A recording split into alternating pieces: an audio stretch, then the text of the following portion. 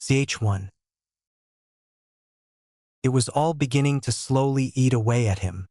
He continued to put up his brash front whenever anyone else was around, but inside things only got worse. Having the cast removed from his arm earlier in the week hadn't helped. His arm was still covered in bandages that itched a bit, just another constant reminder. Naruto stumbled a bit as he walked aimlessly through the village. He was haunted by the darkness. It was there constantly, just at the very edge of his awareness. He had thought that he had conquered it long ago, but now, just when everything was supposed to be going his way, he felt it coming back.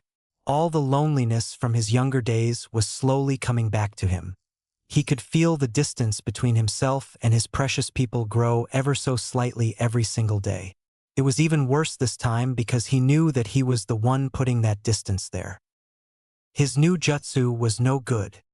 Sakura tried to tell him so at the hospital. Kakashi-sensei then started to tell him the other night at Ichiraka Ramen, and he buelled past his sensei's words. Tsunade herself finally visited him and told him to never use it again. All that time, the weeks that had been like decades had become pointless. The others tried to reassure him from time to time.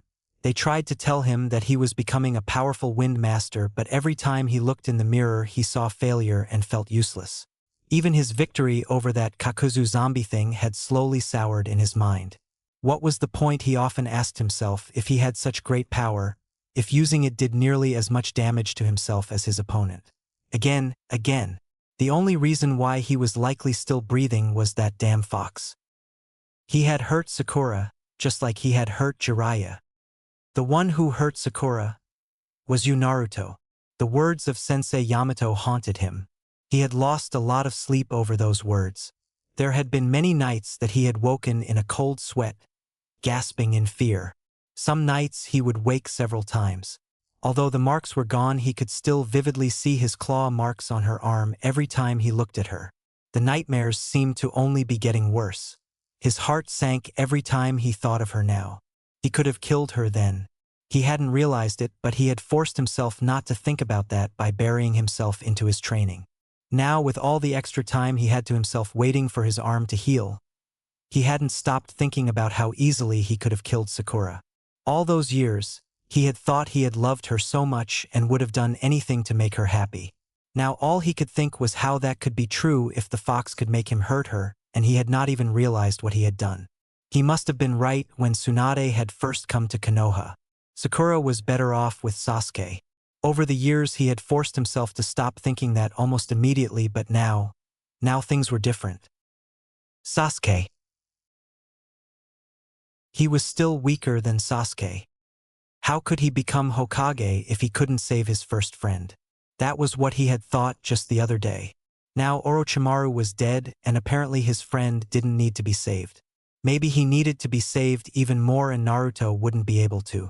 Just another example of how worthless he was. He had hurt two of his most precious people. Who would be next? Again he stumbled. His mind kept going back to that, and he felt sick to his stomach. That was odd, since he hadn't eaten at all today, and to tell the truth, he hadn't been eaten much at all these past few days. He had tried staying in his apartment and thought about pretending to be truly sick, but Sakura would have stopped by sooner or later, and she would know he wasn't sick. He would have to face her again. He fought back the acidic taste that started to rise in his throat, and he rubbed his Adam's apple. What if he hadn't struck her arm but had struck her throat?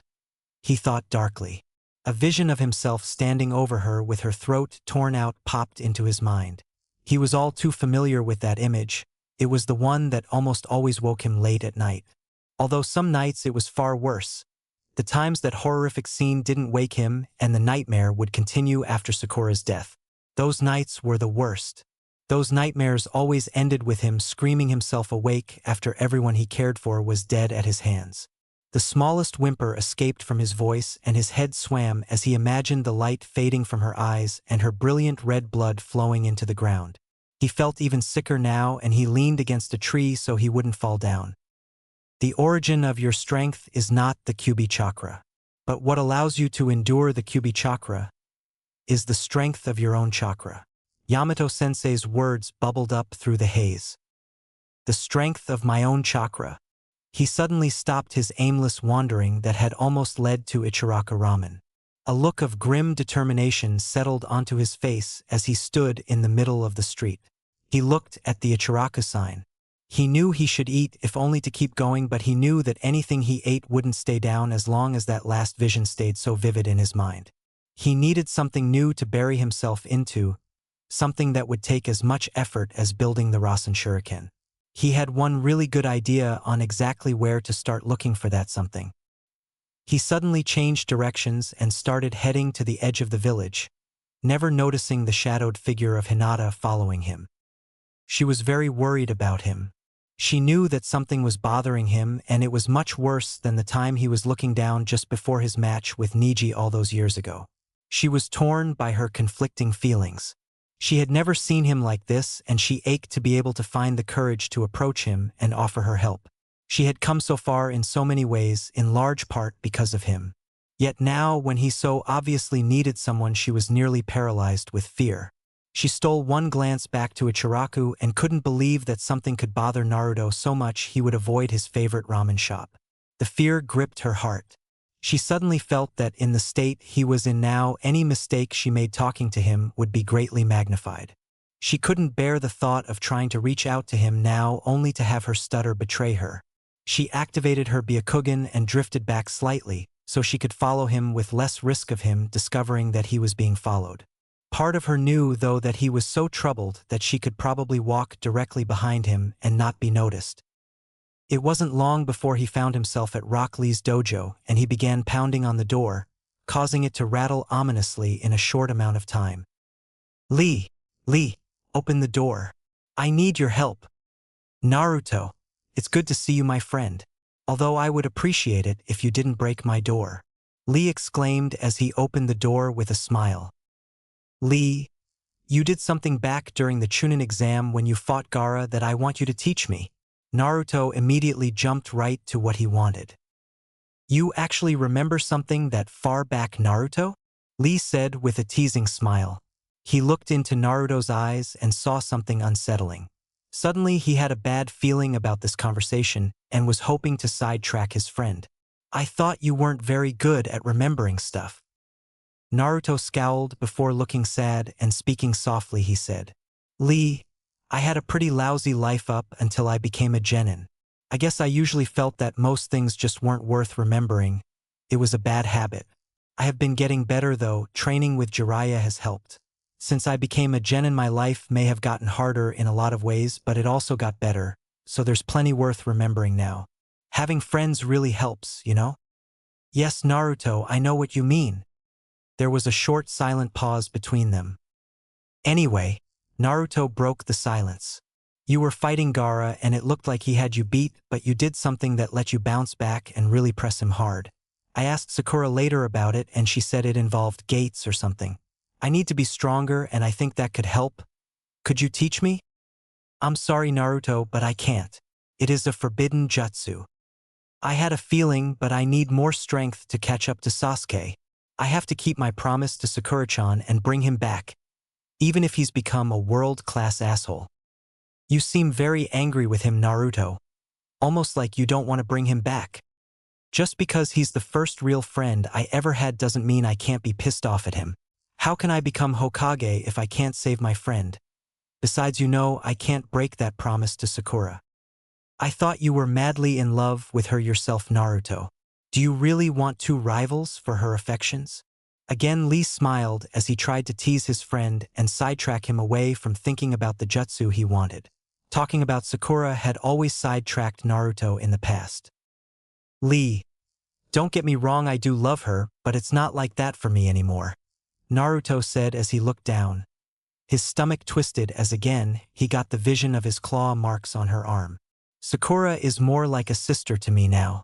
Even if her feelings for Sasuke change, she would never love me like that. Naruto's voice dropped to a barely audible whisper. I don't think anyone should love me like that anymore. His voice rose again and neither of them noticed Hinata fade deeper into the shadows of the nearby trees before she turned and ran away. Besides, if there's anyone Sakura likes other than Sasuke, it's you, Lee. He finally finished. Me?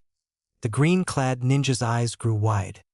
He was a little stunned about what Naruto had told him about the flowers, and he had completely missed Naruto's whisper. Hearing Naruto's opinion of Sakura's feelings towards him had shaken Lee's world. Of course, you fool, even I know that one. Didn't she ever tell you that all the flowers you got at the hospital were from her? Anyway, I need to get stronger and I need greater chakra control. Well, Lee was more than a bit dazed now. Oh yeah. For chakra control, you should see Neji or Hinata. No, I won't put Hinata at risk. His determination even surprised himself. His voice steadied and lowered. She's a lot stronger than most people would ever guess.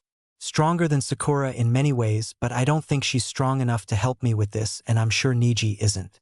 Besides, I've been working with Kakashi-sensei and Yamato-sensei in that area.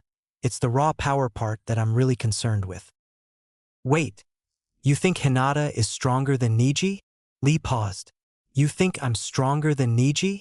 Now he felt doubly dazed between that and what Naruto said about Sakura liking him. Well, you're strong enough, or rather more importantly, you are fast enough with your speed. If anything really bad happens, you should be able to outrun me anyway. Really bad? Naruto, what do you mean? Naruto paused. Lee, you really don't want to know. After the time we saved Gaara from the Akatsuki a few months back, we had a follow-up mission to get some information on Orochimaru. Well, we actually ran into Orochimaru. Things got ugly and I hurt Sakura. That's why I need your help and why I can't ask Hinata or any of the others, even Neji. You're the only one who might teach me this. Kakashi-sensei and none of the others would. It has got to be you. You hurt Sakura? Lee asked with a tinge of cold anger creeping into his voice. Lee, Naruto looked down in shame. I'm serious, you really don't want to know. I need more power to keep something else in its place. Right now Sasuke is more of a cover for my seeking greater power. Naruto, I don't know, it is forbidden for a reason. Naruto looked directly into his friend's eyes. Lee, I need more power so that never happens ever again. I don't want to ever hurt any of my friends ever again. Surely you can understand that. Lee looked at Naruto and realized that nothing, not even the Hokage herself, would stop him in this quest if that was his reason. Okay, Naruto, I will try. One more thing. Naruto pulled a piece of paper out of his pocket. If I start to lose it, slap this seal on my forehead. Immediately. Lee looked confused but took the seal and looked at it. Naruto, I've never seen anything quite like this. It looks like a very powerful seal that was made just for you. Jiraiya made it. It works with my necklace. Although it's better to have Sensei Yamato around. Naruto looked at Lee. If it fails, just run, Lee. Drop your weights and run. Find Kakashi and Yamato, but don't stick around. Please, you've got to promise me that you will drop your weights and run. Drop my weights? Sure, Naruto, whatever you say. Lee paused, puzzled and disturbed by all that Naruto had told, but he took a deep breath and began. Well, what you're talking about is called the 8 inner gates, and they're basically limiters on the amount of chakra flow in your body. If you learn how to open them. Naruto spent the rest of the day listening to Lee and trying to learn what his friend was telling him. Lee was stunned to see Naruto call up 100 shadow clones each time Lee made a point, disperse them after he worked on that point, and then call them up again for each new point. After seeing this several times with no sign of fatigue in Naruto, Lee was troubled. He simply couldn't figure out how much more power Naruto could possibly need. Lee had virtually no chakra himself, but he had spent a lot of time studying chakra in others. The sheer amount of chakra Naruto was using without any sign of fatigue was staggering and even a little frightening. Lee had also spent a lot of time reading about the Sand Sound invasion, most especially anything about Gaara. He had been stunned that day to learn that Naruto had defeated Neji. He also had trouble coming to grips with how Sasuke faced Gaara before the Genjutsu had knocked him out. It had taken a lot of time and persistence, but after nearly a year and a half, he had found the final report that had detailed the battle that led to Gaara's defeat. He had always had trouble believing the report, especially since the best account was from Kakashi-sensei's ninja hound Pakin.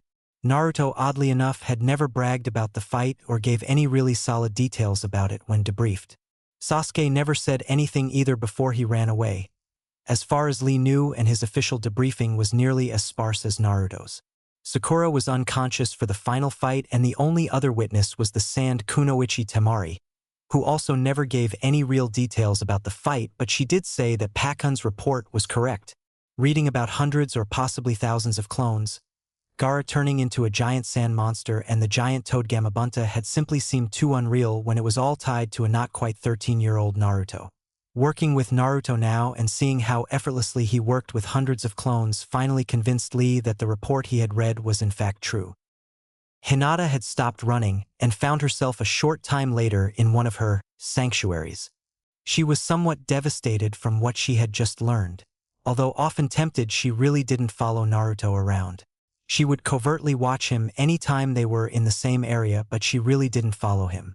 Every time she did watch him, she was waging a fierce internal battle within herself between her desire to talk to him and her fear that she would mess up somehow and he would dislike her. Even though she knew that he would never really dislike any one of his friends no matter what, she wanted more than friendship from him.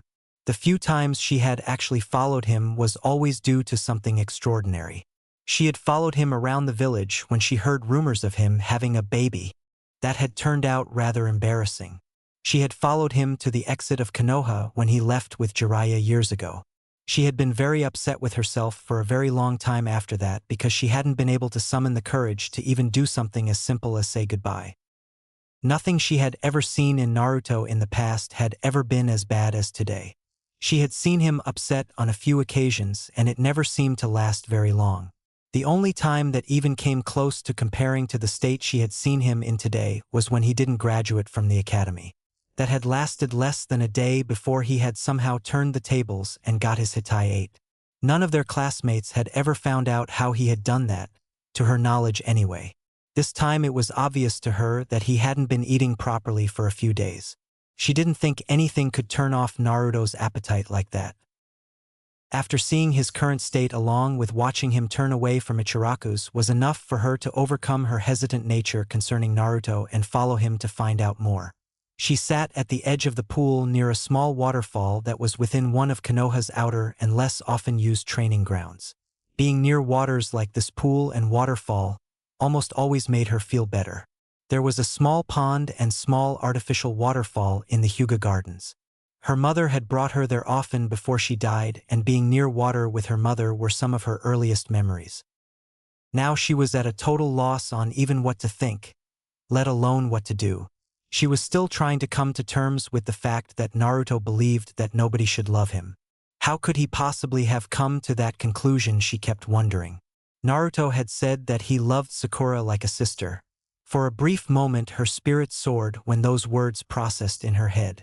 That quick flash of excruciating pain that appeared on his face as he said that though completely baffled her though. To hear him whisper that he didn't think anyone should love him had brought her spirit crashing down. Something devastating had happened to him. With a grim determination she decided that she was going to find out what it was, and no matter what she was going to help him. He never really knew how much he had helped her, and now she felt he needed someone to help him more than he ever had before. Her determination settled into her face and she suddenly felt calm. Ch2. Not quite a week had passed. Naruto was irritated with himself over his lack of success opening the 8 inner gates. The lack of sleep probably wasn't helping. So far he'd only been able to open the first one. Doing this project in secret along with a couple of others he had going wasn't helping. He was taking a break and eating some instant ramen in a cup while reading a pilfered scroll when someone knocked on the door. 1 second. He mumbled loudly through a mouth full of noodles as he hurriedly buried the scroll in a pile of typical jutsu scrolls he always had lying about his small apartment. It was for another one of his secret projects. Although the way he'd been feeling lately, he hadn't done anything more than sneakily get some scrolls and partially read them. He glanced at the pile of scrolls, figured the ones to worry about were reasonably hidden, jumped up and opened the door. Sakura-chan, what's up? He beamed his typical smile for her, despite still imagining his claw marks on her arm. He also fought a strong urge to panic and glance at the pile of scrolls. Come on, we've been ordered to see the Hokage. At least you're awake before noon this time. Looks like we've got a mission. His friend returned his smile as she grabbed his undamaged arm and pulled him out of his apartment, much to his relief. But Kakashi-sensei, Yamato-sensei, and Sai are out on a mission. I thought we would be staying home for a little while. He stumbled over his words as Sakura dragged him along. He really didn't want to go out on a mission without one of his senseis. I'm sure Tsunade-sama will have everything taken care of. It didn't take long for the two friends to get to the Hokage's office. As they walked in, Naruto was slightly stunned to see Hinata and Jiraiya already there. "Ero Sennin? You're still here." Naruto was greatly relieved to see Jiraiya and slightly nervous at the presence of Hinata. Naruto smiled at her and she averted her eyes, but not before he saw a look of sadness in them. He couldn't quite puzzle it out exactly why, but this was somehow different from the glimpses he caught all the other times Hinata averted her gaze. "No time for getting reacquainted, Naruto. You can do that on the mission." Tsunade scolded him. "There's a chance that this is actually going to be 2 C-rank missions. I have some sensitive documents for the Kazekage. You're to head to Suna, meet the Kazekage, hand the documents over personally, and then if needed help Sakura gather certain herbs that grow along the northern border of Wind. Most likely Suna will already have many of the plants that Sakura is looking for. If they have everything on her list, you can return home, otherwise stay in the field until you find everything on that list. Make sure you get the written permission of the Kazekage though before you go wandering around the country of Wind. Hinata will be joining you as well. The gardens of Suna aren't likely to have everything. With the rest of her team out on other missions, she's available, and she'll be a big help to Sakura." "I don't know, Granny Tsunade. Are you sure that Hinata should come with us? Do you really want her exposed to the likes of Ero Sennin here? Sakura at least is used to him, sort of, and she's almost as strong as you are. So he isn't likely to try anything on her, but I'm not so sure he can be trusted with 2 attractive young women." "Will you just die already?" Jiraiya hit Naruto on his head, knocking him to the ground as both of the girls blushed, Sakura slightly and Hinata brightly. "And would you please knock it off with the Ero Sennin? I am the wise and powerful Toad Sage." "As much as I hate to admit it, you do have something of a point, but all 4 of you are going and that's final. If Suna doesn't have everything we need, Sakura will need Hinata's help to find the plants we need. Now go get ready." Tsunade answered. "Naruto said I was attractive, but it's obvious he doesn't want me on the mission." Hinata thought to herself as she was both elated and deflated by her thoughts. As she thought back to what Tsunade had told her before Naruto and Sakura arrived. "I'm backing up Jiraiya-sama to scout out one of Orochimaru's lairs. Even though Orochimaru is supposedly dead, Tsunade-sama thinks it's still dangerous even for Jiraiya-sama. Not even Sakura is to know, although I think the whole helping to find special plants excuse is a little thin. I think I need more information." Naruto hung back as Tsunade dismissed them and the other 3 began to leave the Hokage's office. When they turned to look back at him, he waved them off. "Yes, Naruto?" Tsunade asked suspiciously. Tsunade-sama," Naruto began. "Finally, a little respect from you? This ought to be good. What do you want, Naruto? It's got to be something." "Well, are you sure about Hinata or even Sakura? I'm sure Jiraiya and I could do this mission without them. He probably knows plants and stuff pretty well." Tsunade's gaze softened. "I see. This is really about the time you fought Orochimaru, isn't it?" she asked. "Well, yeah, I guess so." Naruto shuffled in place uncomfortably while he looked down shamefully and slightly embarrassed. "Listen, don't worry so much about it. Jiraiya will keep an eye on you. Besides, you 2 idiots would have a hard time finding sand in the desert if you were on your own. Now get out of here and go get ready." Naruto scurried out of Tsunade's office and ran down the hall, colliding with Jiraiya as he rounded a corner. "Hey! Calm down a bit, Naruto." The Toad Sage looked Naruto over. "So what's on your mind that you needed to talk to Tsunade privately?" "Just stuff." Naruto shuffled around a bit, squirming under his teacher's gaze. "Stuff, eh? You seem a bit overly concerned about the girls, kiddo. I don't think they figured that out, but I probably know you better than anyone. Yeah, well, that scar on your chest should make anyone pause, and now Sakura might have her own from me on her arm. I don't want to cause any more of those." Well, you know we'll do our best. Keep calm. Stick with me and everything will be fine. Jiraiya smiled as he spoke. Just around another corner stood Hinata. She felt slightly ashamed to have once again eavesdropped on Naruto, but she felt that there was too much going on that she didn't know, and she especially wanted to know what was bothering him so much. There was also too many secrets on such an apparently simple mission. What she heard between Jiraiya and Naruto puzzled her greatly. Leaving Konoha and traveling the 3 days to Suna was uneventful. Naruto and Jiraiya constantly bickered. Sakura was unusually quiet and Hinata was typically reserved. Although Hinata, covertly of course, spent a great deal of her time completely enthralled watching the relationship between Jiraiya and Naruto. Oh. Gaara was having a busy day as Kazekage and didn't have much time for them. They handed over the pouch full of documents. Gaara shook Naruto's hand with a smile, seeming to enjoy making Naruto uncomfortable with that small token of friendship, which Hinata found rather odd. One of the many aides bustling in and out was told to take them to one of the guest suites. Jiraiya spoke briefly with Gaara before allowing the aide to lead them out. As soon as they left the Kazekage building, Sakura split off from the others. "I've got something to take care of. I'll meet up with you shortly," she said as she waved and walked away. It didn't take long for the rest of them to be shown where they'd be staying while in Suna. It was a nice suite with 2 bedrooms, each with its own bath. There was a large common area along with a small but fully equipped kitchen and eating area. Not bad. Not quite as good as the dignitaries get, and not even close to what a visiting lord or lady would receive, but not bad, Jiraiya said with a smile. "Where do you think Sakura went?" Hinata asked. "Probably the cemetery," Naruto answered. "The cemetery?"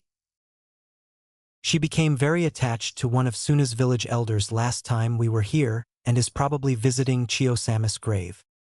"Chiyo?" Jiraiya mumped in. "The puppet master with a gift for poisons?" "Yeah, that's the one. Did you know her?" Naruto asked his sensei. "Personally no, but I'm pretty sure that during one of the wars she and Tsunade grew to hate each other greatly."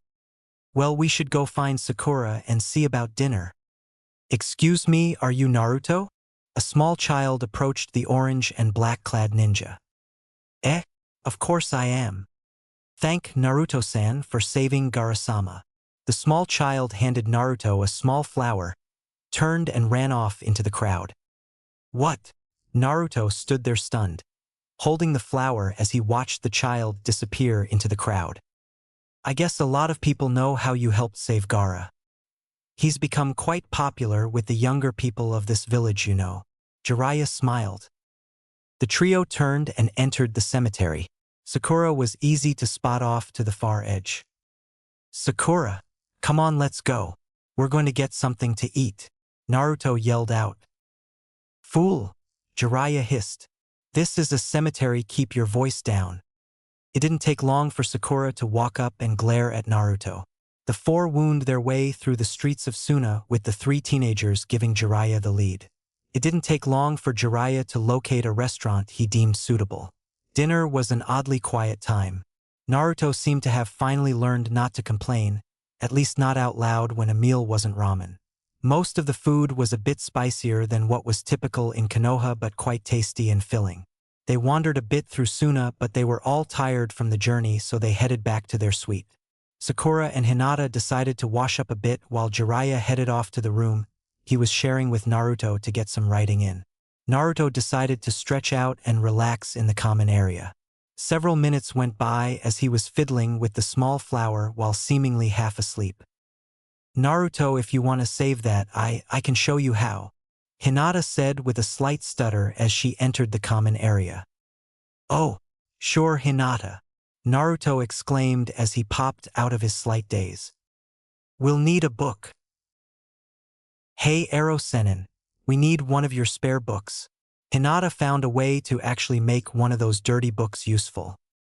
Naruto glanced over with a smile at the blushing Hinata and his eyes grew wide. "Hinata, I didn't mean that you would want to read one of his trashy novels or anything like that." Naruto looked close to panic as Hinata's blush grew brighter. What's that? Jiraiya entered the common area with a lecherous grin. I was just going to show Naruto how to press his flower, so he could keep it, Jiraiya-sama. Hinata said quietly as she looked down to hide her blush. Press his flower? You two have got to be two of the most boring teenagers I've ever even heard of. Although Tsunade would kill me for. Jiraiya was actually scowling as he left the room, still muttering about his own death and Swanda. I'm sorry, Hinata. I should have known better with him. That's okay, Naruto, I really don't mind. Here you go, I actually had a blank book. Now none of us have to worry about anything, Jiraiya said as he re-entered the common area. Hinata took the book, took the small flower from Naruto, placed it roughly in the middle of the book and closed it. It really should be a heavier book to properly press the flower, she said with a slight blush as she handed the book to Naruto. Thanks, Hinata. This is great. Okay, enough you two. We're gonna get an early start tomorrow, so it's off to bed. Come on, Naruto. Hinata tells Sakura that we'll be receiving the plants and herbs we were looking for on our way out tomorrow, Jiraiya said as he left. Hi, Jiraiya-sama, she answered. Well, good night, Hinata. Thanks again, Naruto said as he turned to the bedroom. You're welcome, Naruto-kun. Good night. Hinata stood there staring at the bedroom door Naruto had gone through before breathing a small sigh and heading into the girls' room. The next morning Jiraiya was good on his word, waking his 3 young charges and getting them going before sunrise. They were able to actually use the small kitchen to prepare a light breakfast before heading out. About halfway to the gate, they ran into Gaara, who apparently had been waiting for them. I'm sorry I don't have more time. Jiraiya-san let me know yesterday that you would be heading out very early. Here's everything we had that was on your list, Sakura. One of the herbalists left a list of the missing ones inside. I also brought your passes, he said as the 4 approached, and he handed a package to Sakura before turning and handing some papers to Jiraiya. Thank you, Gaara-sama, Sakura said with a slight bow. That's okay. It's still good to see you. Naruto jumped in as he peered closely at his friend. You should stop by Konoha soon. You know those bags around your eyes are fading. Yes, without Shikaku I can finally sleep peacefully. Cool. Remember what I said though? You should visit us when you get a chance. I'll keep that in mind. Gaara reached out his hand and this time Naruto grasped it without hesitation. See you soon then. The 4 turned and headed off while Gaara smiled just a bit as he watched his friend leave. They traveled almost directly north and slightly to the west for almost 2 whole days until they got to the edge of a large forest. Trees? I thought most of Wind Country is desert. We aren't at the border yet, are we? Naruto piped up looking confused. Actually, a good chunk is heavily forested, especially near Bird Country, along their northern border. Jiraiya-sama, Hinata whispered and nodded slightly. The Sannin concentrated along the direction Hinata indicated. Looks like a sand ninja patrol. A few moments passed and 4 sand ninja appeared before them, 3 of which looked very young. You guys are a little off of the trade routes that visiting ninja are supposed to stick to while in Wind. You're even further than most from Konoha ought to be. The older and obviously lead ninja spoke as he warily eyed Jiraiya and the 3-leaf ninja. That's quite all right, Jiraiya said as he walked forward and pulled out the papers Gaara had given him. We've got dispensation from the Kazekage to look for some special herbs near the northern border of Wind Country. The leader took the papers and looked them over. Good, everything looks like it's in order, thankfully. By the look of you guys, the last thing I'd want to get into would be a fight with you while I've got a bunch of green genin on their first patrol. That's understandable. How far are we from the border anyway? Jiraiya asked. It's about 40 kilometers or so further along. It's been pretty quiet lately. We've finished our sweep and are heading home ourselves now. The older sand ninja glanced at the papers again and looked up in surprise at Naruto and Sakura. I didn't realize it was you two. My apologies for the delay. Us too? Naruto asked, puzzled. Naruto and Sakura. You two were 2 of the leaf ninja who helped rescue Gaara-sama. He bowed deeply to the two teenagers. Thank you. It wasn't that big of a deal. I'd do it for any one of my friends. The older sand ninja smiled. Thank you anyway. We do have to go though. With a wave, all four sand ninja faded from sight. Don't let that stuff go to your head, Naruto, Jiraiya said as he smacked Naruto lightly on his head.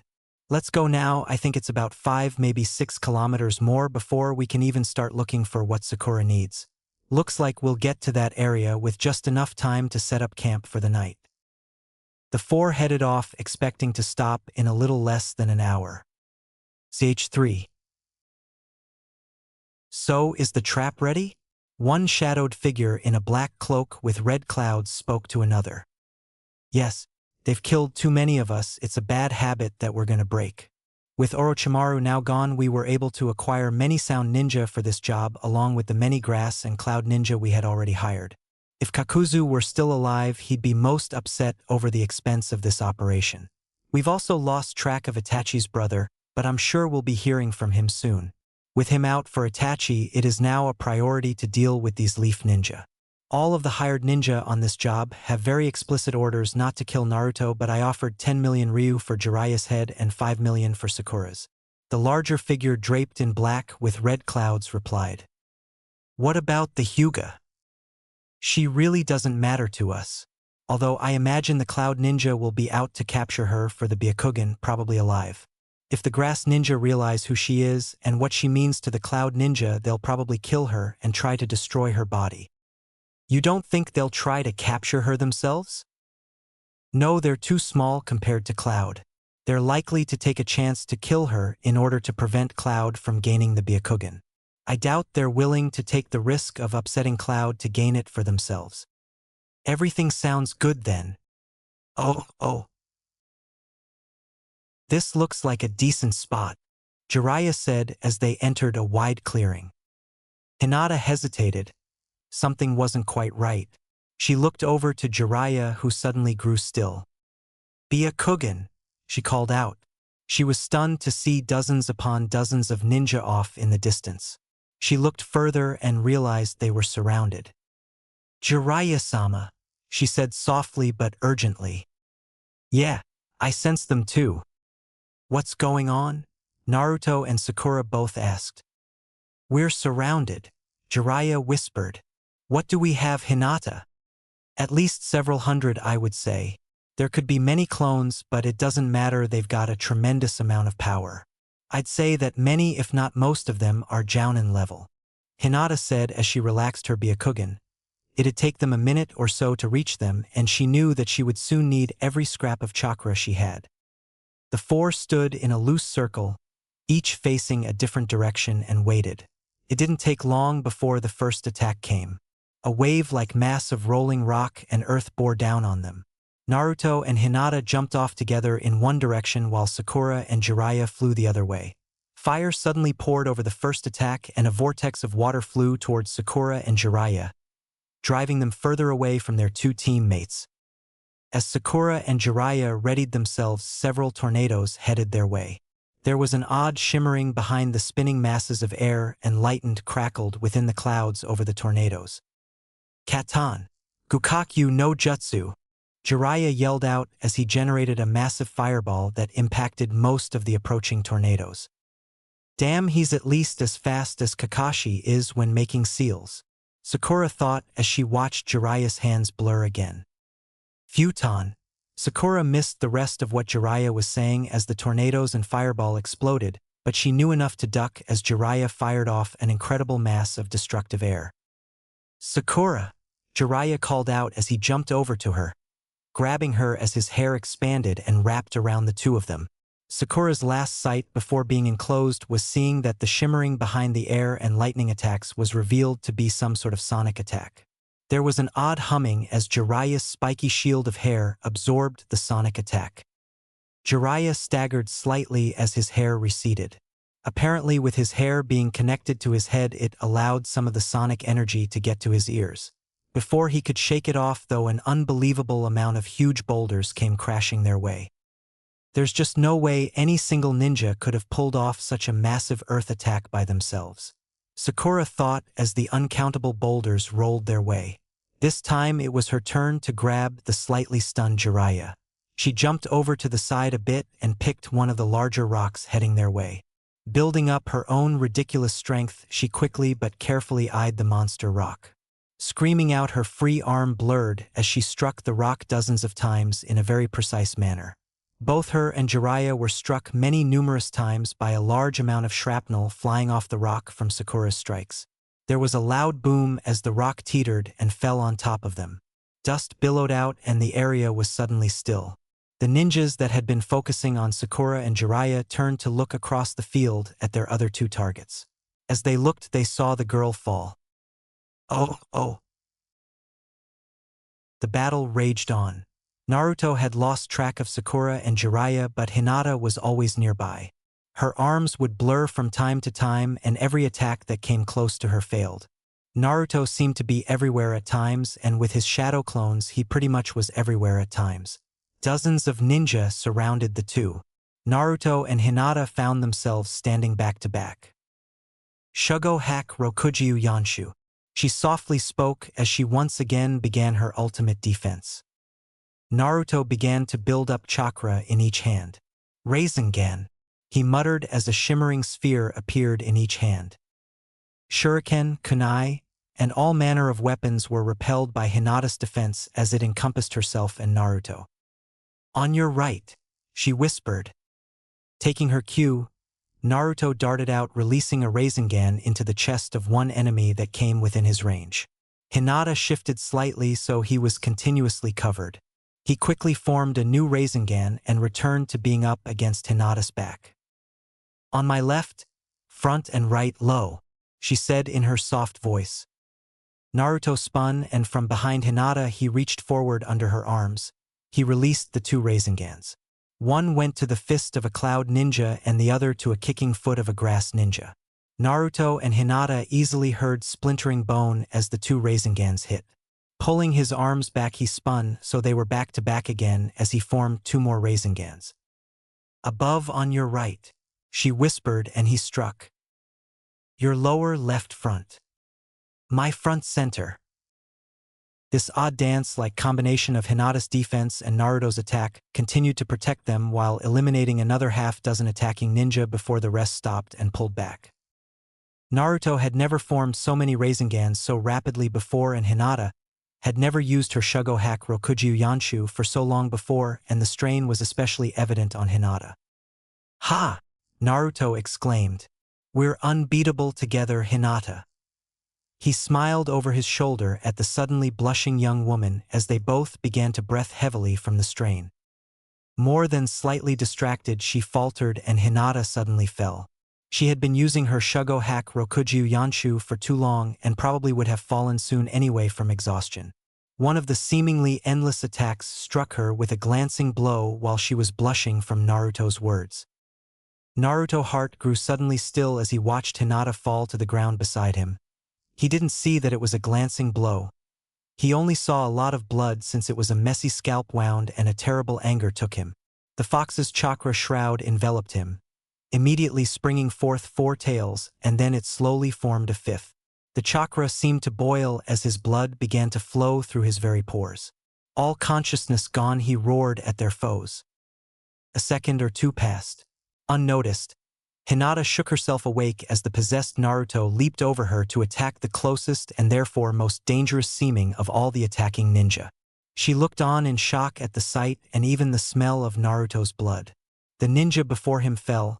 She almost gagged when she realized the ninja was now 2 separate smoldering pieces. Both of Naruto's arms suddenly seemed to stretch into unbelievable lengths as he killed at least 2 more of the surrounding ninja. A massive wave shuriken and kunai was suddenly in the air flying towards them. The possessed Naruto roared and they all vanished into puffs of flame and ash. Hinata gasped as she noticed that most if not all of the bubbles coming through the strange chakra envelope surrounding him would pop when they passed the edge of the envelope and splatter a small amount of Naruto's blood. She activated her Byakugan to see what was happening to Naruto and found herself peering into what she felt to be Naruto's very soul. She felt pulled into Naruto to find herself in an odd sort of utility tunnel system before a sealed, massive gate. I'm inside Naruto somehow, she thought to herself. She began to realize as she walked forward and looked through the bars that there was some sort of foul creature locked in behind the bars. A second later she gasped as she realized it was the nine-tailed fox demon. Looking deeper into the shadows beyond the bars, she was horrified as she realized that Naruto was also within the bars, captive of the evil monster fox. The nine-tailed fox is within Naruto? She was confused, but so many things were starting to make sense now. She suddenly remembered his whisper that Lee hadn't heard. I don't think anyone should love me like that anymore. Tears welled up in her eyes as she thought. This is why, but, I love you, Naruto. A grim determination took hold of her. Let him go, she screamed at the demon. Hyuga, the creature replied as it noticed her. First an Uchiha, now a Hyuga, of course both families would be able to see me here. Although you, the demon paused as it regarded her. You shouldn't be able to come here. Paused again. Whatever, this is none of your concern. I am not some caged creature in a zoo to be peered at, not even by the likes of you. Nearly blinded by tears, she reached for Naruto. The fox demon lashed out at her, but the bars separated them. I will not let you have him, she screamed at the monster as she built up her own chakra and ran through the bars. One of the fox's tails lashed out, knocking her out of the caged area, while the demon maintained its grip on Naruto. Naruto, she whispered as the tears continued to flow from her eyes. Because of Naruto, I never go back on my word. For Naruto, I will never give up, she thought to herself as she pulled herself up from the floor. You will not have him, she screamed out. She steadied herself and slowly walked forward.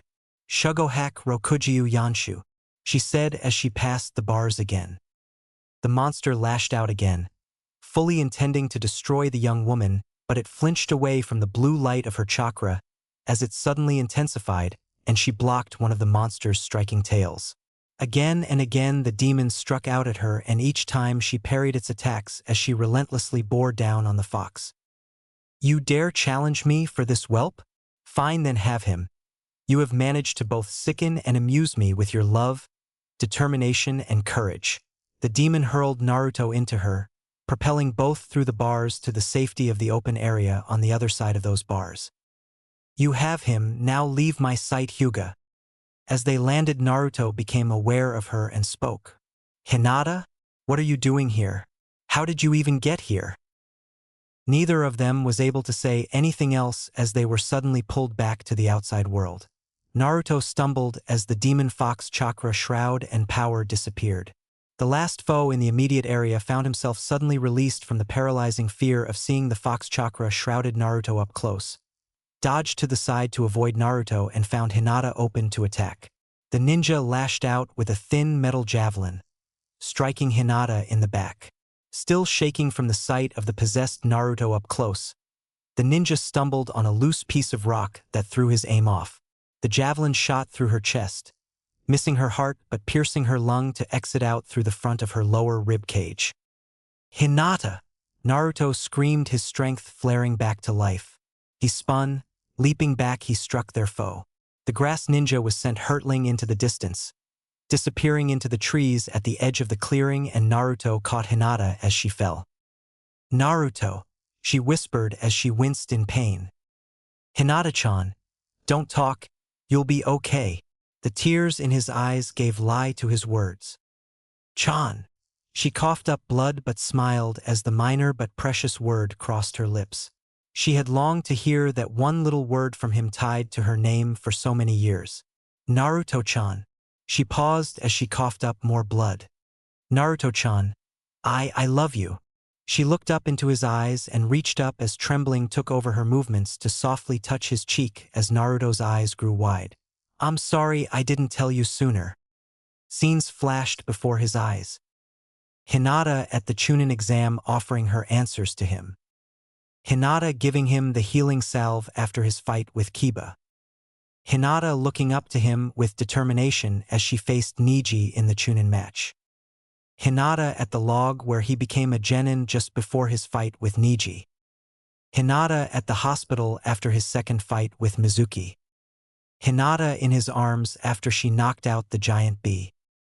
Hinata in the cave protecting him from the rockfall during the treasure hunting mission. Hinata defending him from the magnetic ninja during their Nano Country mission. The scenes all blurred together, and as he looked into her eyes, he suddenly remembered that it was Hinata that stood up to the nine-tailed fox for him just a moment ago. "Hinata, I love you too," Naruto softly said, but loud enough that she heard. It was more than words, he realized. Something he couldn't describe clicked into place within him. Hinata smiled at him as her eyes grew wide from his words and her own tears sprang forth. With another cough, she closed her eyes and passed out. Looking at her in his arms with the javelin running through her and her blood flowing, he started to shake.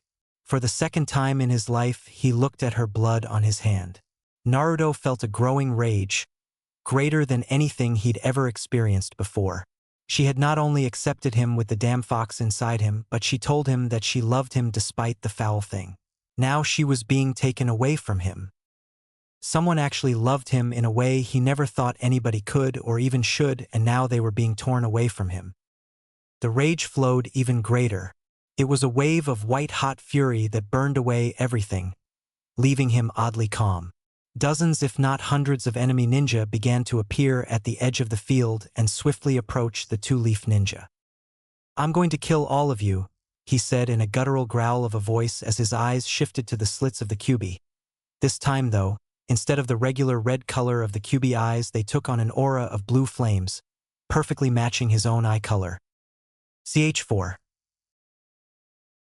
Time seemed to stand still. The ground no longer seemed to shake. The approaching ninja seemed frozen. "Lee, my friend.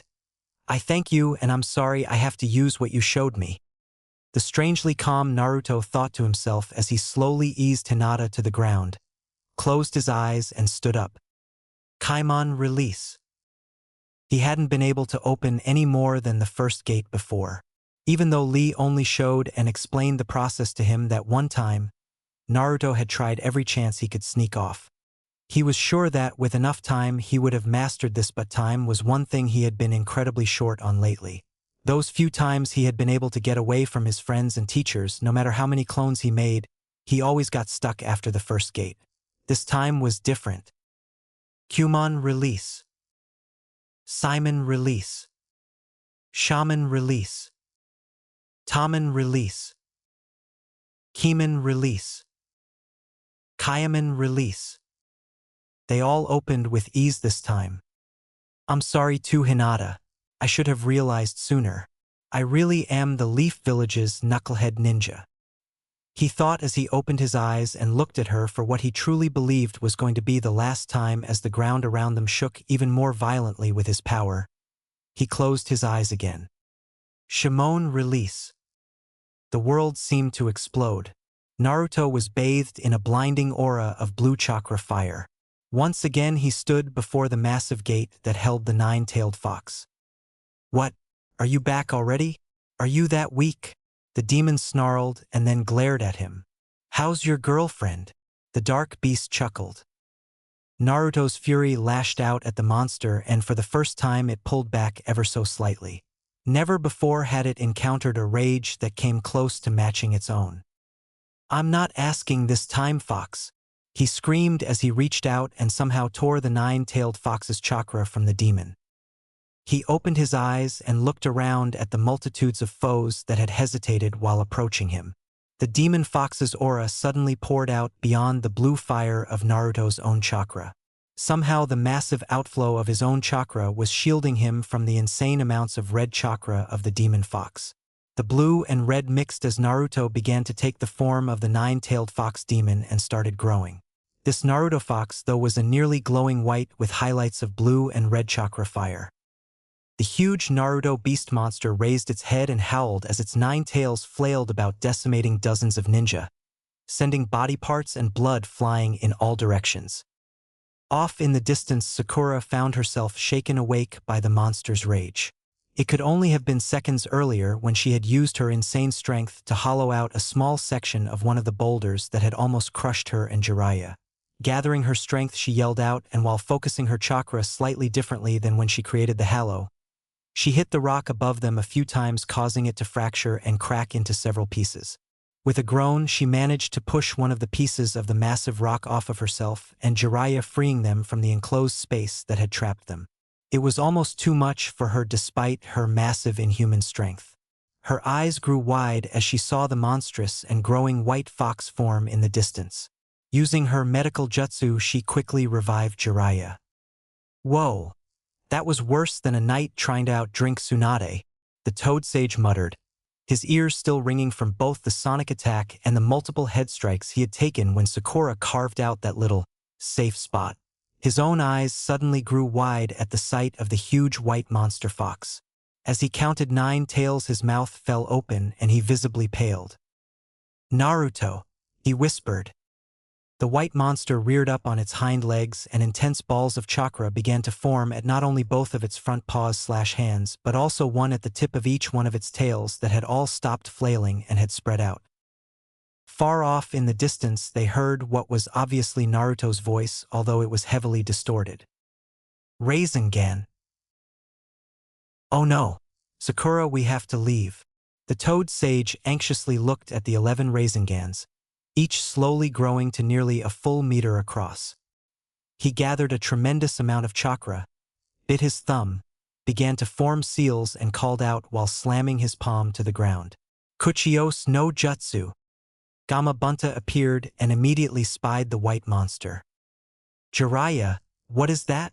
the huge toad demanded while scowling, eyeing the Naruto fox in the distance. "I hope you don't expect me to fight whatever that thing is." "That thing is Naruto, and right now we need to immediately get out of here. He's about to live up to his name, Sake." "His name, Sake?" Sakura asked. "Yes, the Maelstrom." Again Naruto's odd voice was heard. "Rasen Shuriken." Jiraiya's eyes widened in fear as the 11 huge balls of rapidly rotating chakra began to seemingly swirl, developing an edge as the Naruto fox began to mold all of the Rasengan spheres, infusing them with elemental wind energy. Naruto spoke again. "Rasen Shuriken Kyuubi Naruto." The 11 Rasen Shurikens continued to grow and slowly began to spin around in a massive circle, each one jumping between Naruto's hands and tails. They began to circle overhead even faster and slowly began to merge together. Despite spinning rapidly individually, they slowly began to form a massive spinning torus. As they watched, it began to expand into a larger and larger ring of energy. The sky began to darken and rain began to fall. "How did he pull that off?" Jiraiya muttered as he watched the now dark sky begin to swirl around Naruto. Somehow Naruto had pulled elemental water energy into the mix. Suddenly the white monster stood within a circle of sunlight as the center of the spinning clouds above began to open. In a short time it was looking all the world like the white monster was standing within the eye of a natural hurricane. "Jiraiya, can you see who that is on the ground under Naruto?" "I think it might be Hinata, but I can't make them out," Sakura asked. "It looks like a dark-haired young woman with a leaf head protector around her neck. She has a spear of some sort sticking out of her chest." The chief toad spoke.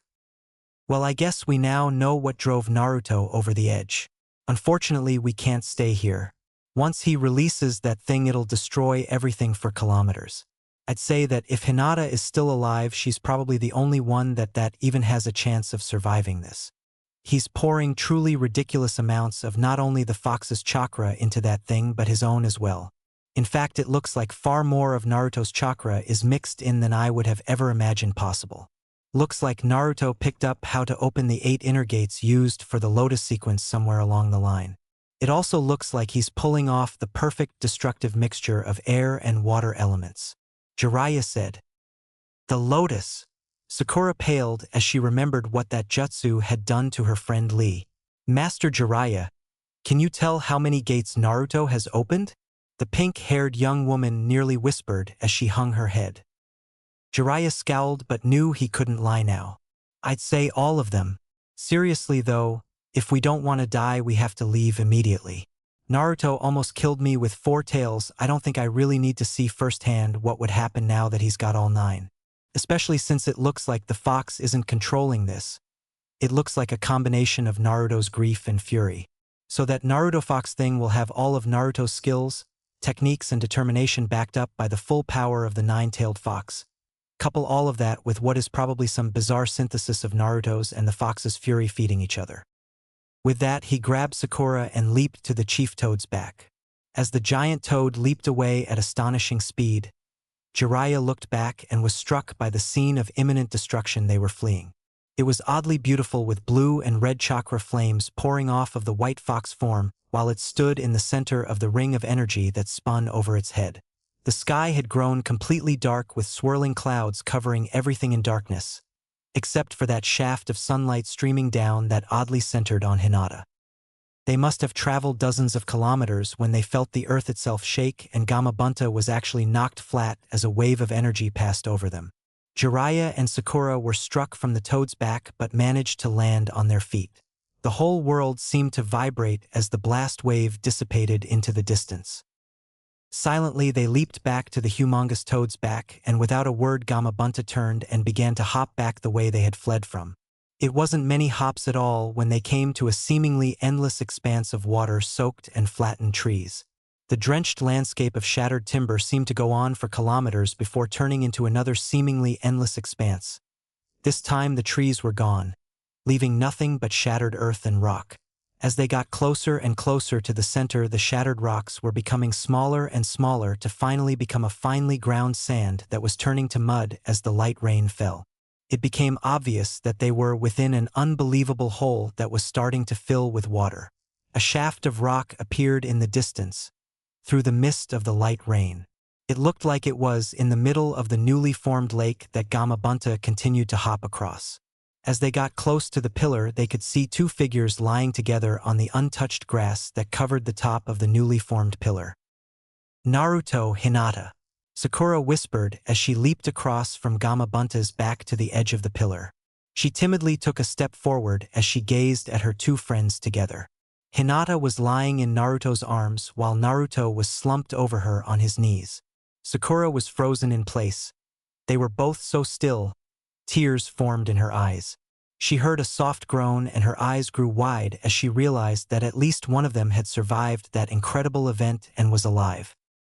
Naruto, Hinata, she yelled as she broke into a run, quickly closing the distance between her and her friends. Hinata was paler than usual. Sakura gasped as she realized that Naruto was kneeling in a pool of Hinata's blood. Sakura saw the javelin in Hinata's chest move slightly as the young woman continued to breathe shallowly.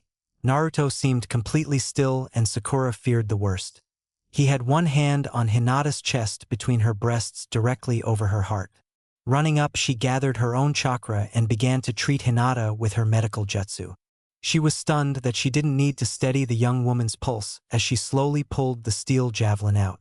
There was surprisingly little blood. Sakura worried that most of her friend's blood was already gone, absorbed into the ground. Sakura pulled back in shock as she felt through her medical soft blue tendrils of chakra pull the wound closed. The tendrils started to fade, but before they vanished, she was stunned to sense that they traveled through Hinata and seemed to emanate from Naruto's hand. Seeing that there wasn't much more she could do for Hinata, she focused on Naruto. Outwardly, he seemed surprisingly unhurt, all things considered, but he was still a mass of cuts and bruises. As she began her medical jutsu, Sakura could sense at least a dozen minor fractures throughout his body. Much like the time they fought Orochimaru, when she saw his four tails form, Naruto's wounds were healing much slower than usual for him. If he was even healing at all this time, she worried. In fact, somehow Naruto was enabling Hinata to heal faster than he himself usually healed. As Sakura probed deeper, she realized that Naruto had virtually no detectable chakra left. Apparently, he had picked up the ability to transfer his chakra to another. He probably somehow taught himself that after he had given his chakra to Gaara through Chiyo-sama when she revived Gaara. Sakura thought. It wasn't Chiyo-sama jutsu, thankfully, and Sakura didn't recognize it from anything she had learned from Tsunade. She sighed and began to transfer some of her own chakra to Naruto. She was stunned when she felt her chakra immediately flow out of Naruto through his hand and into Hinata. That won't do, she muttered, She pulled Naruto's hand away from Hinata and once again began to transfer chakra. Somehow a small trickle still flowed to Hinata, but as Sakura began to let out a sigh of relief, she sensed the chakra in Naruto shift. And again it began to flow into Hinata, only this time it was going through his other hand and into her through her shoulder. Sakura sighed again in frustration as Jiraiya walked up. "We have to get them back to the hospital in Konoha as soon as possible. I can't do any more for them here. They really need Tsunade, but I think they're going to be fine." "Naruto-chan." They turned to the sound of Hinata's ragged whisper, even though the young woman didn't wake up. Naruto muttered something that wasn't really audible in his own ragged whisper, also without waking up. Jiraiya, Sakura, and Gamabunta looked at the two in wry amusement as they noticed that somehow Naruto and Hinata wound up holding hands. Sakura decided that they shouldn't separate them when they put the two on Gamabunta's back, and they stayed that way for the entire journey back to Konoha. It caused a bit of a stir when the hospital staff wasn't willing to separate the two, and they had to have adjoining beds as the two held onto each other's hand while they stayed unconscious. Ch5. It was getting late into the afternoon when Kakashi entered Tsunade's office. "So?" Tsunade asked as Kakashi stood before her. "Well, it's much like Jiraiya's initial report. Imagine a similar effect to what we saw in Kakuzu's body, only on the very Earth itself spread over a circle at least a kilometer in diameter, and that's just the primary impact zone. Although it doesn't sound quite right for this, we're going with impact. Outside of the central safe area, the primary impact goes nearly 15 meters into the ground. Looks like it practically liquefied the very bedrock itself. I think if we looked at the training area where Yamato and Naruto developed the Rasen Shuriken, we'll probably find similar effects. I don't think those craters received any sort of extensive study. Judging by how extensive the destruction was over in wind, there wouldn't seem to be any survivors from any of the ninja that attacked them. Although we have a report that a single cloud ninja involved made it back to Kumo. At the site itself, though, there's very little evidence at all. I doubt we'll ever even know something as simple as how many there were. We have some additional intelligence from the grass and cloud villages, but not much directly related to the attack. We'll most likely be able to at least find out how many ninja those two villages hired out for this attack, but I doubt we'll get much more than that." "So you mean that more than 2 villages were involved in this?" "At least 3. We found a nearly destroyed sound headband." "Sound? I guess that should be expected if the reports about Orochimaru's death are true. Has there been anything along official lines from either the cloud or grass villages?" "With the grass village being a minor village, we're expecting them to lay low. Odds are that they lost a significant percentage of their high-level shinobi to this, even if they lost only a couple of dozen or so. We have better intelligence assets at the hidden cloud village, and we're expecting something official from the wreckage," Kakashi said as he took note that Tsunade left the possibility of Orochimaru's survival open. "Official? Why is that?" "Well, word has it that the Kazekage is most upset with the whole matter on an official level, since the whole thing basically amounted to an invading army entering Wind Country.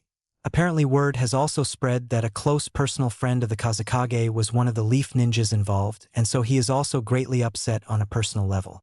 Another thing, it seems that it was leaked out that one of the Hyuga clan was seriously hurt in this mess, although word hasn't gotten out that it was the Hyuga heir. Do you think that information has gotten to Kumo yet?" "Looks that way.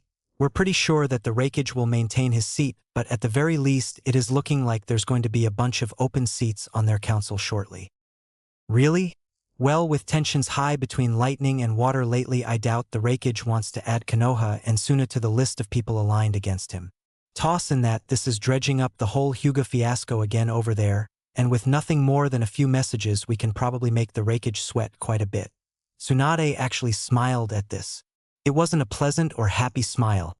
In fact, Kakashi almost stepped back from the obvious anger smoldering behind that smile. "Actually, I believe that Hayashi is considering requesting permission from you to declare a family vendetta against a clan or two in Kumo over this. I may just grant him that." Tsunade looked at the reports on Hinata and Naruto. "I may even declare one myself," she murmured softly. "That would be a bit unusual, wouldn't it?" Perhaps, but it may just convince them to knock this garbage off. Maybe I should simply adopt Naruto. She paused, looking thoughtful. Since word is going around that the Kazekage is upset over his personal friend being hurt, I think it would be a good idea to leak out that person is also a personal friend of the Hokage as well. We'll hold off on anything like adoption. Kakashi looked a bit startled at that. Of course. Tsunade picked up Hinata's report. How is she doing anyway? Well, she did wake up a short time ago and she refuses to leave Naruto's side. The doctors are reluctant to even try to separate the two since that odd link is still in place.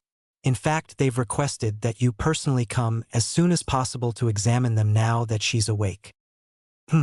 That sounds like a good idea. I'd like to talk to Hinata as well. Go get that damn pervert and Sakura and meet me there. If I get a chance to talk to her privately, just hang out near their room. I'll leave the door closed if that's the case. Tsunade got up and headed for the door as Kakashi nodded and disappeared in a poof of smoke. Oh. It didn't take long for Tsunade to get to the room holding Hinata and Naruto. She quietly let herself in to find Hinata sitting in a chair next to the bed holding Naruto's hand as they both seemed to be asleep. There was the slightest smile on Hinata's face. Ahem, Tsunade said softly after walking up to them. Hinata's eyes flashed open to see the Hokage standing over her. Her pale eyes darted to Naruto's hand in her own and darted back to Tsunade as a soft blush filled her cheeks with color. Tsunade was pleased that the young woman continued to hold Naruto's hand despite the fact that doing so was a source of embarrassment. Lady Hokage-sama. Relax, Hinata, please call me Tsunade. Seems you've gotten pretty deep into this with Naruto, haven't you? Hinata's soft blush flared to a bright crimson. Well, you see. I said relax. It's obvious that you care deeply for him. I'd like to hear what happened from you. Well, you know that we were attacked by a large number of ninja. Hinata looked up at Tsunade. Yes, go on, I've already talked to Jiraiya and Sakura. Just tell me what happened with you and Naruto. We had gotten separated from Jiraiya and Sakura and were fighting them off back to back. The young woman looked down and whispered, "It's all my fault." What? Tsunade bent down and lightly lifted Hinata's face with her finger under Hinata's chin to see that tears had started welling up in the girl's eyes. Don't believe that, Hinata. But it is. We were doing so well, none of them could get past my defense. I was leaving openings for them to attack and letting Naruto know about incoming attacks that he would be better at taking out than I would be. Naruto was knocking any out that got close with Rasengan after Rasengan. He even fired off 2 Rasengans at one time. I continued to use my Byakugan to give him direction on where to attack. Hinata's voice dropped to a whisper. It was incredible. Wait, Naruto was using multiple Rasengans? In quick succession. Was he using his clones? He almost always had one in each hand, and yes, he was able to create a replacement Rasengan in less than a second every time he used one. There wasn't enough room for any clones. In fact, Naruto had to crouch most of the time to stay within my Shugohack. There just wasn't enough space for a clone. So do you know how many Rasengans he used? At least a dozen. She paused, looking down at the floor again. Hinata, it's okay, you can tell me. He told me that we were unbeatable together. A tear rolled down her cheek. I couldn't believe that he said that about me, and an attack slipped through. I was knocked to the ground and blacked out for a brief moment. That's why I know it was my fault. She hesitated and looked at Tsunade. I was only out for a second or so, and when I looked up Naruto was... I'm sorry, I can't tell you. I can't betray Naruto. She looked down, stared at the floor, and wouldn't go on. She thought about the monster inside her love and just couldn't bring herself to tell someone else. Her knuckles briefly turned white as she tightened her grip on Naruto's hand for a moment. It was Naruto's secret, and she wouldn't give that up to anyone. Not even to the Hokage. Did he change Hinata? Tsunade looked at the poor girl and took Hinata's free hand within her own. It's okay. I know Naruto's secret as well. Hinata looked up with relief in her face. Oh, Tsunade-sama. It was horrible. He was covered in some sort of red chakra-like energy, It made him look like he had 4 tails before a 5th started to appear. I thought it was killing him. There was so much blood. I looked at him with the Byakugan to see what was happening to him, and it seemed that I was pulled inside him. You were inside Naruto? Well, not really, maybe kind of. Oh, I don't really know. I've never heard of anything like that before. I was before a massive sealed gate. I looked through the bars and saw the demon. I realized it was some sort of cage for the 9-tailed fox. I then saw that Naruto was in the cage with the 9-tailed fox. The young woman broke down sobbing. Tsunade gathered her up in a hug. Hinata latched onto the woman with her left hand and arm without letting go of Naruto's hand in her right hand. It's okay, Hinata. Oh, Tsunade, I had followed Naruto a few weeks ago. I saw him pass by Ichiraku Ramen around lunchtime, and he seemed so depressed it was like he didn't even see Ichiraku's. I'd never seen Naruto like that, and I couldn't bring myself to go ask him what was wrong, so I followed him. He went to Lee's dojo to ask Lee to teach him something that Lee didn't want to teach him. They started talking about Sakura, and I couldn't help myself. I used the Byakugan to see what they were saying. He told Lee that he loved Sakura like a sister, not like the way he used to. He no longer thought of Sakura as a possible girlfriend. I smiled at that. I was always jealous of Sakura because of Naruto's feelings toward her. Then he said that he didn't think anyone should love him. I couldn't eavesdrop anymore. I couldn't believe that Naruto thought that he didn't deserve anyone's love, so I ran away. I avoided him for days after that. It broke my heart every time I saw him. He was always smiling to everyone despite how much he was hurting inside. I didn't know how I could help him, and I couldn't bear it. Hinata was shaking with her sobbing. Hinata took a deep breath after a few minutes, steadied herself and looked into Tsunade's eyes. Keep talking, Hinata. It'll help. When I saw the 9-tailed fox with Naruto in its grasp, I realized it had been inside Naruto all along. It made sense. It made a lot of things make so much more sense. It was right then that I knew that I really loved Naruto and that my feelings were more than just a crush. I screamed at the fox to let him go. It looked at me and knew I was a Hyuga. Wait, it knew you were a Hyuga. How do you know this? It said so. It looked at me and said, Hyuga. Hinata shuddered. So the 9 tails can actually speak to people from within Naruto. Now that's interesting. What else did it say? It said something about first a Uchiha and now a Hyuga. It said that both families could see it there and that I shouldn't be able to be there. Then it said that what was going on was none of my business. I couldn't let the fox keep Naruto, so I ran through the bars to get to him away from the monster. It knocked me outside of the cage. I wasn't going to give up Naruto, not ever, no matter what. I screamed at the fox to let him go, began my Shugohack Rokuju Yanshu and slowly walked back into the cage. I was able to block its attacks that time, which seemed to amuse the thing somehow, so it hurled Naruto at me, knocking us out of the cage, and it told us to leave. Naruto came out of some sort of daze, saw me there in front of the cage with him, and asked me what I was doing there and how I got there. Now that is very interesting. So what happened next? Well, we went back to the outside world. I saw the red chakra disappear and Naruto returned to normal. Then I felt the javelin hit me. I looked down to see it sticking out of my chest. She paused, looking down again. That was the first time he called me Hinata-chan. It was almost worth getting a javelin through my lung to hear him say that. I called him Naruto-chan for the first time, told him that I loved him, reached out to touch his cheek and apologized for not telling him sooner. He told me that he loved me too. I was so sad and angry that it had taken us so long, but in a way I was happy that I at least got to tell him that and hear it from him before I died. I'm pretty sure I smiled at him right then. That's the last thing I remember before waking up today at the hospital. I was so sure I was going to die then. Okay, well, you're not dead. Even though you both probably should be. So with a bit more luck you two will have plenty of time together now. Tsunade smiled at the once again blushing Hinata. Now let me see that wound. Hinata sat back and lifted her shirt slightly to show Tsunade where the javelin had exited her rib cage. Looks like you're not even going to have a scar here, or maybe just a very faint one. Turn around, let's see your back. Hinata let go of her shirt, stood up and turned around. There's even less to see back here, Tsunade said as she lifted the back of Hinata's shirt and looked at the spot the javelin entered her body. Hold on a second, this might tickle a bit. Tsunade built up her own chakra and used it to probe Hinata's lung along with the tissue and muscle that had been damaged by the javelin. Not much scar tissue at all. In fact, I don't think anyone other than Sakura or myself would be able to detect the scar tissue that is there. You're very lucky, Hinata. How is this possible? The pale-eyed girl asked.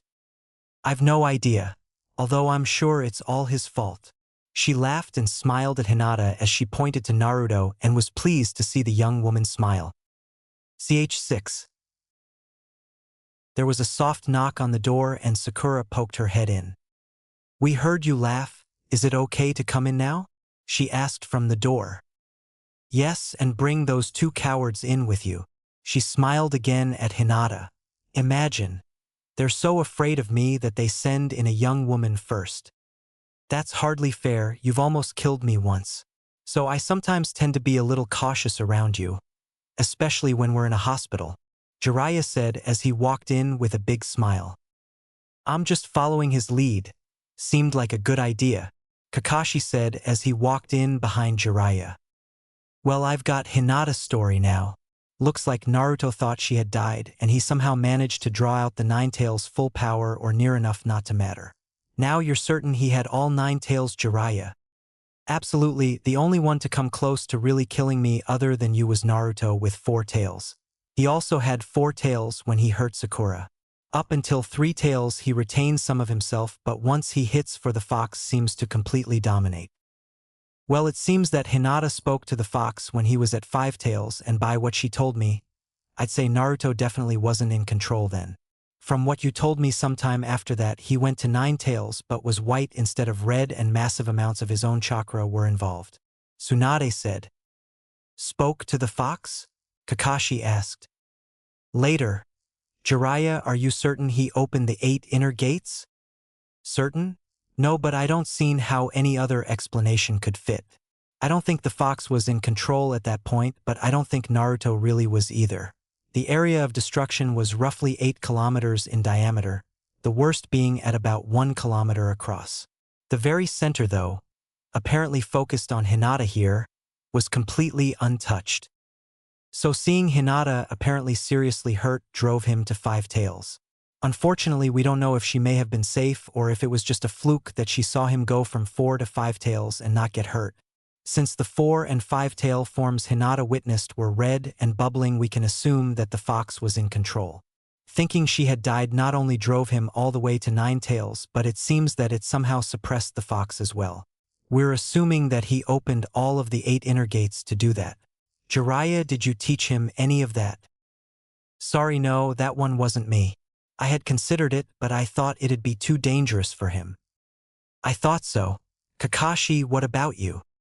Nope, we never touched on the gates before. Although he witnessed Lee open up the first 5 gates several years ago during Lee's fight with Gaara during the Chunin exams. Kakashi replied to Tsunade. Between what Hinata told me and the reports I've read, I think it's safe to say that Rock Lee is the only one who pointed him to that path. Damn, I was hoping that he at least had some knowledge of the gates prior to seeking out Lee. Since that's a technique that takes years to master, I guess it's safe to say that the mass shadow clone learning technique that Kakashi thought up for him is even more effective than we thought, since he somehow not only picked up how to open the 8 inner gates, but he did so without any of his teachers or teammates knowing about it. I guess we're also going to have to assume that bearing the fox allowed him to survive opening all 8 gates. Tsunade paused and looked at Hinata. We also have the mystery of how he managed to heal Hinata with no medical training. Sakura, did you teach him anything like that? No, Tsunade-sama. I'm certain he learned the basic idea when we rescued Gaara. Sakura spoke up. He gave up some of his chakra to Chiyo-sama and she used it to revive Gaara. They were in physical contact, so it's almost certain he got some sort of feel for medical jutsu then. He's also been on the receiving end a few times between myself and Ino. I had forgotten about that one with Chiyo. So either he pulled that off on the fly after going through the 9 tails transformation, or that's yet another technique he picked up without anyone knowing. With Naruto, it's probably a bit of both. Tsunade paused. Sakura, you should investigate over at the medical library.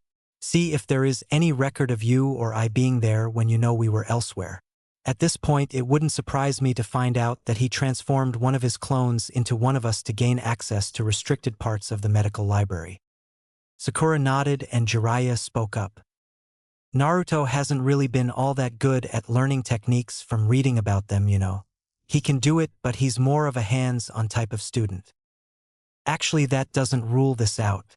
He could have easily wanted to learn more about what he saw Chiyo-san do and misunderstood what he read.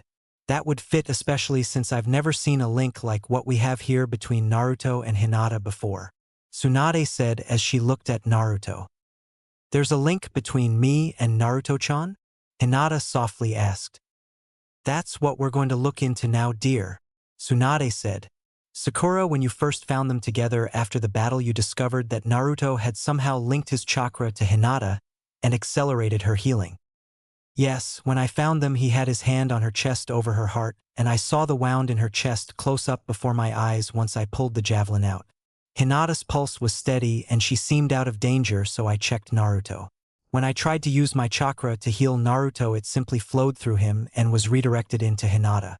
When I pulled his hand away from her heart and tried again, the flow of chakra into Hinata slowed to a trickle for a short time before the link rerouted through his other hand. Before it did that, though, I think the chakra that didn't transfer to Hinata seemed to vanish into Naruto.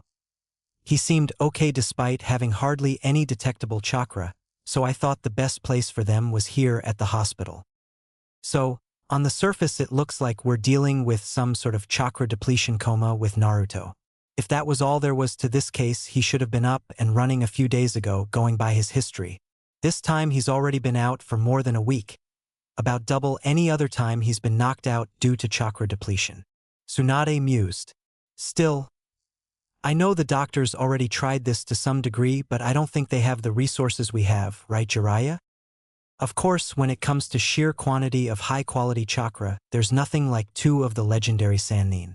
Jiraiya grinned, being pretty sure he knew what Tsunade had in mind. Tsunade placed her hands onto Naruto's chest and Jiraiya walked over to the other side of the bed and placed his on top of hers. Tsunade began to transfer a large amount of her own chakra into Naruto and was stunned to feel that most of it seemed to disappear. Jiraiya began to transfer some of his own chakra through Tsunade and she directed that into Naruto as well.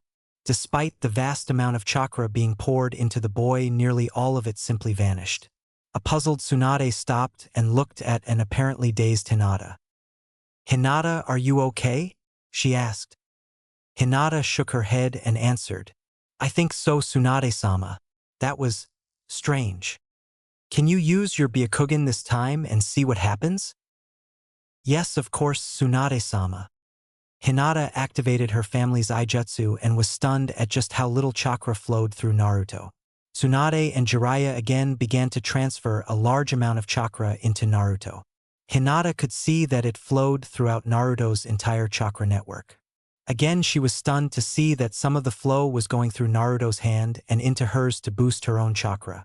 As the two Sannin stopped, Hinata watched the chakra flowing through Naruto's body drain into the very center of the network near his stomach and fade away.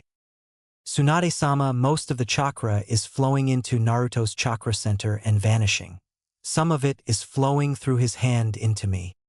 "Well, isn't that interesting?" Tsunade and Jiraiya both murmured together. "Hinata, can you let go of Naruto's hand for a moment?" The briefest flicker of fear crossed Hinata's face. She never wanted to let Naruto go, ever, for the rest of her life. She started to almost chuckle at herself then. The practicality of that was rather funny. After that slight hesitation, she gently took her hand out of Naruto's. There was a slight flicker on several of the monitors attached to the young man and several readings became a bit more erratic but stayed within acceptable limits. Everyone watched the monitors for a moment and then relaxed. Tsunade and Jiraiya began to transfer chakra into Naruto again. Again, most of it flowed into the center of his chakra network and vanished. Again, there was a very small amount being shunted to Hinata, much smaller than the last time but still there. As she focused, she could see that there was a thin thread of chakra connecting her to Naruto that was allowing the flow. "It's the same, Tsunade-sama," Hinata spoke. "Although the amount going to me has greatly diminished. I can see that there is a very small chakra thread connecting me to Naruto now." Tsunade murmured. Hinata, can you try to send some of your own chakra into Naruto through that thread? Of course. Hinata concentrated, and through much greater resistance than she would have expected from such a small thread, she pushed some of her chakra into Naruto through the thread. The monitors immediately settled into the quieter range they had been in when Hinata was holding Naruto's hand. Hinata was surprised to see that some of the chakra she had forced into Naruto vanished, and she stopped pushing. As soon as she took her will away from the flow, it immediately reversed itself, and she felt it come flowing back into her own system, and the monitors became more active. Tsunade, I can force it. Some of it disappears into his center, but as soon as I relax, the flow pours back into me. Well, that's interesting. If I had to guess, I would say that Naruto's subconscious doesn't know that you're out of danger. So it's shunting every bit of chakra it can spare into you, well, the chakra that doesn't vanish anyway. I cut the thread, but with what the monitors are showing, that's probably a bad idea. Let's see how far you can go from him, dear. Hi, Tsunade-sama. Hinata said as she got up and started to walk across the room towards the door. Each step away made the monitors become more agitated, and they relaxed the closer she got to him until they became nearly completely quiet once she grasped his hand again. Looks like you're stuck with him, kiddo. Jiraiya laughed as he walked back to the near side of Naruto's bed. Good luck. You're going to need it. Well, at least you've got complete range of the room, Sakura said. She had been quiet other than answering Tsunade's questions the whole time. For some reason, she felt a small pang of jealousy every time she looked at Hinata holding Naruto's hand. That's the first time I've ever seen such a link maintain itself when the person who made it was unconscious, Tsunade said. Well, he does seem to be slowly getting better despite this vanishing chakra problem. So Tsunade, think it's the fox? Jiraiya asked. Probably. She looked at Hinata and then at Kakashi. Hinata, you said the fox told you something along the lines of first a Uchiha and now a Hyuga, right? Yes, Tsunade-sama. Would you be willing to try to talk to it again? She hesitated and looked at Naruto. For Naruto, I'll do anything. Jiraiya started to make a crack but got a swift elbow in the gut from Tsunade to cut him off. Kakashi, I'd like you to try to go with her. If it's something the Uchiha and Hyuga clans can do, with a little luck your Sharingan will allow you to accompany her. Of course, the copy ninja finally spoke up. If you do manage to communicate with the damn thing, see if you can find out about the vanishing chakra. The two looked at each other and nodded. Kakashi pulled up his forehead protector to expose his Sharingan eye, and Hinata activated her Byakugan. Kakashi walked over and put his hand on Hinata's shoulder, and they both stared intently at Naruto. Hinata saw the chakra network and focused on the very center where the chakra had disappeared. She looked deeper and deeper, and she felt Kakashi with her. Kakashi couldn't see the way Hinata did, but he felt himself being pulled along with her thanks to the Sharingan. An odd wave of vertigo passed over them, and they found themselves in a strange corridor ankle-deep in blue-tinged water that resembled the huge room that Hinata first found herself in that contained the gate holding the nine-tailed fox. They looked at each other and both felt an aura of malevolence. They wandered the corridors for what seemed to be a few minutes until they found a side branch the feeling of anger was coming from. A short walk later, and they found themselves in the huge room that Hinata had first arrived at during the battle. Hinata approached the gate cautiously but left what she felt was a safe distance between herself and the bars.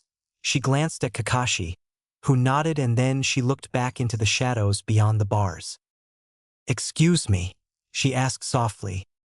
There was an odd shuffling sound and something like a snort.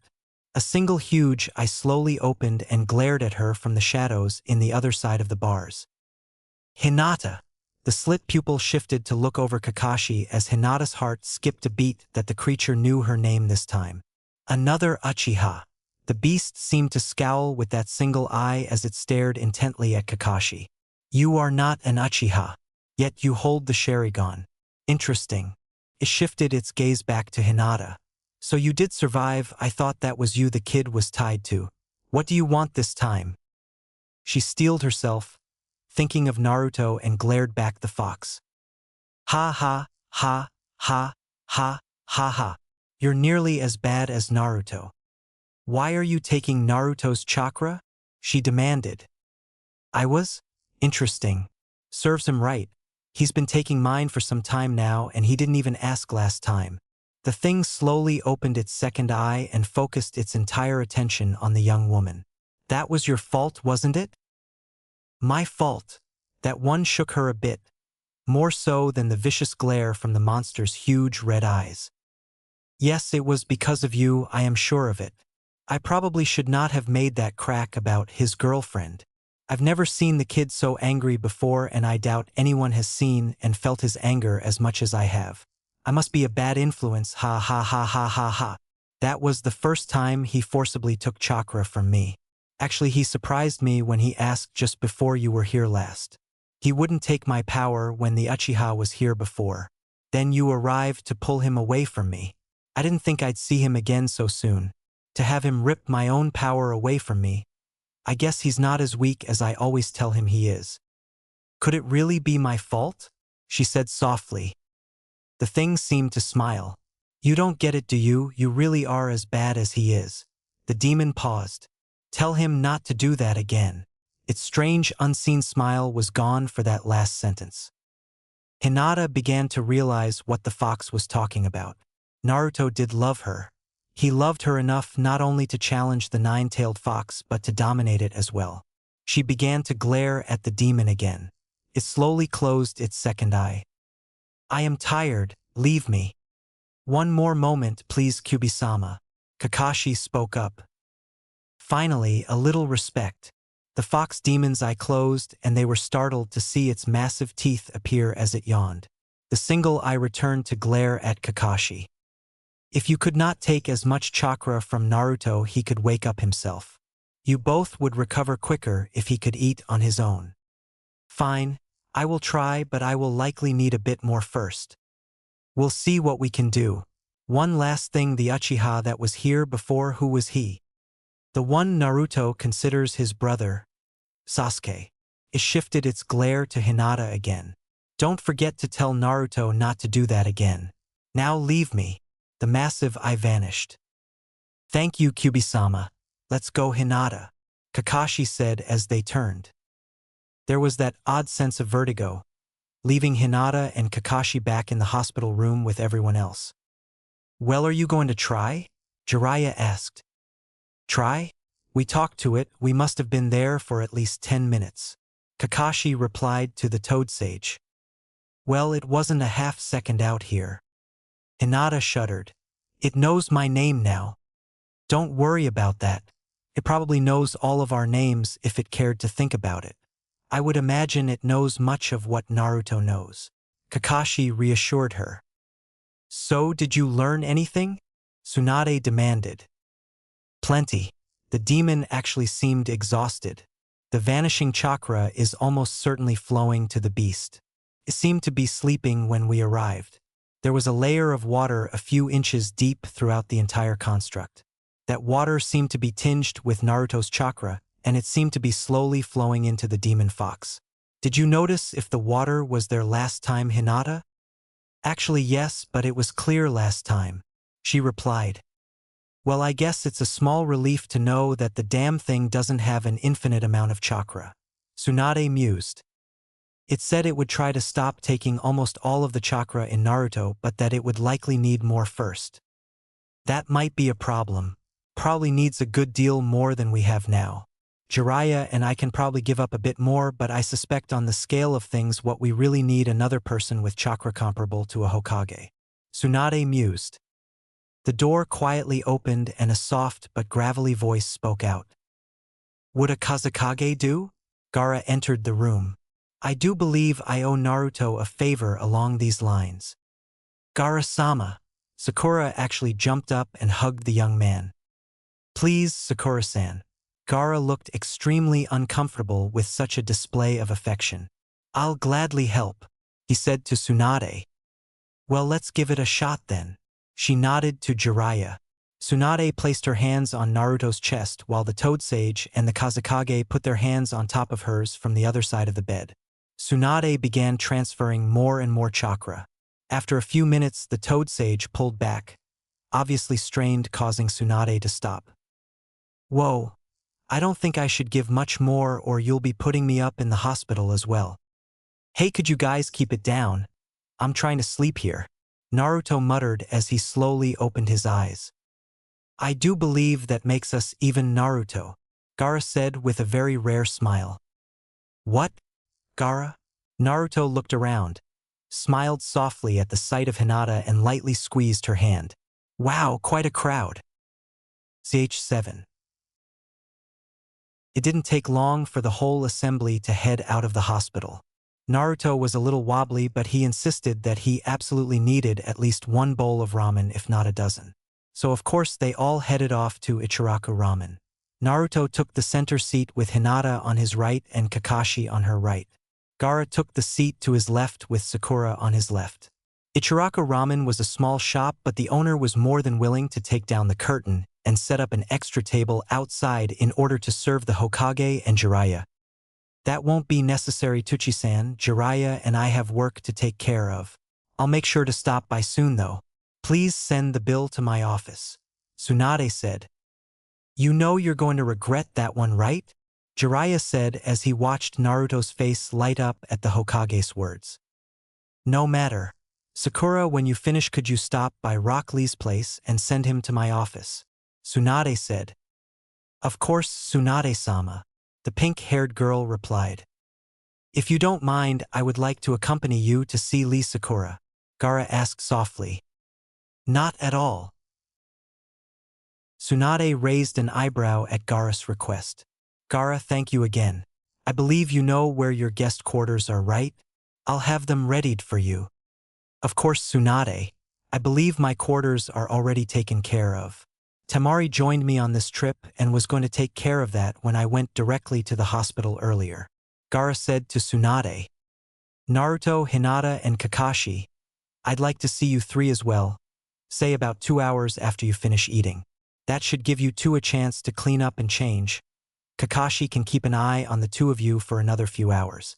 Hinata, when you stop by your home and see your father, tell him I'd like to see him as well, at his convenience, Tsunade said as she turned and headed off to the Hokage building. Oh.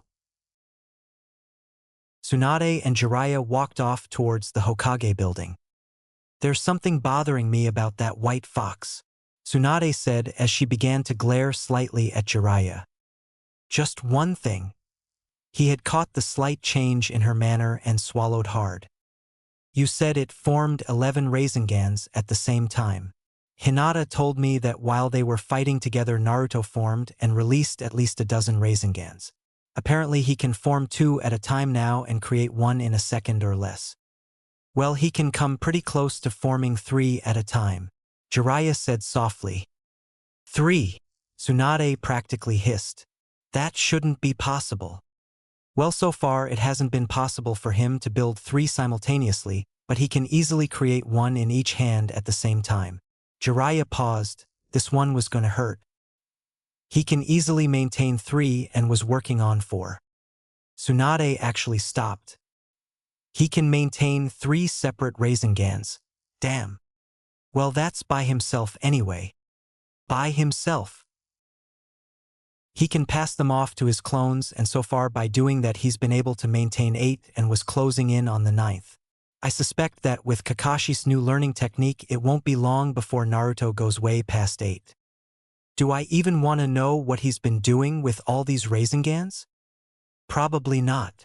Jiraiya winced after saying that once he saw the dagger Tsunade was looking at him. With a deep sigh he continued. He juggles them. Juggles? Like some sort of circus clown? Are you telling me that one of the most powerful techniques developed by the 4th Hokage has been reduced to some sort of sideshow toy for Naruto? Tsunade was beginning to get red as her anger built. Well, I wouldn't say that, Jiraiya mused. He was working something out in his head, I think. He wouldn't tell me what it was for though, but I suspect it was to counter something he had run into somewhere along the line. I believe he once said something along the lines that his goal was to be able to maintain 9. Besides, it's probably my fault that Naruto doesn't hold the Rasengan in such high regard. Since I've taught it to him, I've encouraged him to use it for just about anything he can think of. Although the Rasengan requires a high degree of raw chakra control, Naruto was always a little lacking in fine chakra control. So I figured the more he used the Rasengan for anything he could think of, the better off he would be. Great, that was probably the basis of that Rasengan ring the Naruto fox made. Kakashi and Yamato taught him chakra wind nature manipulation to add the element of wind to that thing, and somehow in a way that nobody understands he tossed in the element of water. I guess he could have somehow drawn on the nine-tailed fox for that, although I always thought the fox had more of an affinity to fire. I hope to God he didn't pick that up from that one time Yamato combined a water attack with Naruto's Futon Rasengan when they recently fought that Kakuzu freak. Tsunade fumed. Basically, under the right circumstances, Naruto could destroy nearly all of Konoha with that. That's one way of looking at it, Jiraiya answered. Tsunade scowled at him. You have another? Remember, the very center of that area was untouched. Konoha is basically a segment of a circle. If he could control that, the entire village of Konoha would have an ultimate defense that the world has never seen before. Jiraiya, there are times I really hate you. Tsunade fumed even more. Oh. Gaara. Thank you for helping me out back there, Naruto said. I couldn't very well stay in your debt when I had the opportunity to even the score, now could I? I guess so, Naruto said with a pout. I would have liked keeping a favor or two from you before I become Hokage. Well, we will just have to work together more often. If we continue along these lines, we won't be able to keep score. That's probably the best solution, Naruto replied with his characteristic grin and what many would consider uncharacteristic wisdom. Yes. So, not that I'm complaining, but why did you come to Konoha? Naruto asked. Your recent incident was a little on the apocalyptic side. Tsunade and I have been communicating about the best ways to handle certain aspects of this with a minimal amount of conflict. The real opponent here is the Akatsuki, not the villages where the ninja who attacked you came from. The timing of my appearance was simply fortuitous. Yeah, fortuitous? I'll just stick with thank you. It is good to see you, and now you finally get to eat some of the best ramen in the world. Naruto grinned widely again before turning back to his current bowl. Gaara and Sakura finished a bowl apiece, said their goodbyes, and headed off to Lee's apartment. A surprisingly short time later, even for those who knew him, Naruto had finished 8 bowls. He occasionally put down his chopsticks to reach over and caress Hinata's hand while she waited after only finishing a single bowl. Kakashi found the whole interaction between the two interesting. He was a bit surprised to see such tenderness in Naruto, and also to see it returned by Hinata. Actually, he was very surprised by the very existence of this new romance, but he figured it best to keep quiet. As they got up and were leaving, they ran into Shikamaru and Shino. Naruto! Shikamaru called out and stumbled as he saw that Naruto and Hinata were holding hands. Hinata! Shikamaru! Shino! It's good to see you guys, Naruto exclaimed as he waved with his free hand. Shikamaru, Shino-kun, Hinata said with a slight bow and faint blush. What's going on? Shikamaru demanded. You two were in the hospital for like a week, and you were not only in the same room, but they weren't allowing any of us to visit. Other than Sakura, that is, and she wouldn't tell us anything. We're pretty sure that we just saw her near Lee's place a few minutes ago, and it looked like she was with the Kazekage. The hospital was most concerning. Shino softly joined the conversation. These two are fine guys. Kakashi joined in as well. Officially, Gaara is here for personal reasons, not as the Kazekage. We really have to get going. I'm sure you can all catch up later. Naruto. Hinata, come along, you really don't want to keep the Hokage waiting. Now do you? Naruto looked up to his sensei and scowled. He couldn't prove it, but he just knew that Kakashi had a slight grin on under that mask. Sorry guys, Kakashi-sensei is right, we've got to run. We'll catch up with you as soon as we can, Naruto said. With that, Naruto, Hinata, and Kakashi headed off. That was interesting, Shino said in his quiet manner. Interesting? I'd say that's an understatement. When did Naruto and Hinata become a couple? Something really weird is going on, Shikamaru muttered. Oh. Kakashi led them off to the Hyuga residence. He figured it'd be best to get the hard part over with as soon as possible. He quietly observed the two as they walked down the street holding hands.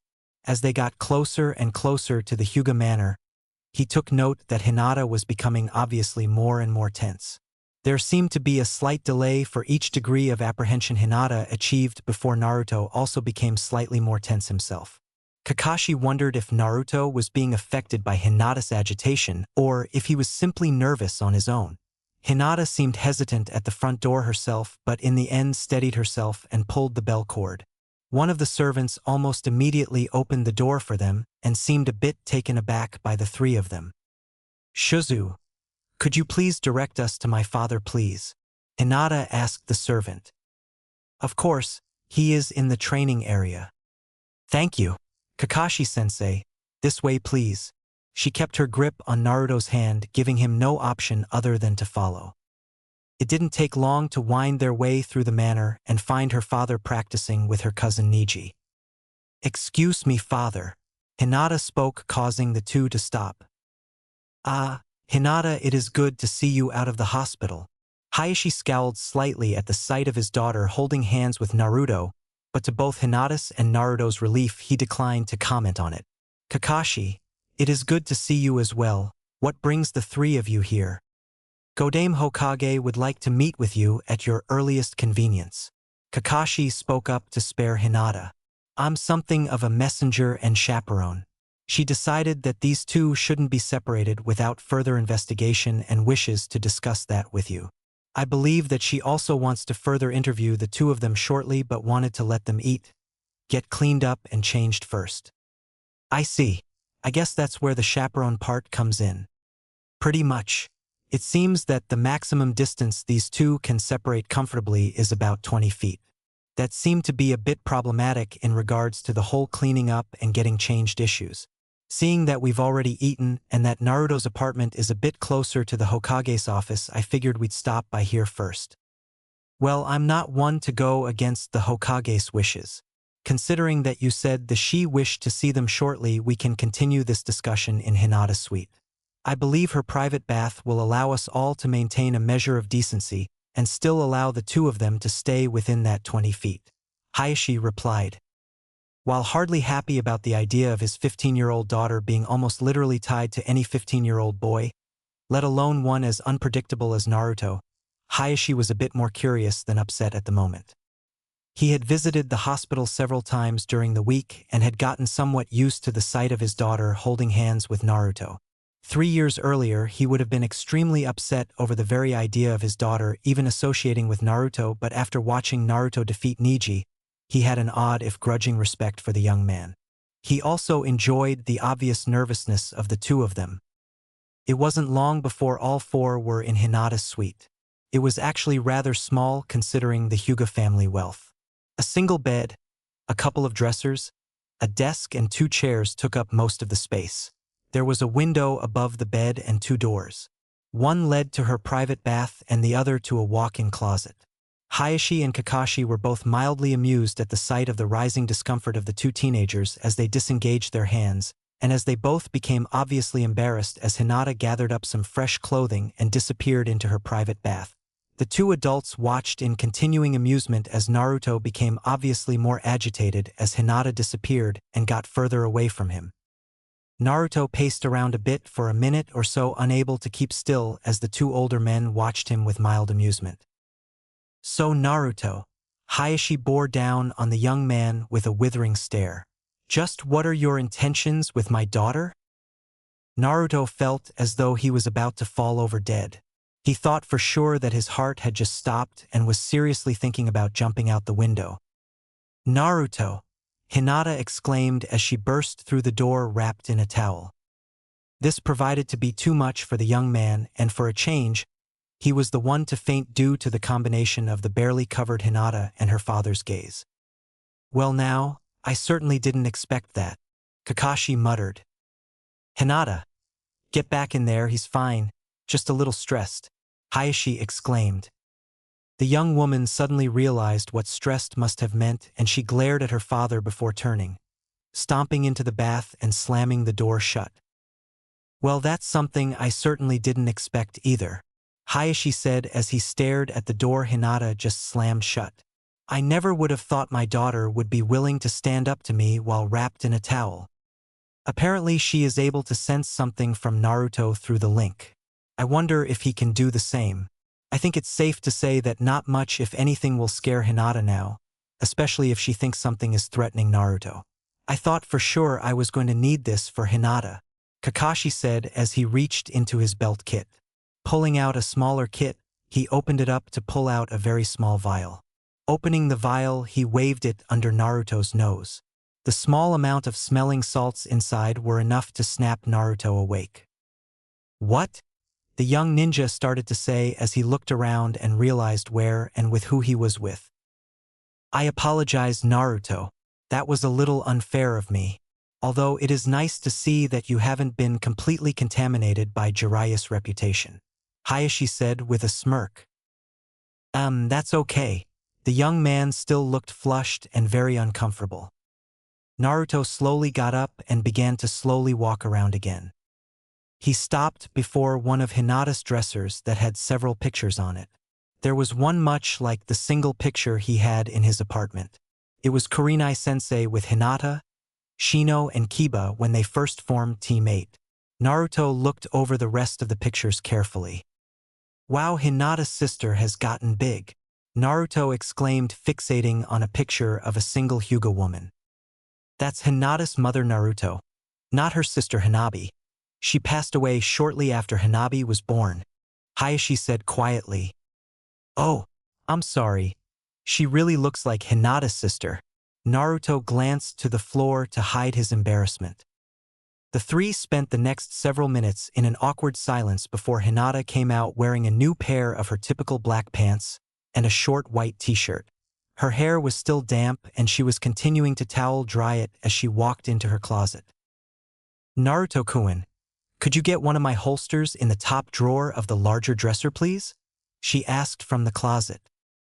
Sure. Naruto was the closest to it after all.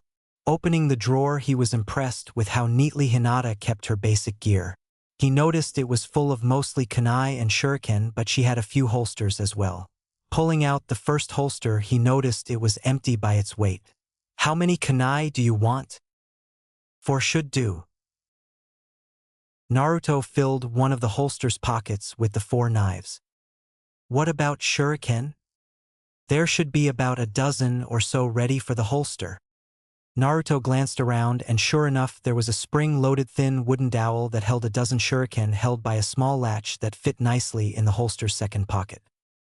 Here you go, he said as he went to hand the holster to her as she entered the room pulling one of her gray and lavender jackets. 1 second. She reached around him and pulled a wrap off the top of the dresser.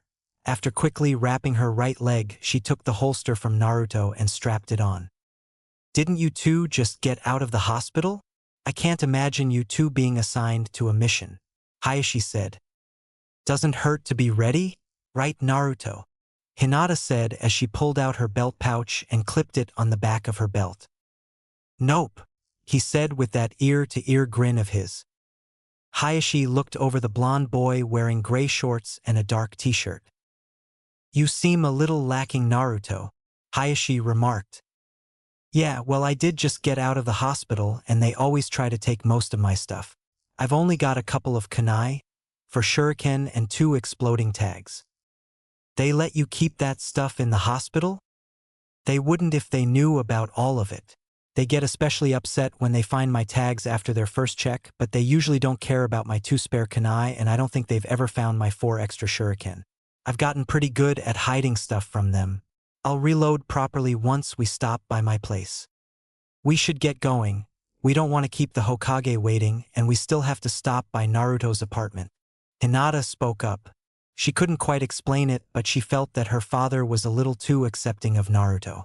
This was nothing like she feared the meeting between the two of them would be like, and she found it more than a bit unnerving. I should take care of a few things, but I'll most likely see the 3 of you at the Hokage's office, Hayashi said as he left Hinata's room. It didn't take long for the 3 of them to head out of the Hyuga Manor. thread through the village to find themselves at Naruto's apartment.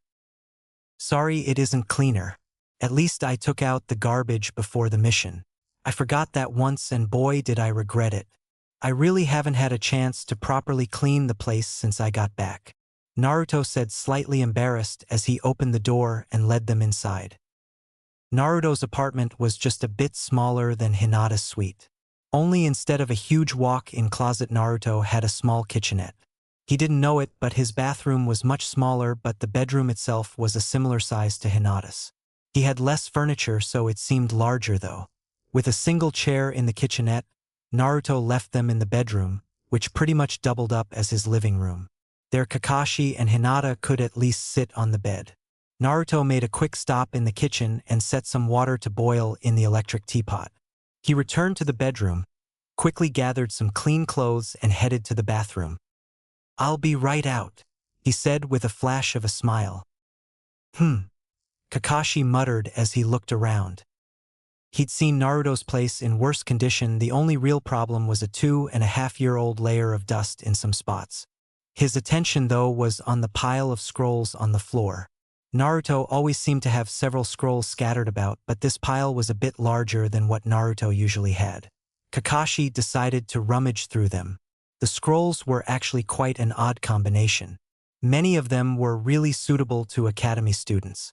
Kakashi quickly realized that as dense as he was, Naruto actually knew all of the techniques and lessons from these scrolls. "Looks like Naruto was being pretty sneaky here," Kakashi muttered. "Why do you say that?" Hinata asked. "Looks like Naruto was hiding something here," Kakashi replied as he continued to dig in the pile and pulled out a scroll. "Ah, here we go. What's that?" It looks like Tsunade's hunch was correct. It's a high-level lesson on medical jutsu. Kakashi continued to root through the pile and pulled out 3 more scrolls. So Naruto really was trying to teach himself medical jutsu. Looks that way. Hinata looked around, glancing at the single picture of Team 7. It wasn't long before Naruto came out, drying his hair with a towel, dressed in black pants for a change and a black t-shirt. He froze when he saw Kakashi holding the 4 scrolls. "So doing a little extracurricular studying?" Kakashi asked. Well, I guess so." Naruto looked down but was saved from further questioning by the teapot as it began to whistle. "Gotta run." He flashed his smile and disappeared into the kitchen. Kakashi and Hinata looked at each other and both followed him into the other room. Naruto was peeling open an instant ramen cup and began to pour the boiling water into it as they entered. "I'm sorry, Kakashi-sensei. I had to. You know what I mean?" Naruto said. Naruto teams are assigned medical ninja, so the other ninja can focus on their fighting skills. You could overload yourself if you continue what you've been doing. Just how much sleep have you been missing anyway? Well, I hadn't been sleeping too well lately anyway, so I figured I might as well do something useful with the time. Hinata walked up and took his hand in hers. "It's okay, Naruto. If you hadn't, I wouldn't be here right now." Naruto looked into her eyes and turned to Kakashi. "I'll deal with any consequences if this is the result. That's going to be up to Tsunade-sama, but I don't think you have much to worry about since it likely saved Hinata. Although next time you have trouble sleeping, you might want to finish cleaning," Kakashi said with a chuckle.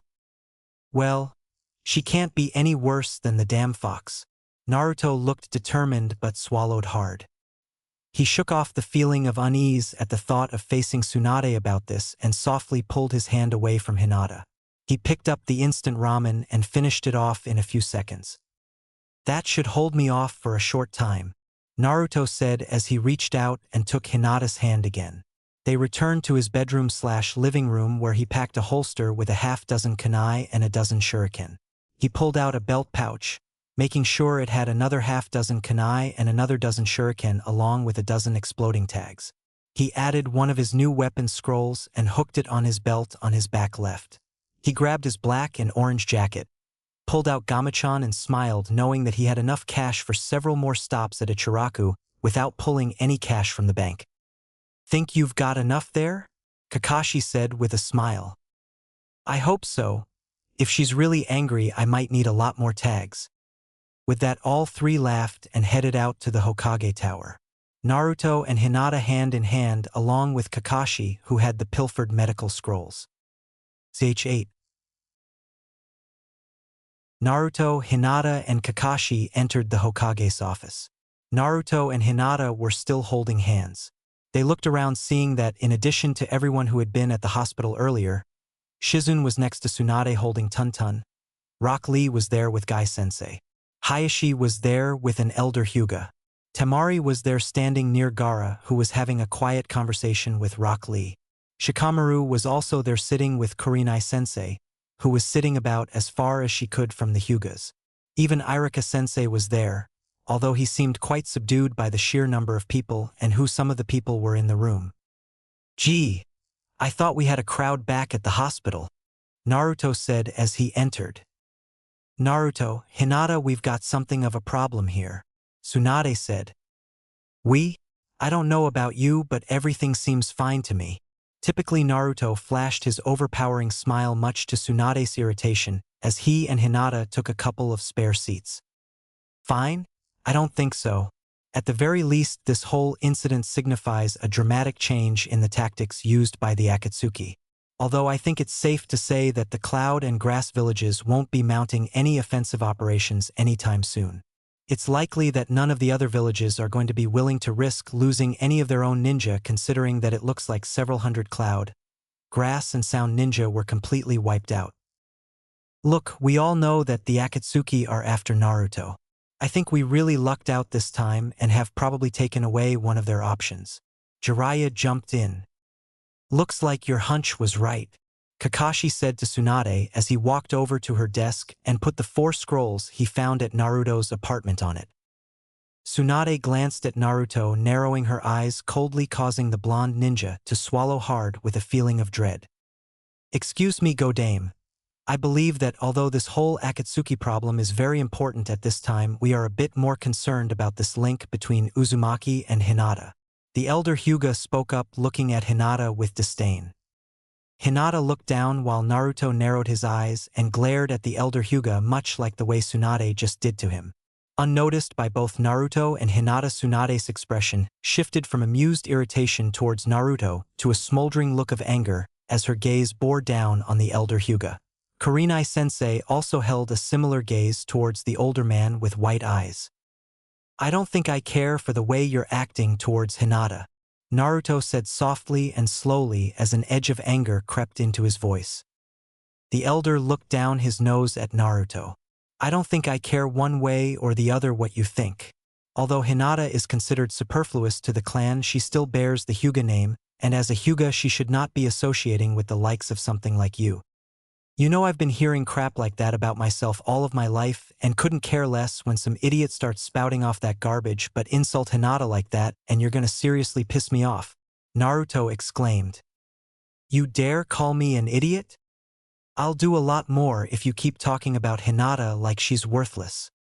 "Alright, knock it off already, both of you," Tsunade yelled as she slammed her hand on her desk. "Knock it off? I don't think so." Naruto stood up as his voice got louder. "This whole prestigious clan bull is so messed up. These morons keep screwing over their own family with that stupid seal and a bunch of inane rules about branch family and main family. They have no regard for their family's strongest member. Between these yahoos basically torturing their own family and Itachi, I think it's very obvious that there's a lot of things wrong with some of the prestigious clans here in Konoha." Naruto was obviously furious as he vented. "I said knock it off, Naruto," Tsunade said softly. "And you, Mr. High Mucky Muck Elder of the Hyuga clan, if you ever so much as hint that Naruto is something ever again in my presence, I will personally pop your head like the infected pimple you are so trying so hard to become. In case I haven't made myself clear on this matter, you would do well to consider Naruto my younger brother. If that isn't clear enough for everybody in this village, I will adopt him as my son and put this crap to rest once and for all." The entire room became deathly silent. Even Naruto was stunned into an open-mouthed, shocked silence. After a few moments, Hinata squeezed his hand, having never let it go through his rant, and tugged his arm slightly. For a growingly common change, he actually got the hint and sat down quietly next to her. "If I may, Hayashi spoke up and looked to Tsunade, who nodded. Although I believe it could have been handled better, Naruto does bring up some valid points. Hayashi, the Hyuga elder exclaimed. You may be the head of the clan, but that does not mean you can do or say whatever you want, especially outside of the clan. Honorable elder, Hayashi bowed to the older Hyuga. I will not lose any more of my family because of our internal issues. Niji was returned to me because of Naruto. I may not agree with him about Hinata's strength, but over the past 3 years I have come to believe that she is hardly superfluous to the clan. You're wrong about Hinata. Naruto stood again. If I had to fight a Hyuga, Hinata is the only one I think is even worth worrying about in the whole Hyuga clan. If you people are basing that moronic opinion that she's weak because she can't beat her little sister, I'll kick all of your asses with ease. You're all obviously too stupid to realize that the only reason why Hinata can't fight Hanabi is that Hanabi looks like their mother. Geez, and people think I'm an idiot. I've already beat Niji, and he's the one everyone assumes is the best in the clan. I'm pretty sure that I can avoid, if not outright beat, the 64 and 128 palms techniques now, and I've figured out 2, maybe 3 ways depending on how you count them to beat Hakushukaten. I haven't been able to figure out a decent way past Hinata's Shugo hack, especially since she's usually a bit faster than I am. About the only way I think I might be able to beat it would be to overload her with a few thousand clones, and good luck to any of you who think you can generate more clones than I can. After that fight last week out in Wind Country, if you put me and Hinata together and give us a week to practice, none of the rest of the Hyuga clan could touch us even if all you work together. I'd be willing to bet that the 2 of us could give even Tsunade and Jiraiya a run for their money. Right, Hinata? Hinata was stunned by Naruto's words and could only nod yes numbly as she smiled softly. So this is what Niji was talking about. Hayashi thought to himself as he stared intently at the young man standing before him. Even without using the Byakugan, it is obvious that he has absolute faith in himself. Further, he has absolute faith in Hinata as well. Not a single doubt. Interesting, very interesting. He can barely stand, but he's willing to challenge the entire Hyuga clan for Hinata. Naruto suddenly became obviously unsteady as a wave of dizziness passed through him, causing him to sit back down rather abruptly. You're not doing anything in a week, and until you are fully recovered to my satisfaction, you can forget about any training. Argue with me, and I'll put you back in the hospital myself, Tsunade said as he settled into his seat. Yes, Tsunade-sama, Naruto said in an uncharacteristic meek manner. Hinata reached into her belt kit and pulled out a ration bar and without a word handed it to him.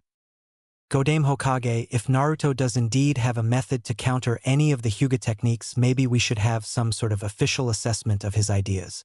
I think it would be in the best interests of the village as a whole. I believe he said he needed a week working with Hinata.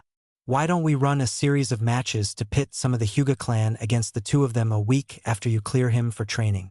Hayashi asked as he eyed the silent interplay of his daughter and Naruto as the young man nodded to her and started eating the ration bar. You know, I think that is a very good idea, Hayashi-san, Tsunade said with a smile. The Hyuga elder was also smiling, and with a glance between him and Hayashi he nodded. I don't think we need the entire clan for this, considering it would be nothing more than a few assessment matches, Hayashi said. Okay, then 1 week after I clear Naruto for training, we'll stage the assessment matches in the stadium. In the meantime, I'll keep the 2 of them in one of the guest suites. I don't think it would be proper for Hinata to stay with Naruto at his place or for him to stay with her at the Hyuga Manor. I also want to keep them together until I can fully understand this link between the 2 of them. I find that acceptable. Thank you for addressing this issue. I leave the details to you, and I will have Hanabi drop off some of Hinata's stuff tomorrow morning. It is starting to get a little on the late side. If you don't mind, we will be off now, Hayashi said with a bow. Of course. I will notify you when we have a date for these matches, Hayashi-san, Tsunade said, bowing her head slightly before Hayashi, and the Hyuga elder got up and left her office. Okay, let's see. Next on the list. Tsunade's gaze traveled across the room to settle on Rock Lee and Guy Sensei, much to their obvious discomfort. Tsunade-sama, you can't be upset with Lee or Guy Sensei for what I've done, Naruto exclaimed as he noticed who Tsunade's withering gaze had settled on. Naruto, you can keep quiet and just listen. Keep in mind that your actions can often have consequences on others. Her gaze returned to Lee and Guy. To be honest, I'm not sure what, if anything, I should do to the two of you. I am still unhappy with Guy for teaching Lee about the 8 inner gates whenever I think about it. Now it seems that Lee here has taken it upon himself to teach Naruto about them. There were a couple of gasps around the room while Naruto hung his head in embarrassment. Before we continue though, Naruto, I believe there are still a few people here who do not know the story of your seal. Tsunade's look softened as she looked at Naruto. It's okay. The only ones here that don't know about the Kyuubi and me is Lee and Shikamaru. I told Sakura and Temari when we were on our way to Suna to help Gaara, and Gaara has probably known for years. Hinata found out during the last mission. I'm pretty sure most everyone else here knew about the fox years earlier. Wait, you and the Kyuubi? Lee asked, looking completely confused. I was born on the day the Kyuubi attacked Konoha, Naruto said quietly. The 4th Hokage couldn't kill it, but he was able to seal it inside of me. The room was again silent for a moment. Hinata squeezed Naruto's hand reassuringly again before Tsunade continued. Okay, as Naruto said, most everyone here knew about the Kyuubi being sealed within Naruto. I'm sure Shikamaru had his own suspicions about Naruto, and Lee probably did as well. If you want to know more, you guys will have ask him later. Now we've been assuming that it was opening all 8 gates that allowed you to pull a 9-tailed form and suppress the Kyuubi. Is that right? Yes. Naruto looked down again while Hinata tightened her grip on his hand. Go on, Naruto. Tsunade prodded him. I was so angry, he said quietly. Hinata had just pulled me away from the fox. I never thought that anyone would ever care for me enough to face off against the fox like that. When I saw the javelin go through her, I felt completely helpless and I didn't care about myself anymore. It was so strange. I've never been so furious yet. I was completely calm. That's never happened before. Things got a little fuzzy after I released Shimon, the 8th gate, but I'm pretty sure that I faced the damn fox and pulled its chakra away from it. Usually I would ask it to give me its chakra. I don't really remember anything after that. Oh, Naruto, the fox wanted me to tell you to never do that again. Hinata interrupted. You released Shimon, Guy and Lee yelled out in stereo. You should be dead, Naruto, Lee continued. The only reason why I'm not was probably because of the fox inside of me. Well, let's not go over every little detail. Guy, Lee, I want you to promise me that you will not teach anyone else how to open any of the 8 inner gates. If you ever get tempted to do so again, talk to me first. I know Naruto can be extremely persuasive in his own way, so I won't be assigning any sort of punishment to either of you, and if I find out that either of you are punishing yourselves, I'll ban you from any training at all for at least a week. Tsunade said with a small grin as Guy and Lee's faces fell. Tsunade, just to be sure, I'll drag Naruto over to Segai-sensei and Lee one day once he's recovered a bit more, and we'll all go over what Naruto knows about the gates just in case he missed anything from Lee. Naruto has been pushing things a bit lately, and even though he managed to open all 8 gates, there is a good chance that there are things he's not fully aware of. Kakashi said. Okay, we'll go with that, Guy. Lee, you can go. Thank you, Godame-sama. The 2 green-clad ninja cried out while they nearly tripped over each other in their rush to get out of Tsunade's office. Although Lee did manage to flash a smile to Naruto coupled with an expression that Naruto just knew meant that Lee was going to really grill him about his opening all 8 gates. Is it me, or are they talking in stereo more? Naruto asked to nobody in particular. Tsunade's gaze settled on the 4 scrolls Kakashi had left on her desk earlier. About these. Tsunade's cold, calculating stare was back and focused on Naruto. One of the big reasons this kind of stuff is restricted is because plenty of novices had managed to nearly get themselves killed trying to learn how to do medical jutsu without proper supervision. I don't think we ever actually lost anyone, but there were a few that ruined themselves and had to give up being shinobi. In your particular case, you've got so much chakra, I'd worry more about anyone you actually tried to treat with whatever bizarre medical jutsu you've come up with. I can't imagine what could happen to someone who was injured if you pumped too much chakra into them, especially during the heat of a combat situation. We seem to have gotten incredibly lucky with Hinata here, and other than the odd link between the two of you, there doesn't seem to have been any harm done. In fact, I suspect that link may be the real reason why the two of you are still alive. For that reason, I'm not going to give you a hard time about any of this, but I don't want you doing any more secret training in medical jutsu. In fact, I don't think I want you doing any more secret training in anything. From now on, I want you to either get advance approval from Irika, Kakashi, Jiraiya, or myself before you attempt anything new to you. Do you understand? Yes, Tsunade-sama. Naruto answered quietly. We're reasonably certain you transformed one of your clones into either myself or Sakura to get these, Tsunade said as she tapped the medical lesson scrolls. I hate to admit it, but that was a pretty good job of intelligence gathering, but this is another thing I don't want to find out that you've been doing anymore, at least with any of us. Naruto smiled slightly at the small compliment. At this point, he was actually pretty ecstatic. He still hadn't acquired a new set of bruises or ringing eardrums from Tsunade's anger at his actions. He was definitely ahead of the game. He glanced at Hinata's fingers intertwined with his own, and his smile increased just a bit more. Shizen, Sakura, could you make sure that these are returned to their proper place? As Hayashi said, it's starting to get late. You two can call it a night. We're just about done here. Hi, Tsunade-sama, Shizen said as she picked up the scrolls. Sakura glanced around a bit and with a barely audible sigh followed Shizen out. Kurenai-sensei, since you are on inactive duty, would you mind taking a mission to be their chaperone in the suite as well? Tsunade asked. Not at all, go dame, it'll be my pleasure. I will have to swing by my home to get some stuff first though, Kurenai answered. That won't be a problem. Take Shikamaru with you to carry everything. It'll do his lazy ass some good to do some honest work. Temari snickered at that line and Shikamaru decided it wasn't worth even commenting on. He simply sighed in resignation. Tsunade, Temari, and I should get an early start home tomorrow. I don't think there's much else we would needed for here. Please keep us abreast of any new developments. Thank you for allowing us to be here for this, it was quite interesting. It's nice to see that other villages have similar family issues as we do in Suna, Gaara said before getting up and turning to Naruto. Naruto, please take care. I'm happy that you managed to surprise them once again, but I doubt the Akatsuki will give up on capturing you and Kyuubi. I don't think it would be good for the whole world if they succeed in capturing all of the tailed beasts.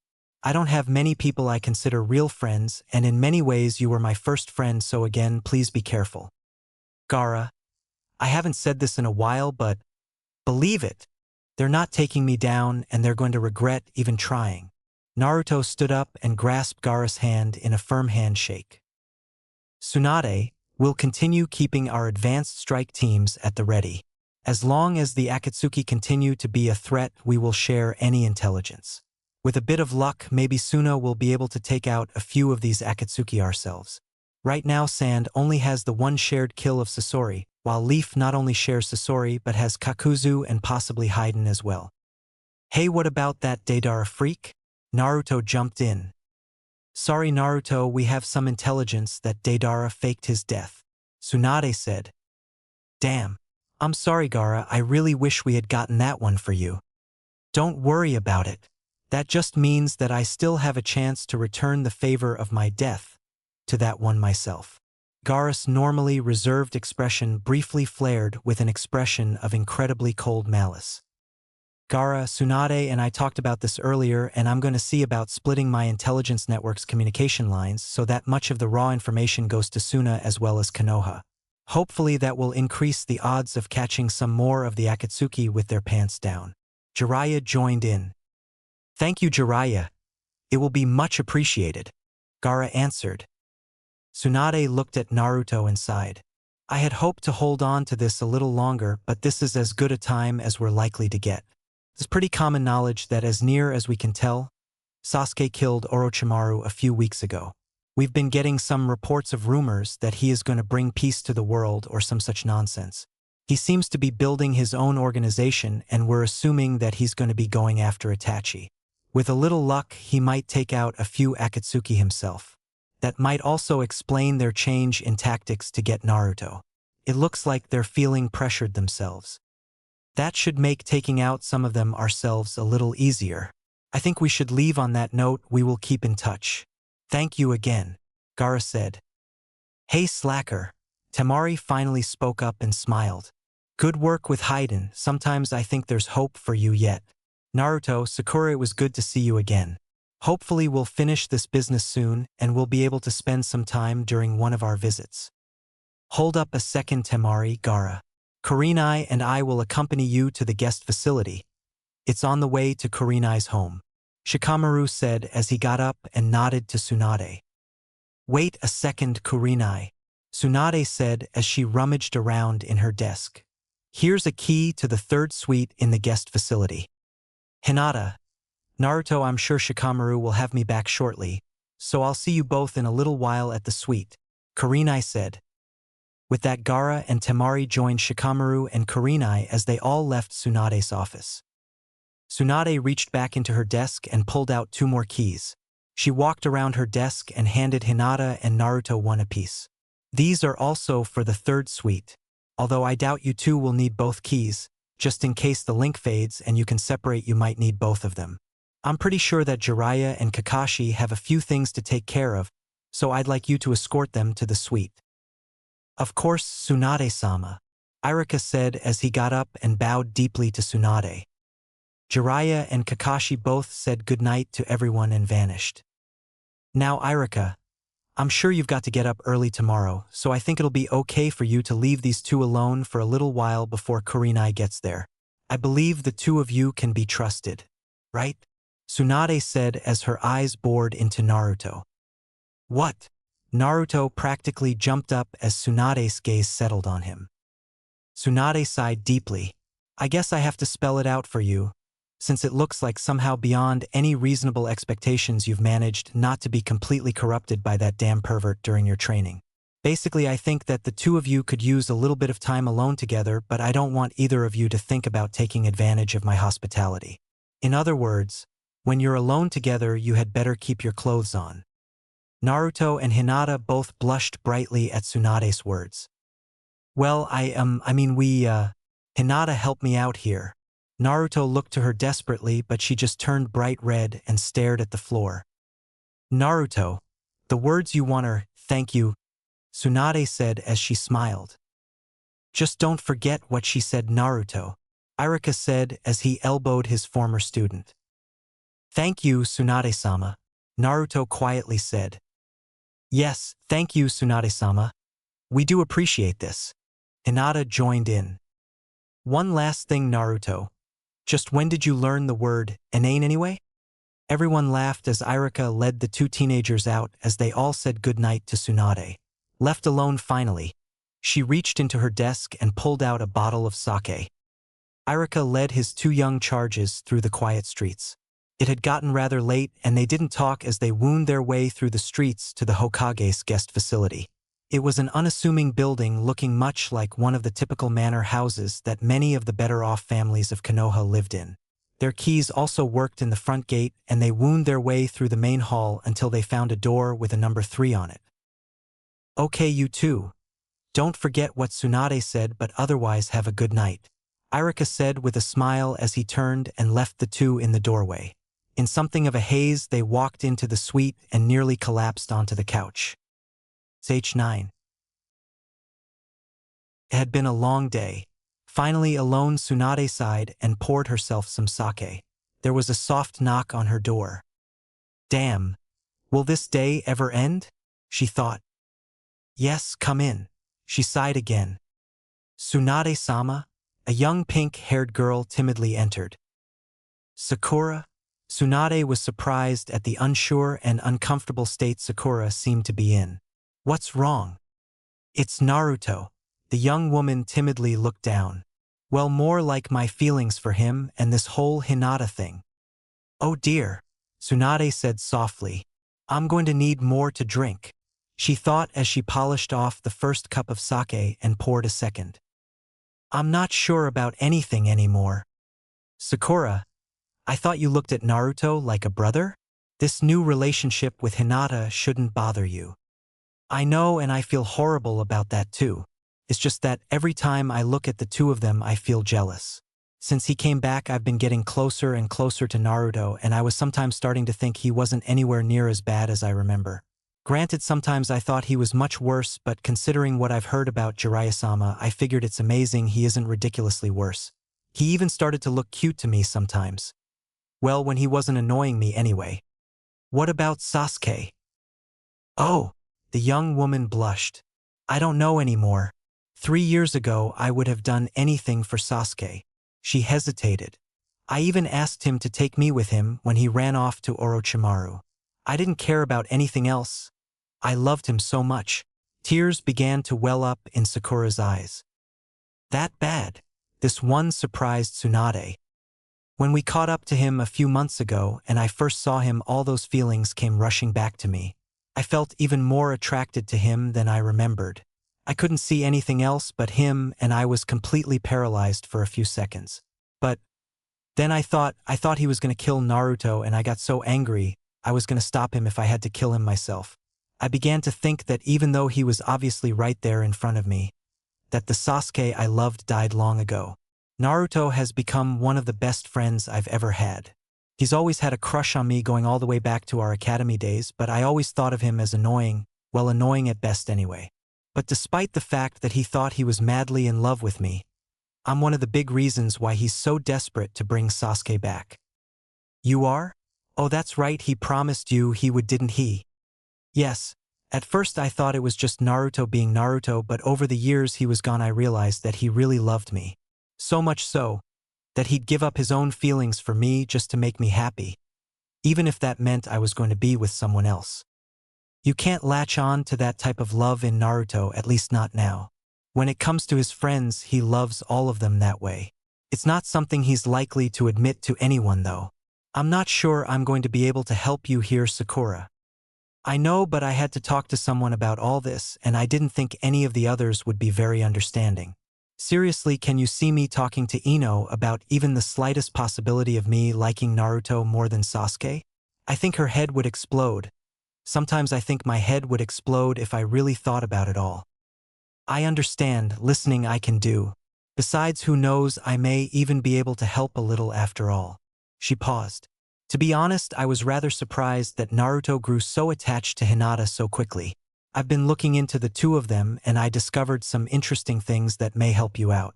Although knowing some of this may make things worse, and this could be a little painful for you. Sakura's eyes widened a bit at that. Worse? Possibly, when things like this happen, it sometimes makes people face things about themselves that they don't care to see. I suspect that you're actually part of the reason why Naruto has fallen for Hinata so hard and so quickly. From what I've been able to gather, she's liked him for at least as long as he's liked you.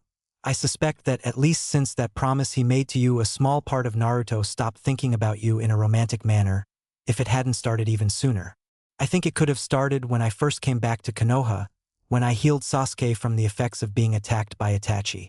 Naruto got a front row seat to your extremely emotional response to Sasuke waking up. You probably didn't notice, but he actually backed off and left the room.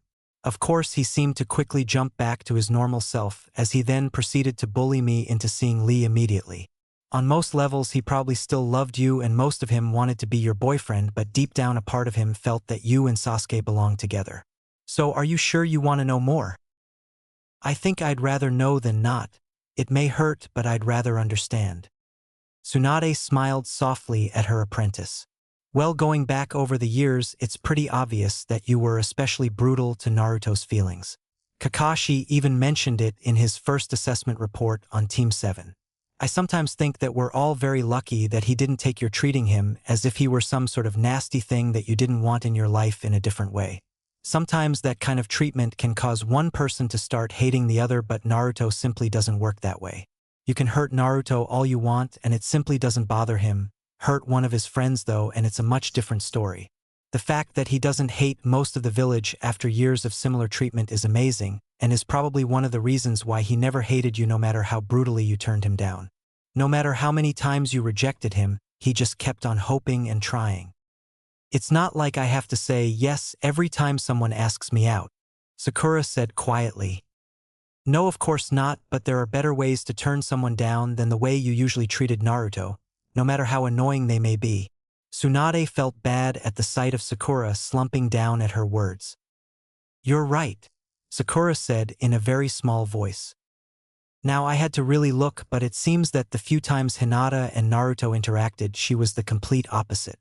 He quite possibly never realized it, at least not consciously, but as near as I could tell, she pretty much always supported him.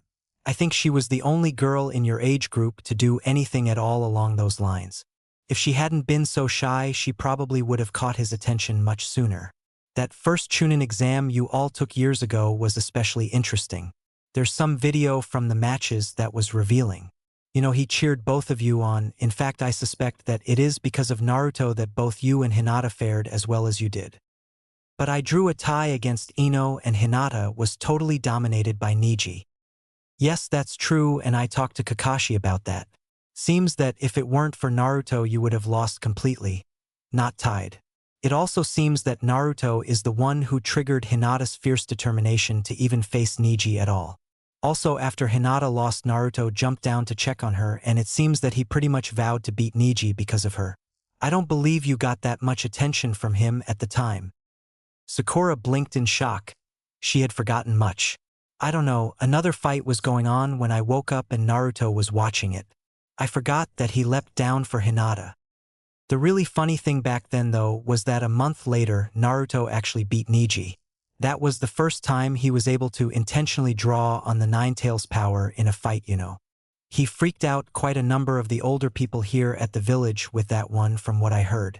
What's truly amazing though is the effect that had on the Hyuga family. Because of Naruto, Hinata's father Hayashi was reconciled with Niji over the death of Niji's father, who happened to be Hayashi's twin brother. In fact, the Hyuga family has been working on making some rather major internal changes to prevent any further tension between the main and branch families, all because of Naruto. Although I doubt they'd ever admit he was the catalyst for that, and what we saw tonight is a pretty strong indicator that there is plenty of friction over whatever changes are going on. After Naruto's conversation with Hayashi earlier, I'm expecting some more interesting stuff in the future for the Hyuga family.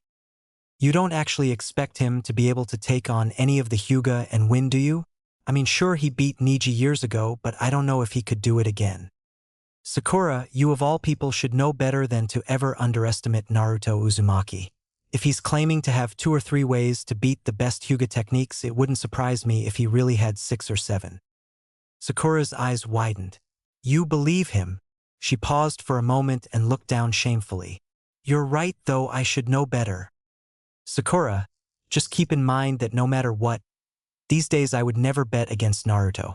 Getting back to our new couple, from what I've been able to gather, Naruto and Hinata had a brief encounter before his match with Niji. Seems that Naruto was actually feeling unsure of himself before the match and Hinata re-inspired him. All of that really doesn't seem to be enough to explain what's happening now between them, Sakura said quietly.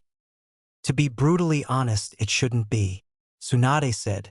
Even when you factor in an additional half-dozen missions or so that Naruto and Hinata went on together before he left with Jiraiya, there just doesn't seem to be enough to justify how strongly Naruto feels. The only seemingly solid explanation is that over the years Hinata was the only girl among your peers that showed any sort of positive interest in Naruto. Granted, she was often incoherent in front of him, even fainted because of him a few times, and he was too clueless to know why. Couple that with Naruto's own history of loneliness and a lot more becomes possible. Well, once she got through his thick skull anyway. Tsunade paused and looked at her depressed pupil. This next part was going to be especially hard on the young woman.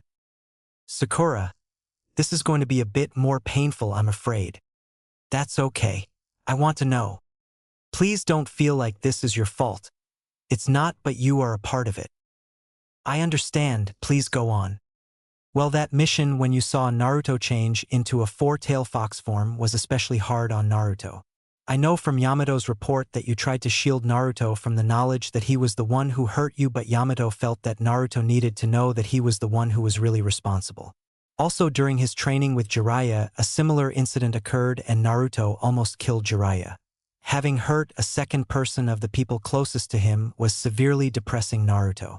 That's on top of the depression he had been feeling about not being able to rescue Sasuke after you guys encountered him and Orochimaru.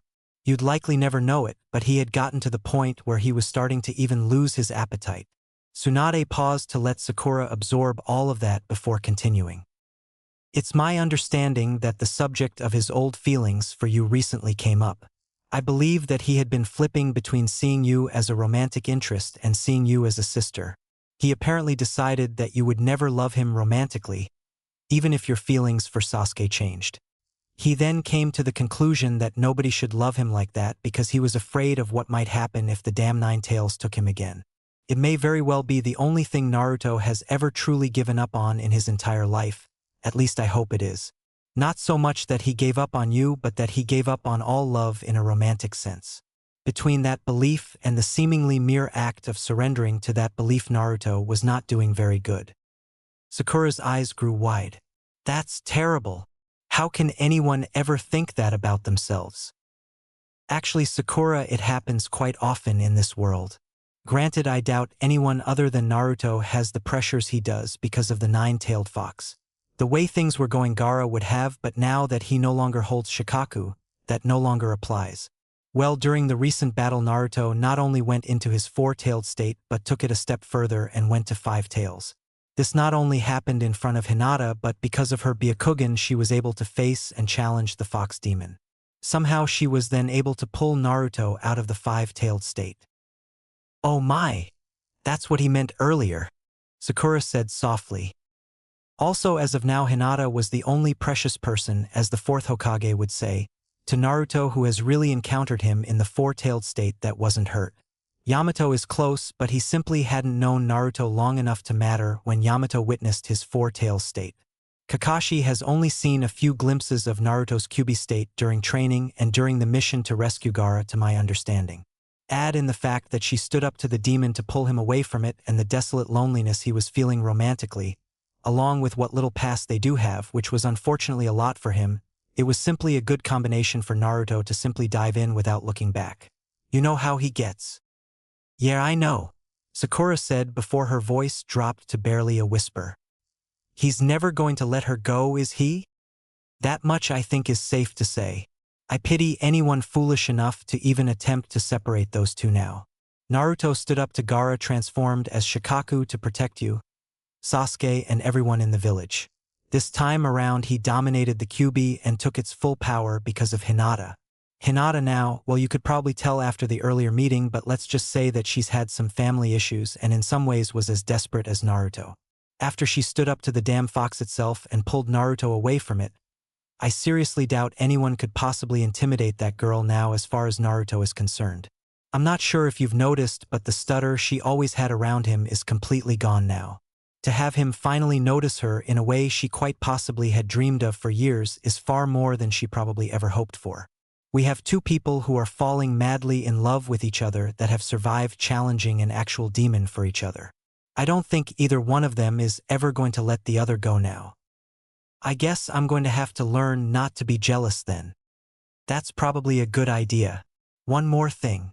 Tsunade paused, giving Sakura a rather intense stare. Is there anything going on between you and Gaara? What? Me and Gaara? Oh, you mean that hug earlier, don't you? No, there's nothing between us. I guess I was just feeling confused about Naruto and Hinata. Good. Don't take this the wrong way, but I don't think it'd be a good idea for Gaara to develop any romantic ties to any of the women here in Konoha.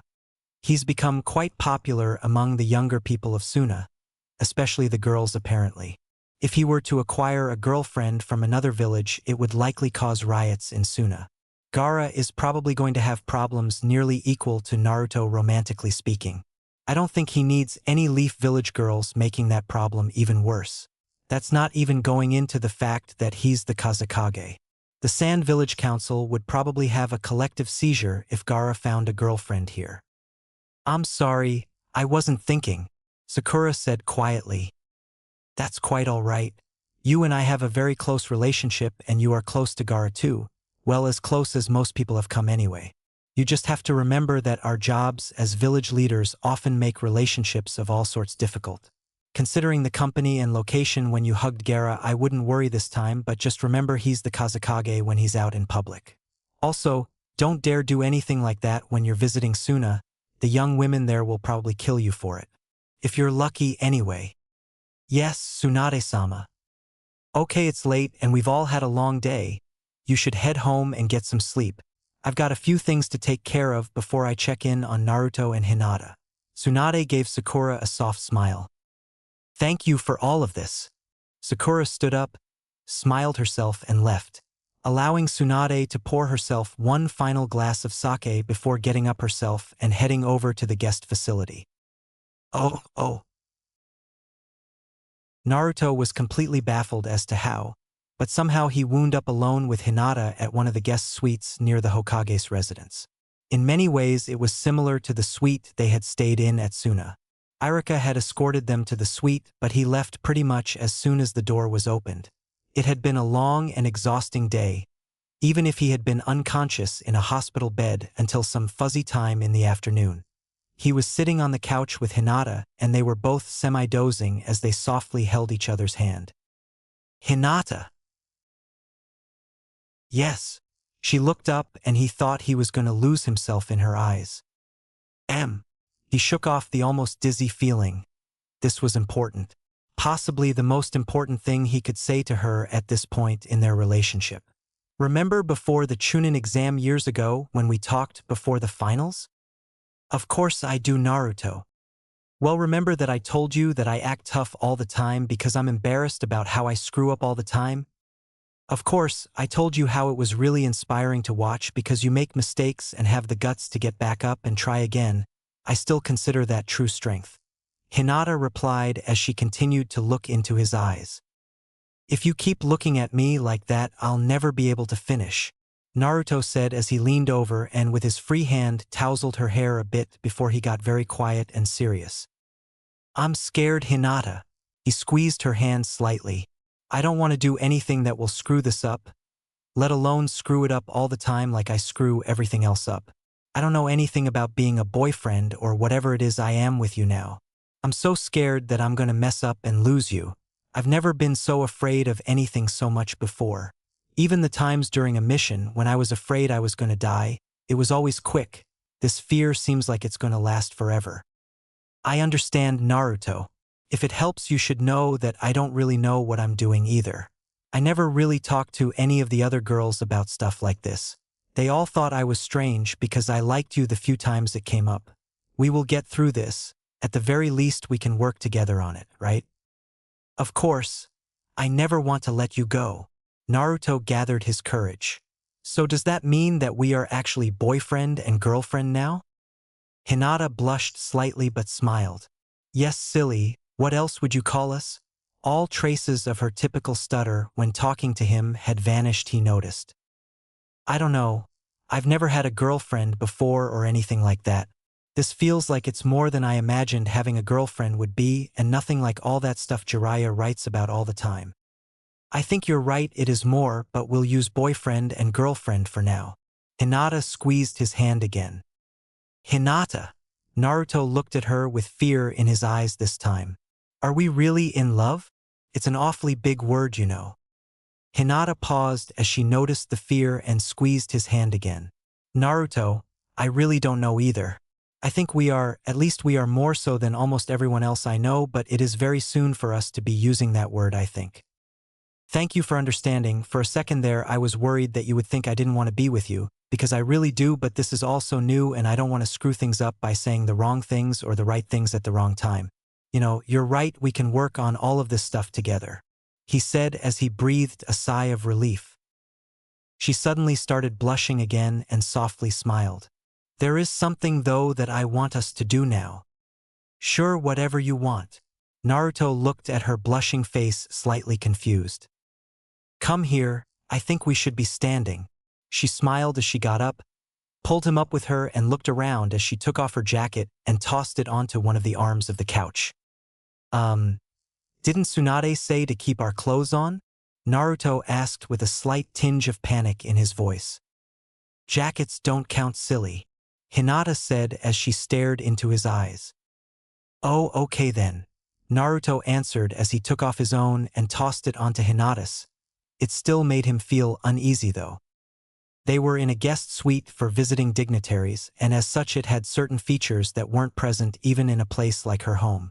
Her eyes locked onto a fountain in one corner of the main room, It was near the door and set back in its own alcove. Hinata's smile got slightly larger. "That will do quite nicely," she said softly as she led Naruto to stand near the fountain. "What will do?" Naruto said as he began to get nervous. Something was going on and he felt more clueless than he had ever felt before. "Stand right here. Now put your arms around me." She stood in front of him and looked deep into his eyes. She gently reached up to put her arms around his neck. Naruto was feeling strange. Her eyes had become hypnotic and he almost felt that he was drowning in them. Hinata smiled at the slightly dazed expression on his face as she spoke ever so softly, just above a whisper. "Close your eyes and kiss me, Naruto." Naruto somehow knew that he shouldn't say anything now. He closed his eyes, tilted his head to the side and down as Hinata lifted hers up slightly. Although it was a bit clumsy, their lips met and they softly pressed them together. Hinata moved her hands to the back of his head and ran her fingers through his hair, sending chills down his back. Naruto slowly began to caress the small of her back with his left hand to send a slight tingle up her spine. Hinata shifted slightly and grabbed the back of his head and forcefully pressed her lips firmly into his. She ran her tongue between his lips, slowly forcing them to open slightly. Her tongue pressed in and she ran it over the edges of his teeth for a brief moment before going deeper to softly touch his tongue with hers. Naruto's eyes popped open in surprise and he watched as Hinata slowly opened her own. She pulled her tongue back to her own mouth and pulled slightly away to end their first kiss. Naruto was completely stunned. He couldn't think anymore, he just simply seemed to be falling forever into her endless eyes. He swayed slightly and suddenly lost his balance, falling onto his rear end right in front of her. This got a giggle out of Hinata. "Well, I think we didn't screw that up," she said as she continued to giggle. Naruto slowly became aware of his surroundings and realized he was on the floor. He looked up at Hinata, who was still standing over him. He couldn't help but notice that her shirt was short and therefore open at the bottom, and he could see most of her stomach and the edge of her lower ribs. Hinata, could I?" He blushed furiously. Hinata looked down at her boyfriend and saw the intense blush. She suddenly realized that he must be able to see at least part way up her shirt. Although she blushed furiously herself, she was surprised that not only did that not bother her, she actually enjoyed the idea of Naruto looking at her like that. So although she put her hand over the edge of her shirt, it wasn't done as fast as it might have been otherwise. "What was that, Naruto?" she asked. "Well, could I see the scar?" he asked in a final rapid burst of words. "Oh, of course, Naruto." Part of her was disappointed that he didn't ask to see more, but she knew there would be plenty of time for that kind of stuff later. She slowly lowered herself, bending her knees slightly, and lifted her shirt slightly to expose her lower rib cage. She did keep her shirt tightly against her body though. She figured she had a whole inch of a safety margin before this would cross the line sexually, well, maybe a half inch. She smiled softly. It was nice to think of without worrying. After all, in every way that she thought really mattered, he belonged to her now, as she belonged to him. Naruto cautiously reached up and touched a small spot that had a few flecks of scar tissue. "Is this it?" "Yes, careful though, that tickles a bit." "It doesn't look like much of a scar though." Tsunade said it had healed extremely well. "What about your back?" "Supposedly there's even less scar tissue back there." "Can I see that too?" "Yes, silly." She giggled again as she turned around and lifted the back of her shirt for him. Naruto blushed furiously and thought he was going to fade out again as he spotted the lower edge of the back of her bra. It was a soft lilac or lavender lace that perfectly matched her eyes when they weren't the complete white like the times she was using her Byakugan. Burying those thoughts before they could really start, he reached out again and softly circled a small spot on her back with his index finger that he thought had a fleck of scar tissue. "Is this it?" he asked. Hinata giggled a little more. "Yes, and stop that, it tickles." Naruto was seized by a sudden impulse. He put his hands on her hips and while pulling her back slightly, he craned his neck a bit and reached out with his lips to softly kiss the single speck of scar tissue. Hinata squealed and jumped up out of his grasp, spinning around to face him. Her cheeks flashed crimson. "Hey!" That really tickled, she said, but with a large soft smile as the color of her blush faded to a soft red. Well, I figured it's a boo-boo that I could kiss and make it all better. He grinned wildly as their eyes locked. If you want, I could stop kissing you. Don't you dare even think that, Naruto-chan. She smiled, knowing he was simply teasing her and she could tease him back. Naruto-chan? Aren't I a little old for that? Naruto was somewhat stunned. Well, I guess so. Hinata smiled with a slightly evil look. Maybe you should just think of yourself as my little Naruto-chan. Hinata-chan. See, it's okay for you to use it. But you're a girl. So you finally noticed after all these years. Well, I guess I really am a little on the dense side, he muttered while his cheeks colored slightly. How about I just call you Nachan? Maybe Naru-chan. Hinata's grin grew into a full smile. Well, that's certainly a bit better, but isn't it a little intimate? Naruto began to blush brighter. Do you see anyone else here? Hinata's own smile grew as her voice took on a husky, sultry edge that he had never imagined could come from shy little Hinata, but that didn't stop it from sending chills throughout his body. You know, I vaguely remember that you were a shy girl who had a lot of trouble talking, he finally said after staring at her for what seemed to be hours. Naruto. Hinata suddenly became serious as she reached down and took Naruto's hand in her own. I think that was only because I was afraid that if I said something wrong you wouldn't like me. Now that I know that's nothing to worry about, I'm not afraid of that anymore. Even my stutter is gone. You know, I think it'd be a good idea for you to get up off the floor. I don't know about that. I'm not sure if my legs work yet. Maybe you should come down here. He tugged slightly on her hand, but she resisted. I don't think so. I'm sure you can stand.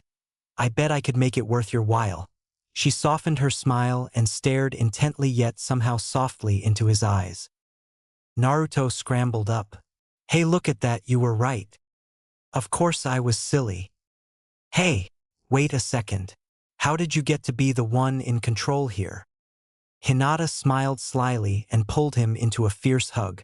She wasn't sure if she should continue teasing him or kiss him again. Before she could decide, his stomach growled rather noisily. Looks like I'm not in complete control after all. She laughed. I guess we should check the kitchen, he said. A short walk later found them in the small kitchen. Naruto thought it was huge, while Hinata thought it was cute. Separating to rifle through the cabinets, Naruto quickly found a nice stockpile of instant ramen. Hey, it looks like someone knew we were going to be staying here, he said with one of his big smiles. Tsunade-sama is very good. Hinata looked over her shoulder and rolled her eyes at the stockpile of ramen. Don't even think that you're only eating ramen. Naruto's eyes grew wide in shock for a brief moment until he remembered that Hinata was a very good cook. Well, as long as you're doing the cooking. Hinata grabbed a small pot, filled it with water and set it up on the stove to quickly boil. I don't think having a cup will hurt your appetite and it will tide you over until I whip up a quick meal, she said with a smile. A half-hour later they were back on the couch. Naruto had finished both his single cup of ramen along with a rather large amount of food that Hinata managed to cook up surprisingly quickly. It had all been simple fare, mostly rice and some noodles along with a bit of chicken. She knew in this case volume was probably the most important factor. If he was starving after 8 bowls of ramen a mere 4 hours or so earlier, she figured it didn't really matter what she cooked as long as it was hot and plentiful. Sitting on the couch together in a slight daze proved that she had been right. A wave of exhaustion passed over both of them, and before either one of them realized what had happened, they were both lying on the couch together fast asleep. Naruto was up against the back of the couch with one arm under his head and the other wrapped around Hinata holding her hand. About 5 minutes later, the door opened to reveal Tsunade, Kurenai, and Shikamaru, who was carrying a suitcase. Isn't that cute? Tsunade said softly as she spotted Naruto and Hinata fast asleep cuddled up on the couch. Should we wake them up? Kurenai asked, also in a quiet voice. I think we can leave them like that. Shikamaru, get a blanket and pillow from one of the rooms, please. Tsunade said as she walked over to the couch. They didn't even take off their shoes. Tsunade rolled her eyes as she gently took off first Hinata's and then Naruto's shoes. Neither of them so much as stirred at this. Tsunade, seeing Shikamaru return, took the pillow and stuffed it under Naruto's head. He mumbled something incomprehensible as he shifted slightly and pulled the pillow further under his head without waking up. His slight shifting though caused Hinata to slowly open her eyes. She looked around a bit and almost closed them before she realized who was standing in front of her. Her eyes snapped open so widely that Tsunade worried they might actually fall out of the poor girl's head. Hinata inhaled a sharp gasp of air, and her whole face burned with a nearly glow in the dark crimson. Before the young girl could jump up though, Tsunade firmly grasped her shoulder. "Sure, you'll wake up, Naruto, just relax. Everything is fine. Remember, Kurenai-sensei will be in the next room," Tsunade said very softly. Hinata's eyes darted from Tsunade to Kurenai to Shikamaru before she tightly closed them and slowly reopened one of them. Seeing that the three were still there, she sighed and opened her other eye. Tsunade took the blanket from the grinning Shikamaru and draped it over the two of them. Without another word, Tsunade and Shikamaru left, and then Kurenai went off into one of the bedrooms after a smile and a wave. Hinata lay there for several minutes, still unsure whether or not she had imagined the whole thing. She smiled as she shifted slightly, pulling one of her arms out from under Naruto's and laying it back down on top of his arm. Reaching over with that hand, she completely enclosed his hand that she had been holding with her other hand with both of her hands. With a soft sigh, her smile deepened, and a few minutes later she was fast asleep. Ch10. Naruto woke up a few hours later to a pins and needles sensation in his left arm. He was pretty groggy and forgot where he was for a moment. As he opened his eyes, the first thing he noticed was a mass of black hair that had a bluish sheen to it that really stood out in the dim light. His heart skipped a beat as he realized he had been sleeping with Hinata on the couch. The nervousness didn't last long, as the smell of her mixed with her lilac perfume invaded his consciousness and immediately calmed him. Still, he couldn't stay like this. With the utmost care, he slowly extracted his hand from both of hers. He then carefully lifted his arm that she was using as pillow and pushed the pillow he had been using into the space his arm. He then slowly pulled his arm out, leaving her resting on the pillow. Using the skills he acquired climbing trees and walking on water, he stood on the arm of the couch, shuffling around their jackets, and slowly walked around the arm until he was able to step onto the floor and walk normally. He glanced at Hinata, who seemed a bit agitated but was still asleep. He started shaking his arm and running it through a few stretching routines. Looking back across the common area, there were actually 2 couches and 4 chairs in the center of the common area, with a decent-sized coffee table in the middle. Looking around some more, and he noticed there were several doors off of the common area. 2 near the front door were across from the fountain. That was something he would remember to the end of his days, he knew as he smiled. He slowly and quietly walked over and opened the first door and found a decent-sized closet. Something seemed odd, and he had felt uneasy as he walked towards that first door, but it faded slightly as he took a step closer to Hinata. The link. He had almost forgotten about it. He walked back to the couch, gathered up the 2 jackets, and hung them properly in the closet. Rubbing his eyes, he checked the next door and was stunned to see a nice-sized hot tub. He was no longer absolutely sure of Tsunade's motives, but he certainly wasn't going to complain. Looking back over the major part of the common area, he counted 4 more doors, 2 on each side, and then noticed a 5th across from the kitchen area next to the eating area. He hadn't noticed earlier, but the table was pretty big and had 8 chairs. That area was really just an extension of the common area. The door closest to the fountain was open, so he decided to check that first. As he quietly peeked in, he was surprised to see Kurenai-sensei fast asleep in the first of 2 large beds. Carefully, he backed out, afraid that he would wake her up. He should have known better. Even though he didn't see them due to a simple genjutsu Kurenai had invoked, her eyes were open and she was watching him intently. He checked the room next to Kurenai's and found another bedroom with 2 large beds and its own set of doors. Checking those 2 doors, despite the growing feeling of unease, he discovered a bathroom and a closet. Walking across, he checked the other 2 and they were basically the same.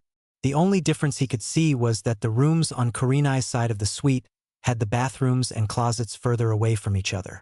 Kurenai's bathroom and closet were actually up against the fountain, and the other room on that side, the bathroom and closet, were up against the kitchen. The rooms on the other side, though, had what had to be the bathrooms and closets between the two rooms. Naruto wasn't about to go and check just to be sure, since he worried that the uneasiness he felt would also be felt by Hinata, and he didn't want to wake her. Looking through the last door, which was luckily open, from the coffee table area, he saw what looked like a meeting room with the edge of what looked like a large table, and he spotted some chairs. He went back to the room between Kurenai's and the kitchen. Going up to the first bed, he pulled back the covers. He then headed back to Hinata and very carefully hooked one arm under her knees and the other behind her neck across her shoulders and slowly picked her up. Hinata's free arm dangled for a moment before she murmured something he didn't understand, and she actually reached up to grab his shoulder without waking up. Naruto carefully walked her to the bedroom where he had pulled the covers back and carefully put her down on the bed and slowly pulled the covers back over her. He quietly left the room and headed to one of the empty ones on the other side of the common area. Every step he took away from her made him more and more apprehensive. As he opened the door on the other side of the common area, he actually felt an odd sort of tug back to Hinata. He suddenly froze as he heard her shuffling around, and he realized she must be feeling this tugging as well. Damn! He cursed quietly but still intently. He gauged the distance of all the beds in relation to each other in all the rooms. Cursing under his breath again, he realized there was only one solution to his problem if he was going to get any decent sleep in a bed instead of staying on the couch. With a nervous gulp, he headed back into Kurenai's room, using every bit of stealth at his command. Sneaking past the apparently sleeping Kurenai, he pulled the covers back on the second bed next to the one he thought Hinata-sensei was sleeping in. Again, drawing on every ounce of stealth in his being, he snuck back out and headed back to the room where he left Hinata. Carefully pulling back the covers again, he picked her up again and softly brought her into the room with Kurenai and carefully put her in the second bed and pulled the covers over her again. He looked down at his girlfriend sleeping and tenderly brushed her hair away from her eyes.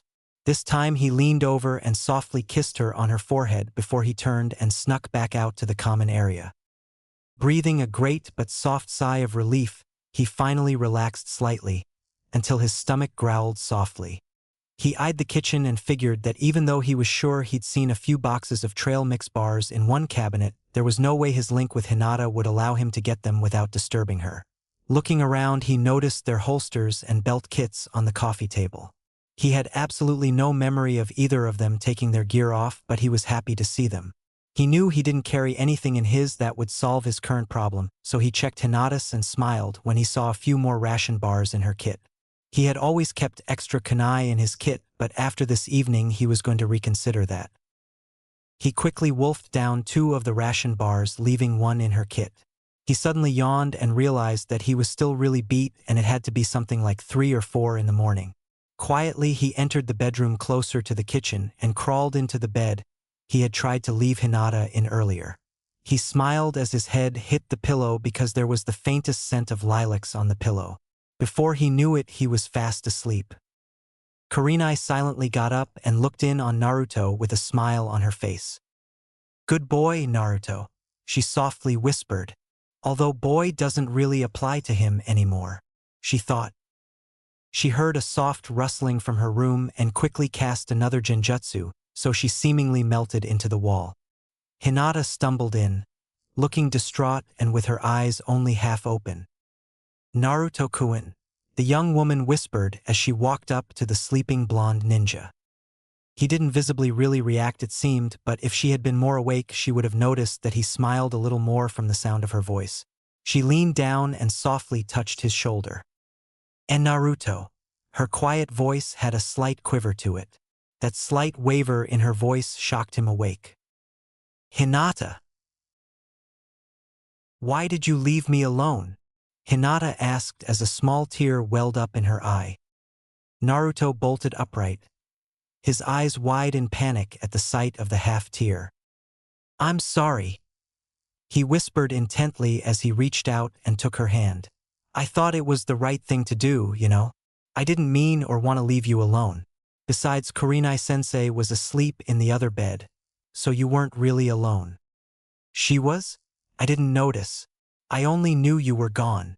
Hinata hesitated for a moment before asking, "Can I stay with you, please?" "Oh!" Naruto's eyes grew wide in shock and a small bit of fear. As he looked at her standing there in the semi-darkness on the verge of tears, his heart melted, and he gave her the only answer he could. "Of course you can. You can do whatever you want." "Thank you, Naruto-kun," she said as she climbed into the bed with him. "Besides, I thought we already established that you're the one in control here."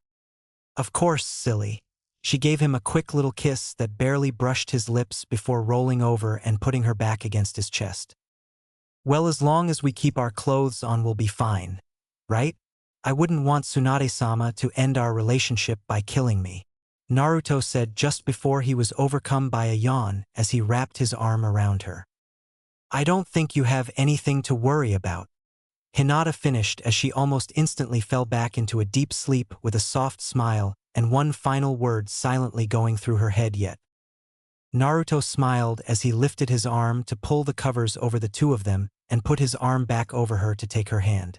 This time having a bit more space and each having their own pillow, he knew he didn't have to worry about his arm falling asleep again.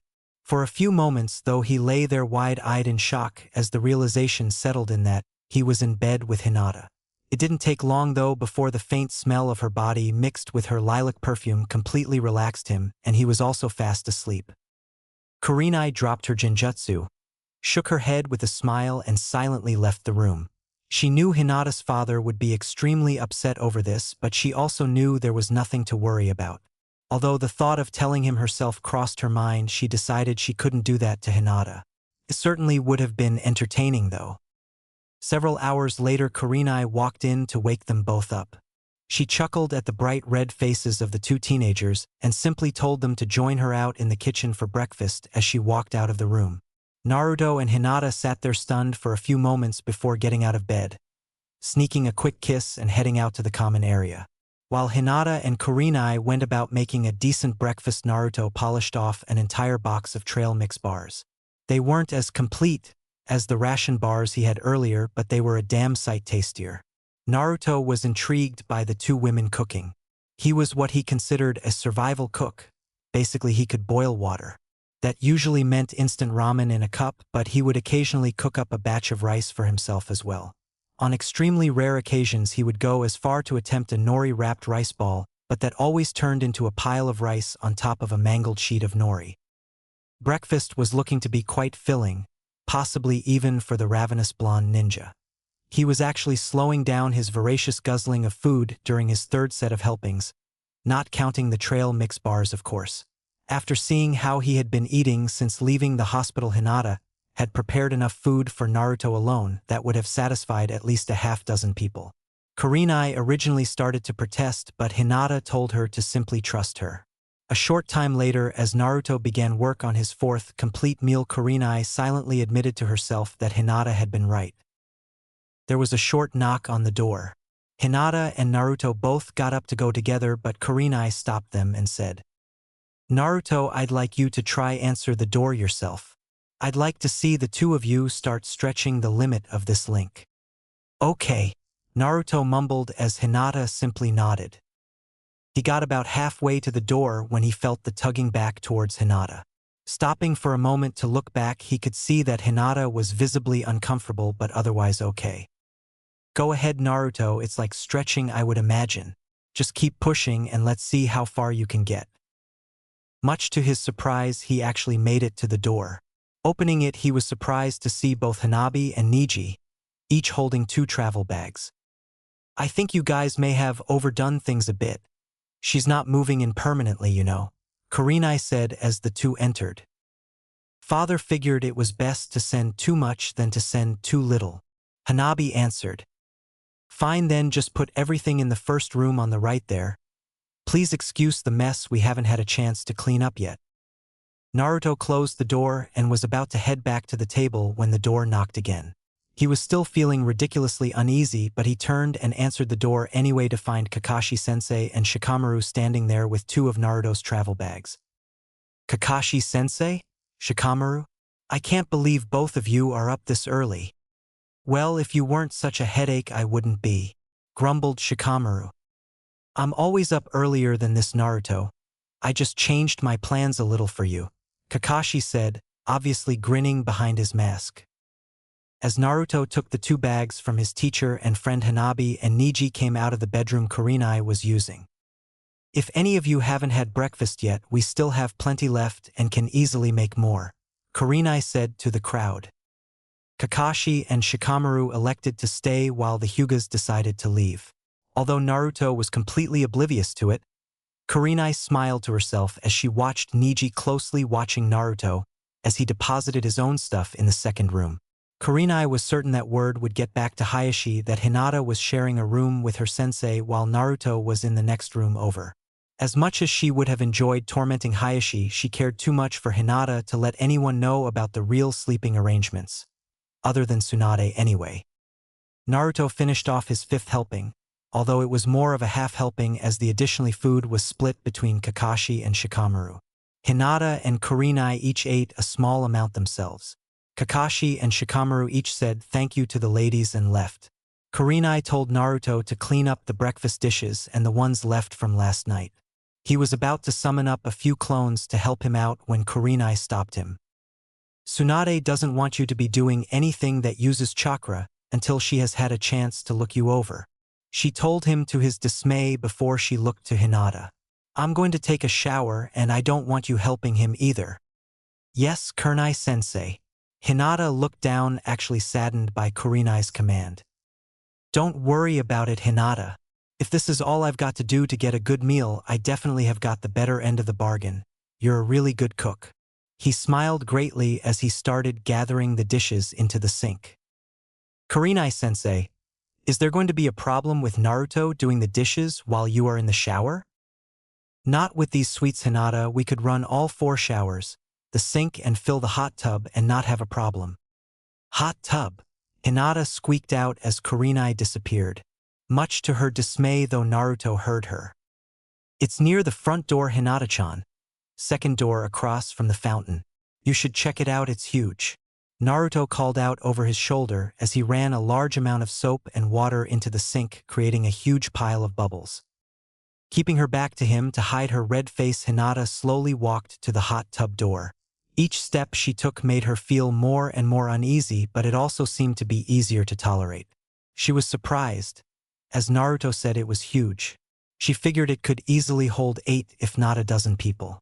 She wasn't sure if she was ready to deal with something like this in any way involving Naruto just yet, though.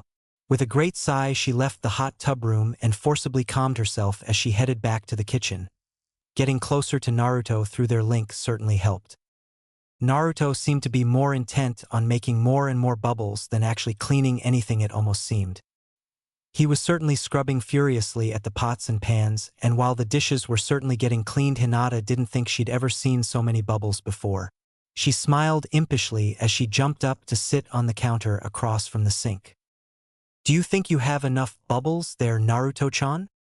Naruto froze for a second before slowly turning around with a large-eyed, hurt puppy dog expression. Sticking his lower lip out as he tilted his head down so he seemed to be looking up at her, he said, I thought you weren't going to use that anymore, Hinata-chan. Trying desperately hard not to smile, he made his eyebrows quiver just a bit. Hinata felt as though her heart was melting at the sight of Naruto pouting. Jumping off the counter, she nearly flew the 3 feet to him to grab him into a great hug. I'm sorry, Naruto. I didn't mean to hurt your feelings.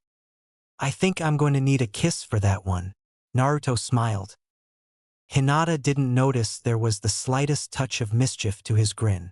As she pulled him down to her lips and began to seriously kiss him, he almost completely forgot what he intended to do, but his inner prankster wouldn't let go. As he brought his arms from behind his back, Hinata never saw that both of his hands were full of soap bubbles. He softly deposited them on top of her head and proceeded to lower his arms to encircle her into a hug of his own. For a moment, he completely forgot about the bubbles and lost himself in her kiss. Unfortunately, it didn't last long before a small stream of bubbles slowly flowed down her hair and slid over to her cheek. Hinata's eyes sprung open as she felt the warm water and soap. She struggled a bit since Naruto had pinned her arms within his own, but he was too distracted to remember he was supposed to keep her arms trapped. Reaching up, she felt the large amount of bubbles on her head, and she pulled back, ending their kiss. "Why you?" she said ominously. She suddenly pushed him away so he was back up against the sink. Backing up herself a bit, she suddenly jumped forward and actually jumped on top of him, grabbing his hips with her knees and wrapping her arms around his neck. Naruto was stunned into complete passiveness as once again she locked her lips onto his, and this time she drove his lips apart forcefully with her tongue before she suddenly switched to softly running her tongue along his. She grabbed the edge of the sink and pulled while pressing him down with her kiss. Letting go with one hand, she quietly began to pile more and more of the suds onto his head. His blonde hair was completely covered and suds were beginning to run down his back before he began to realize what was happening. As his eyes popped open, she took a final handful and deposited it on his chin, running her suds-filled hand down his throat and to his chest before she jumped down and started laughing loudly. "I can't believe that you're as bad as I am." Naruto realized that he must have much more bubbles than Hinata. "Forget that I think you're worse than I am. I think you're going to get a lot more bubbles now." Naruto grabbed her waist and picked her up and started to turn, fully intending to deposit her completely into the sink. Hinata actually squealed and started giggling because at that very moment as she went to grab him, she discovered that in some spots Naruto was extremely ticklish. Naruto had to let go with one of his hands in an attempt to grab the edge of the sink so he wouldn't fall down as Hinata's tickling drove him to laugh hysterically. Unfortunately, he grabbed a pot that he had already cleaned but hadn't finished rinsing the soapy water out of. With a sudden crash, he lost his footing, falling to the floor while pulling the half-full pot of warm soapy water on top of them both. Naruto wound up flat on his back with Hinata sitting on his stomach while one of her hands was on his chest. Both of them were completely soaked and bubbles were spreading out across the floor. "Hinata, when I told you not to help him, I didn't mean you should get creative about it and start washing him instead of the dishes," Kurenai said rather loudly as she was suddenly standing over them with her hair in a towel. The two teenagers began to blush as they realized just how bad their situation must have looked. "Hinata, you're wearing a white shirt. Get off of him and go get cleaned up now." Kurenai didn't quite yell except for that last word at the young woman, but it was close. Naruto hadn't noticed before, but once Kurenai mentioned the white shirt, he couldn't help but to look down from Hinata's eyes. Not only was Hinata's shirt completely translucent, but the lavender lace of her bra that he had caught a glimpse of the night before was only used for the back support and straps. The cup material itself was extremely sheer. Although the water had turned the material of her bra to a somewhat darker, almost blue color, the sheer material was also very translucent. Naruto could easily see that Hinata's nipples were very erect and the darker flesh around them was impossible to miss. They both felt their faces burn with embarrassment. Hinata gave a high-pitched squeak, leaped off of Naruto and vanished into Kurenai's room, slamming the door shut as she flew past it. Naruto was so completely stunned that his brain had basically shut off and he just lay on the floor blinking with his mouth slightly open. "Naruto, get up," Kurenai said as he lay there. When he didn't move, she continued, "Great, just great." Kurenai picked up the pot and stepped over Naruto, quickly rinsed the soapy water out of it and filled it with cold water. She decided to give him one more chance. "Naruto, come on. Get up now or you're going to regret it." Naruto was still in shock and simply continued to blink. Kurenai shrugged and dumped the pot of cold water on top of him. Naruto started sputtering as he sat up, still blinking though. "Go on." Naruto get showered and changed. "We've got to see Tsunade." About 20 minutes later, the three of them left the guest facility and headed off to the Hokage Tower. Kurenai quietly smiled as they left and walked to the Hokage's office. Naruto and Hinata were also very quiet as they stole small smiles from each other as they walked the streets hand in hand. Ch11. Naruto, Hinata, and Kurenai arrived at the Hokage's office in short order. Kurenai had Naruto and Hinata wait outside while she went in to talk to Tsunade. "Great, just great," Naruto muttered. "What's wrong, Naruto-kun?" Hinata asked. "I bet Kurenai-sensei is giving Granny Tsunade a full report about us." "Well, Tsunade-sama already knew that we fell asleep together on the couch." "What?" Naruto's eyes grew wide as his mouth fell open. She was with Kurenai-sensei when she arrived last night. Oh, and Shikamaru was there as well. Shikamaru too. Great, as if it wasn't bad before. Now it's just a matter of time before everyone knows. Would that really be a bad thing? Hinata said as she looked down sadly. Sensing something was wrong, he looked over to see the sadness in her face. Hinata, I would like nothing better than to let everyone know that we are a couple now.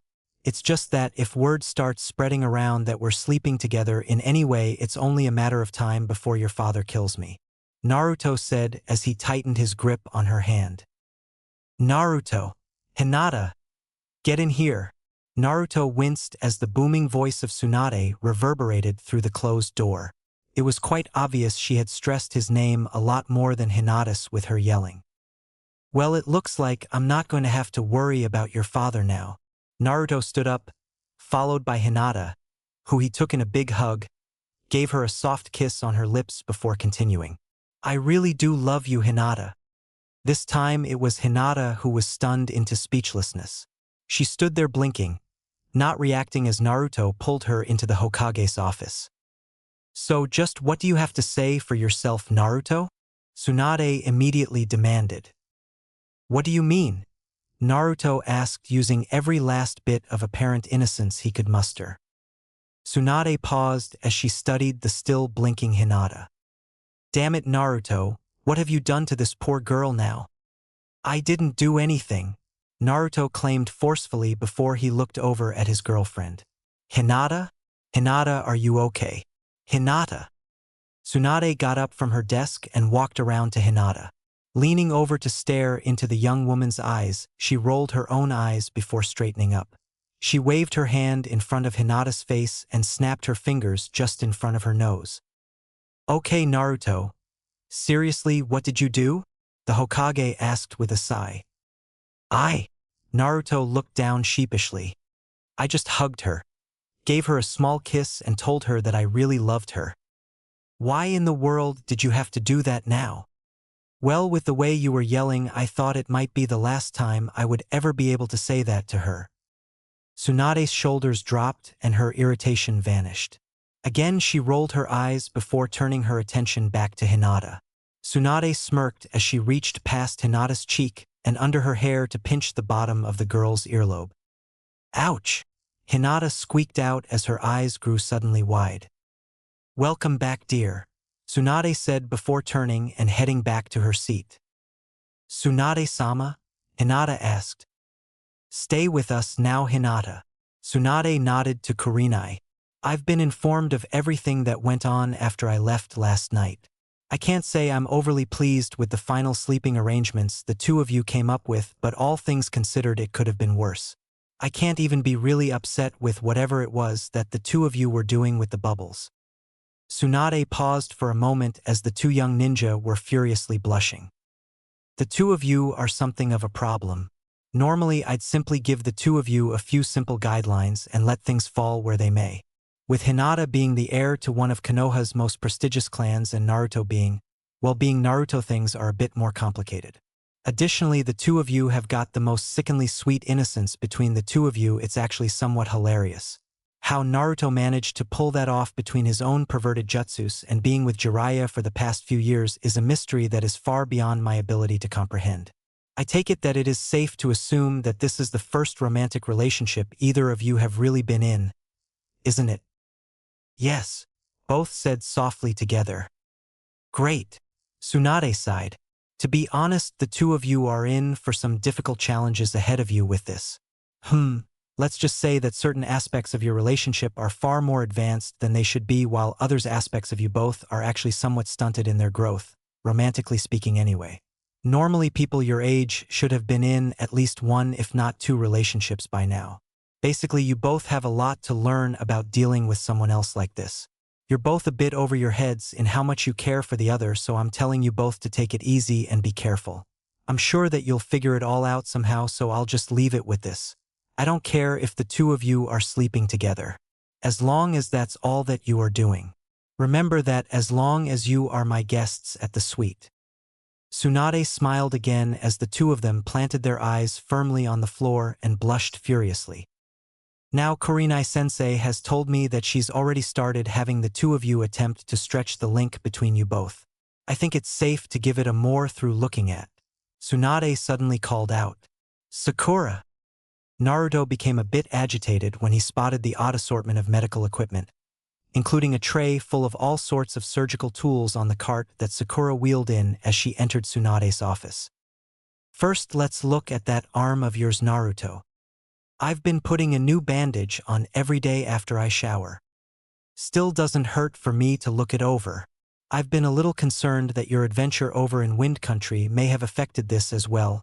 I only gave it a cursory glance while you were in the hospital. Tsunade unwrapped the lengthy bandage covering almost all of Naruto's right arm. He had been wearing one every day, and since the itching had subsided he could almost forget it was there at times. Tsunade hummed slightly as she took his arm in her hands and looked over the reddened skin. The numerous cuts were still healing too slowly for her tastes, but at least the recent battle and his latest stay at the hospital hadn't made anything worse. It didn't take long for her to be satisfied and wrap up his arm herself. Well, it could be better, but at least it doesn't seem to be any worse. Tsunade looked around and sighted her young apprentice. Suddenly she remembered her conversation with Sakura. Sakura, you can head back to the hospital now. I don't think you'll be needed for the rest of this. Of course, Tsunade-sama, the pink-hair Kunoichi said quietly before leaving. Let's see about this link. Hinata, I'd like you to keep watch on it with your Byakugan. Of course, Tsunade-sama, Hinata said before calling out, Byakugan. Generally, most links similar to this can be severed with a bit of chakra from a medical specialist. After going over the scrolls Naruto commandeered, I've got a feeling that this one isn't going to be a typical chakra link. Tsunade gathered up her own chakra and felt for the thread. Sensing it after a brief search, she concentrated a burst of chakra from her hand that should have been enough to disrupt and cut the thread. She felt a flare of energy and pulled back her hand with a small yelp as her fingers began to tingle. Swanda-sama, are you okay? Hinata asked. I saw the link flare. I'm fine. My hand is a little numb, but I'm fine, Tsunade answered. Tsunade became somewhat suspicious of this odd link. It shouldn't have flared like that. She pulled a chakra-enhanced scalpel from the tray, focused her own chakra into the blade and probed the area with her medical jutsu until she found the chakra thread connecting Naruto and Hinata. Using her own chakra, she grabbed hold of the thread. Brace yourselves, you two. This may be a bit. Well, I don't actually know what's going to happen, so just brace yourselves. She brought the scalpel to bear on the thread, fully intending to sever the link between the two young ninja with a brute force method. As soon as the chakra-powered blade came into contact with the invisible thread, there was a flash of bluish light that had the slightest tinge of red in it.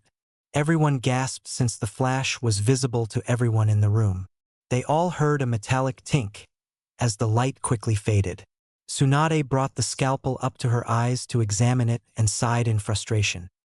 So much for that blade, Tsunade said. She held up the scalpel so everyone could see that the front half of the blade was gone. The severed edge had a mirror finish along the sliver of cut area. Putting the ruined tool back on the tray, she bent down and quickly located the other half of the cutting section of the scalpel on the floor. A quick glance to that showed it had the same mirror finish along the cut as the other piece had. Damn, it looks like we're not severing this link that way.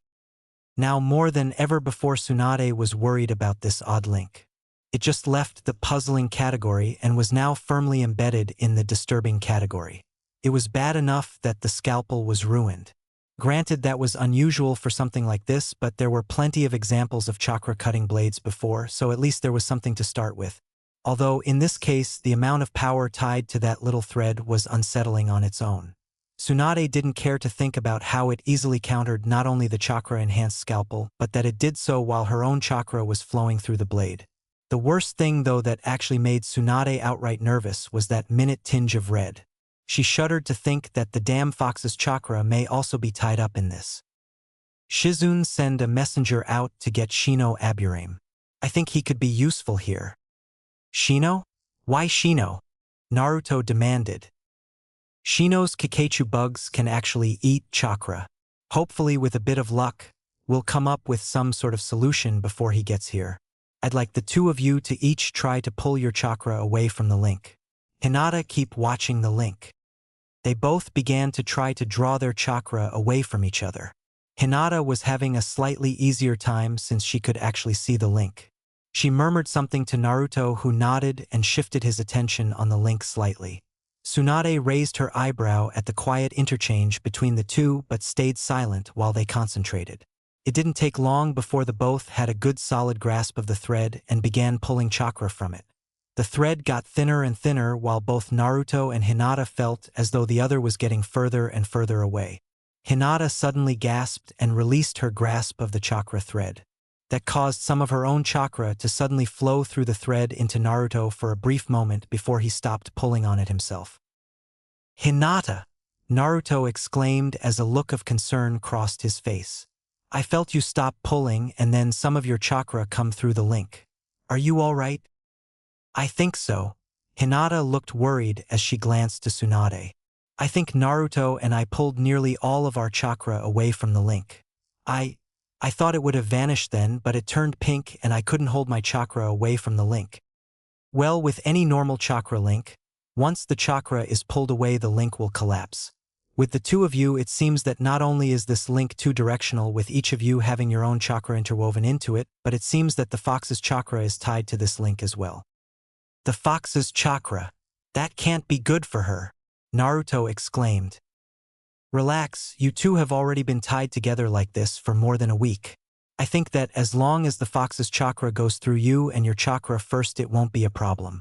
Keep in mind, though, that for most people the chakra of the nine-tailed fox would likely act as a poison, so don't go trying to push too much chakra through that link to Hinata. If the link is actually permanent, I would think that Hinata would develop her own immunity to the fox chakra, much like you have Naruto." "Permanent?" Naruto's eyes grew wide as he looked to Hinata. "Your dad really is going to kill me, isn't he?" "Naruto-kun, you worry too much. I am sure that everything will work out," Hinata answered with a reassuring smile. They spent roughly a half hour under the sharp eye of Tsunade trying to manipulate the chakra link between the two of them. They stopped as someone knocked on the door. Shizune opened the door to reveal Shino. "You needed me, Hokage-sama?" the young man asked softly. "Ah, yes, Shino, we've got a bit of a problem here that you might be able to help with your Kikai bugs," Tsunade said. "As you wish," he replied as he nodded to Hinata and Naruto. "Shino-kun, it is good to see you," Hinata said as she bowed slightly.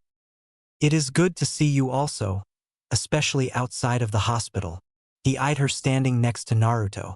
"I take it you two are definitely a couple now?" "Yes," Hinata answered with a smile and a soft blush. "That is good," Shino answered with an unseen smile. "Man, Shino, why do you have to hide so much? I'm still not sure that it's you in there," Naruto said with a grin. Shino's sigh was very audible. The Kikai are more comfortable being out of direct sunlight. "I've seen them plenty of times in the daytime though, and you've had them forever, but you didn't used to cover up that much," Naruto stated. "Yes, they can tolerate bright light, they just prefer to stay in the shadows. I cover up more now because I host more Kikai now." "Oh, I guess all of that makes sense," Naruto said. "Okay, enough, we've got work to do," Tsunade spoke up. "Shino, there's a chakra link between Naruto and Hinata. So far we've had no luck in breaking it. I'd like to see if your Kikai bugs have any effect on it." If you haven't been able to break the link, I don't know if the Kikai will be of much help." "Possibly not, but it doesn't hurt to try. Especially since we've tried most other techniques and haven't had any luck." "That is true."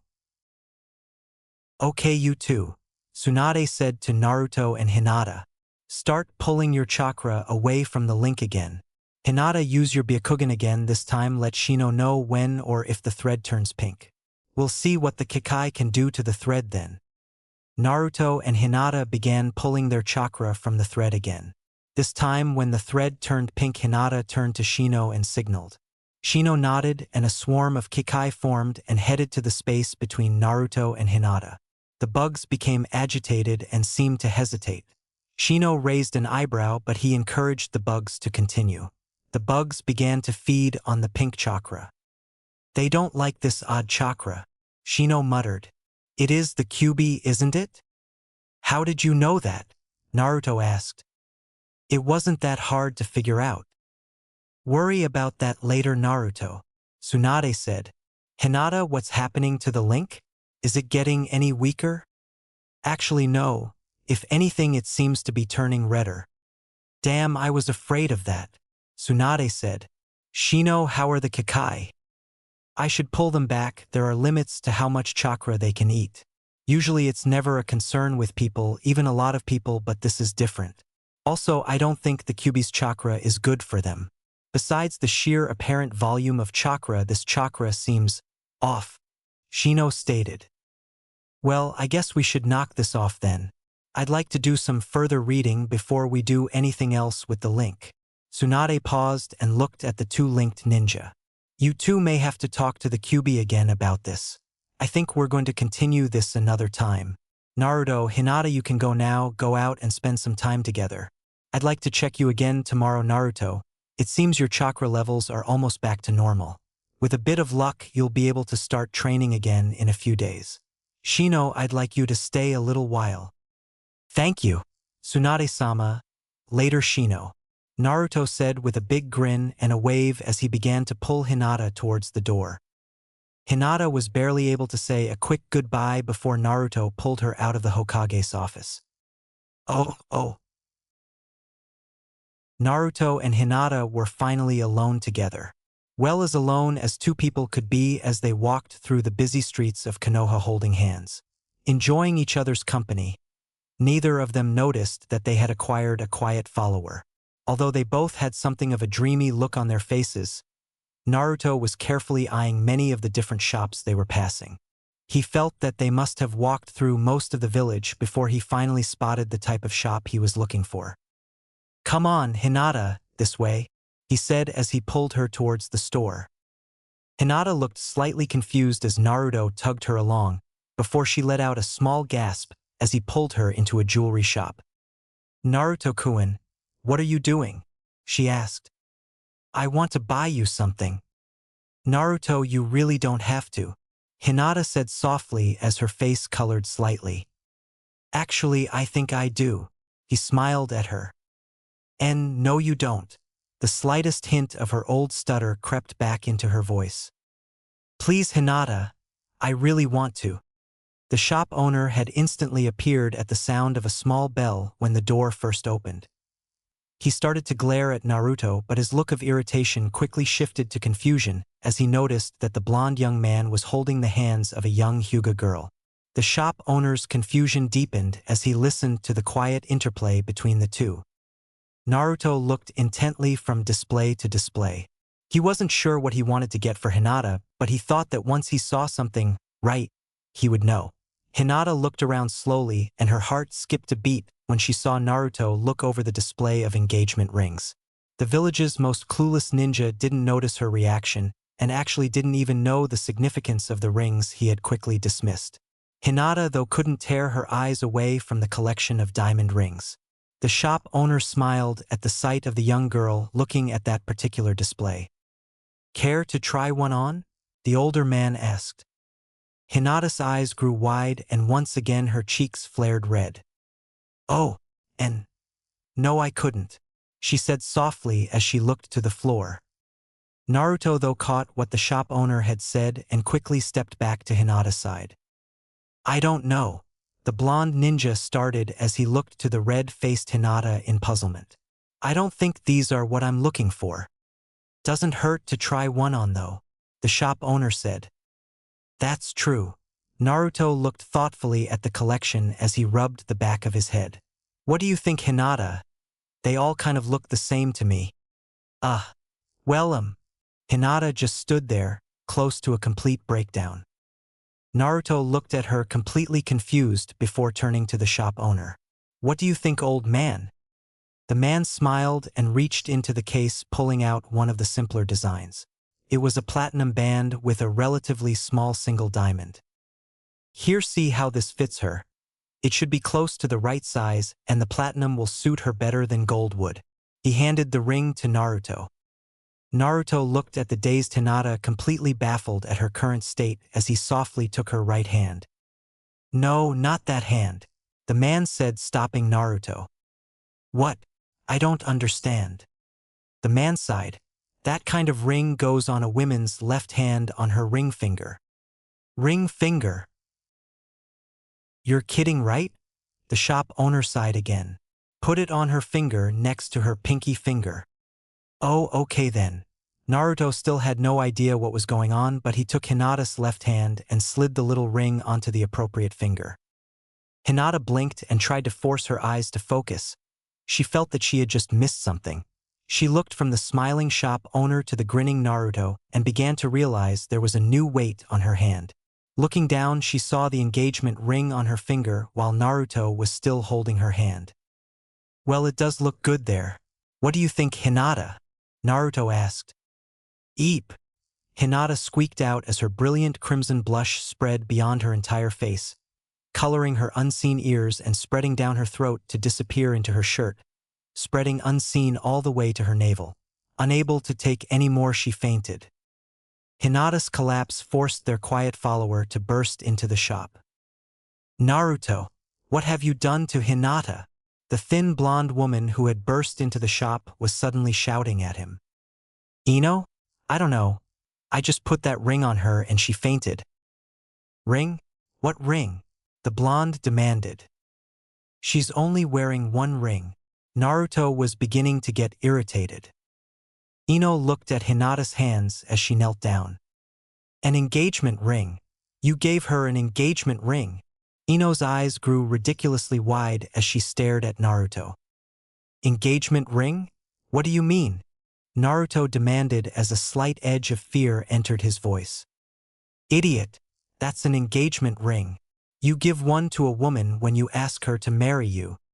But, Naruto's own eyes grew wide. His mouth fell open and his legs gave out on him.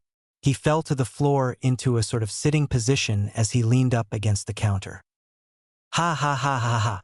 Now that was the funniest thing I've ever seen between a couple."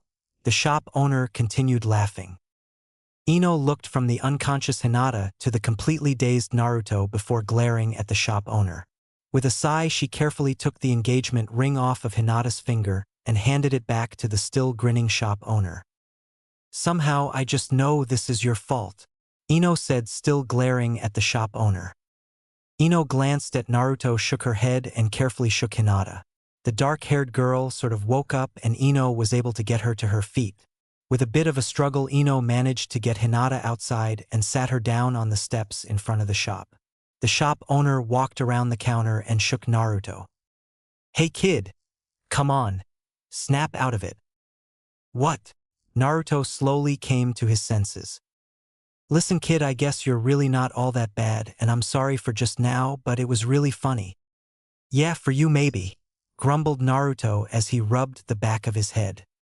"So how long have the two of you been dating?" "Actually only a few days, I guess. It's kind of complicated." Naruto sighed. Come over here then. I think what you were really looking for was something along these lines," the older man said as he helped Naruto to his feet. The shop owner guided Naruto to a display of necklaces that he hadn't gotten to before the engagement ring fiasco.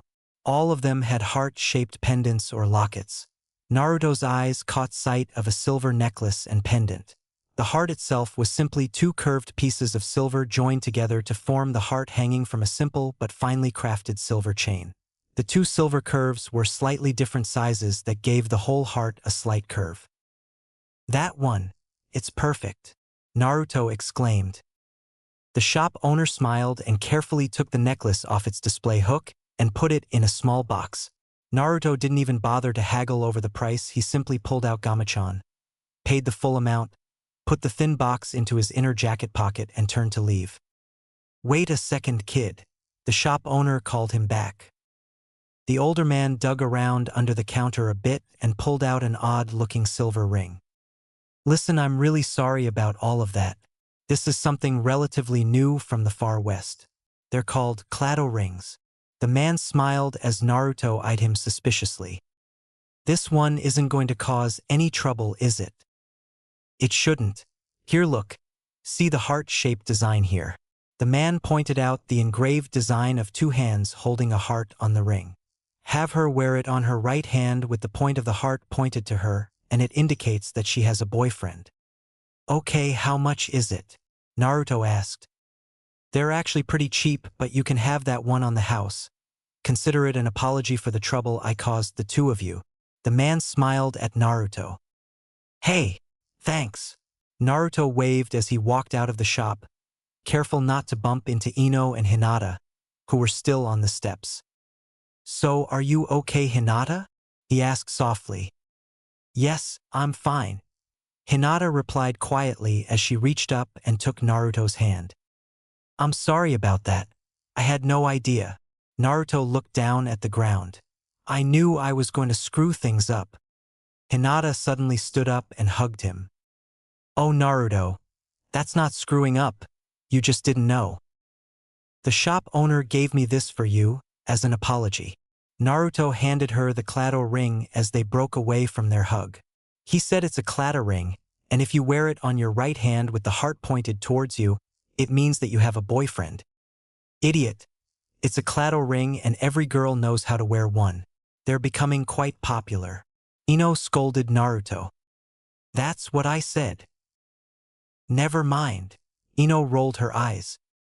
Anyway, the old guy seemed to feel a little bad about the whole engagement ring thing.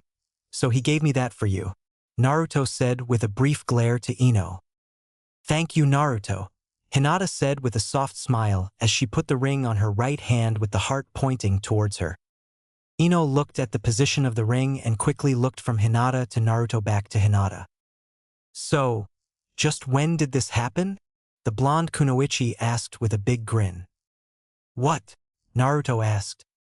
A few days ago, Hinata said with a smile as she reached out and took Naruto's hand to intertwine their fingers. Oh, that, Naruto said with a faint blush. We should celebrate, Ino practically yelled. What? Again Naruto was puzzled. We shouldn't make a big deal out of this, Ino, Hinata said softly. You're kidding, right? Naruto finally figured out that you liked him after all this time and we're not going to celebrate? I don't think so. Ino looked at her two friends as they both kind of mumbled and stared at the ground in obvious embarrassment. The energetic blonde began to realize that a big get-together in their honor probably wasn't the best thing for the two of them.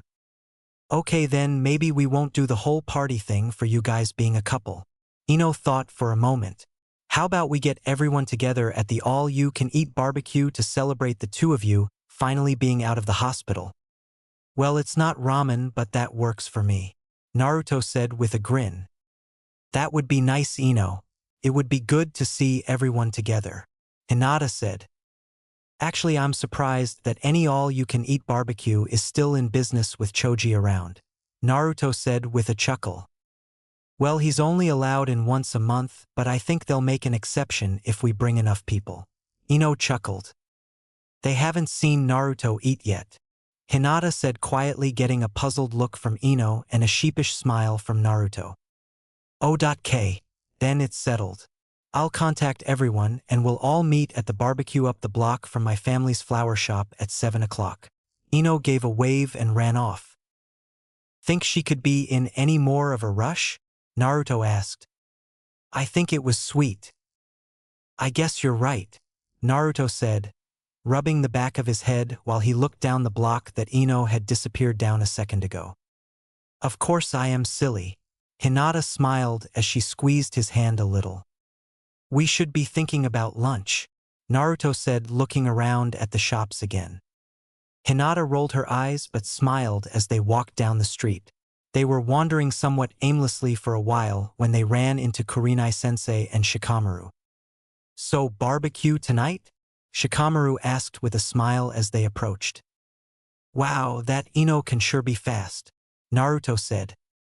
Kurenai-sensei, will you be joining us? Hinata asked. I don't think so, Hinata. I think this is something more for all of your friends than for you teachers. Hinata noticed that Kurenai was fiddling with her wedding ring, and a sadness lurked in her eyes. Letting go of Naruto's hand, she went up to her sensei and hugged her. "You are more than welcome to join us any time, Kurenai-sama," Hinata whispered. "Thank you, Hinata. I'll keep that in mind, but I think this time it's really for all the people around your age." Kurenai whispered back before continuing in a normal voice with a large smile. "So did the two of you get your swimsuits yet?" "Swimsuits?" Naruto asked while Hinata's eyes grew wide with fear. "Yep."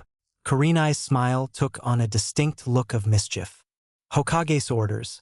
I'm to make sure that the two of you spend at least an hour each evening in the hot tub as long as we're staying at the guest suite.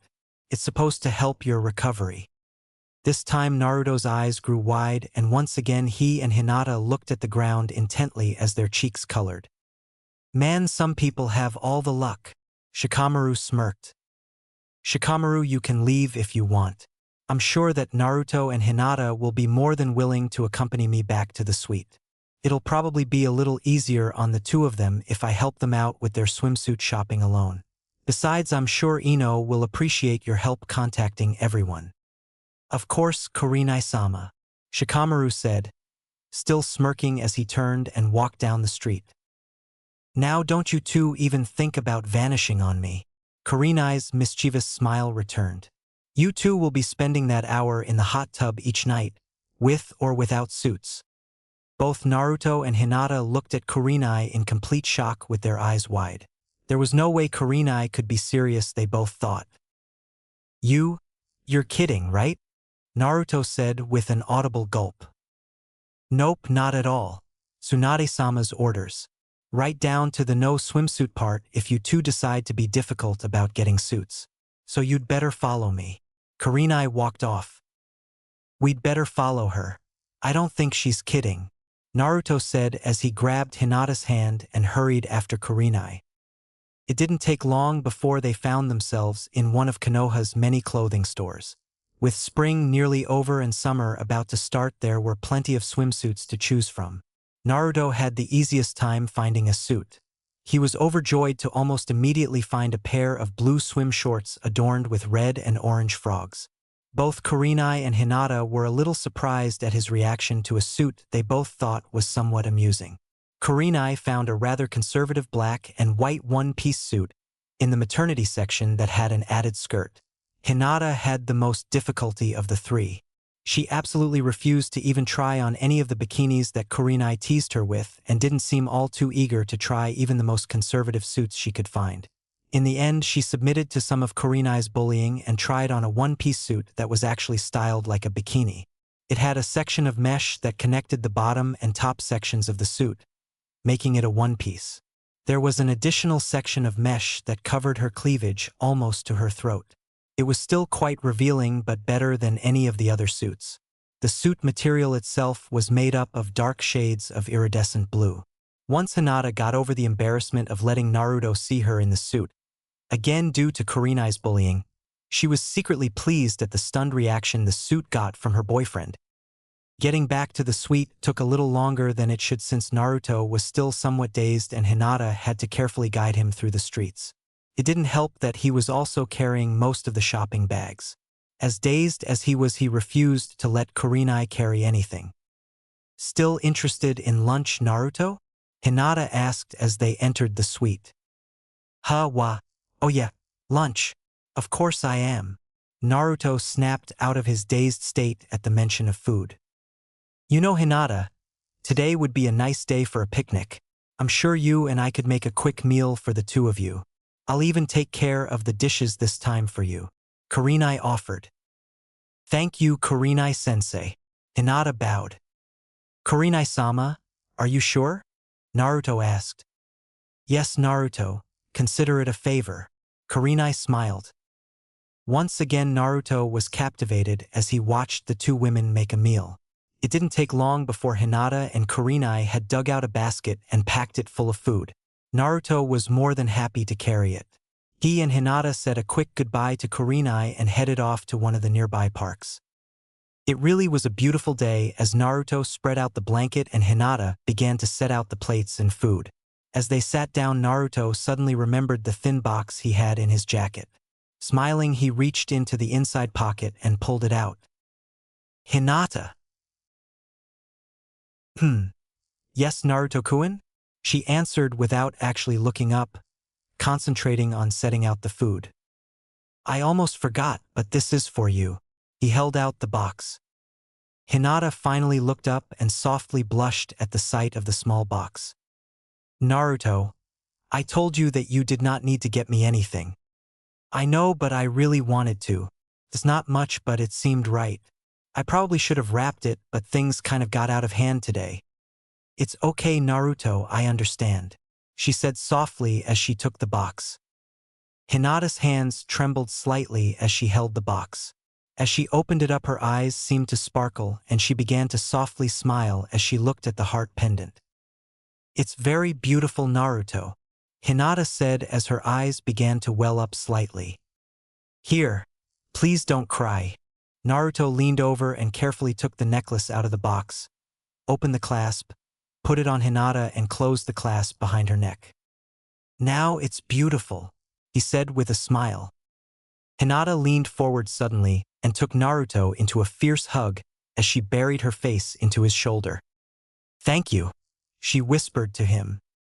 Naruto had been slightly stunned at the intensity Hinata had pulled him into the hug with, but at the sound of her voice, he slowly wrapped his arms around her and returned the hug. Hinata pulled back slightly to look into his eyes.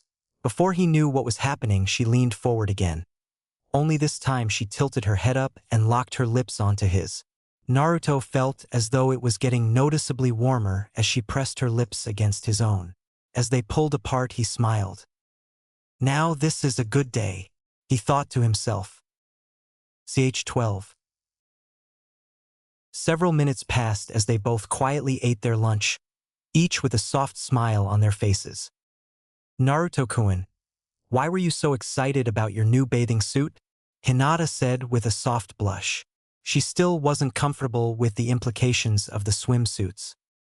Well, not only was it in my favorite colors, it had frogs on it. The orange frogs were especially appropriate, he answered. Orange frogs? Well, toads, actually. I don't understand what's so special about toads. Oh, you didn't know? Toads are my summons creature. You can perform a summons jutsu? That's another Jounin level skill. Hinata's surprise was evident. Yep, I seem to be collecting a lot of Jounin level skills. I'm going to be the most powerful genin to ever walk the earth if I don't make Chunin soon. Naruto laughed. I've even summoned the chief toad a few times. He's a bit cranky sometimes, but he's really cool. Could you show me? She asked shyly. You want to see Gamma Bunta? The chief toad? That's the one the fourth Hokage had with him when he fought the nine-tailed fox. No, I think that would be a bit too much. I just want to see you perform the summons jutsu. Well, if that's the case. Naruto looked deep in thought for a moment. Actually, it's probably a good idea to introduce you to him anyway. The orange-clad ninja mused. Introduce me? Just wait. Naruto concentrated some of his chakra, bit his thumb, performed a series of seals, and as he slammed his hand to the ground, he called out, Kuchiosa no Jutsu. A wave of dizziness washed over him and he staggered slightly. There was a flash of smoke and Hinata's concern from noticing his stagger was momentarily forgotten as she was stunned to see a rather large, not quite 2 meters tall as it crouched toad appear. It was a dark orange, almost red actually with blue markings. It was wearing a dark blue vest and black gloves. The toad was smoking an intricately carved pipe and held a large kunai that was nearly a meter long. Naruto, what's up? Pop said you got into a bit of a bind last week. Everything okay? The large toad spoke much to Hinata's amazement. Naruto shook off the dizziness and kind of bounced back into his normal exuberant self. Things are great. Couldn't be much better, in fact. I wanted to introduce you to my girlfriend. Gamakichi, this is Hinata. Hinata, Gamakichi, he's actually one of my best friends. I am very pleased to meet you, Gamakichi-san, Hinata said as she stood up and bowed before the large toad.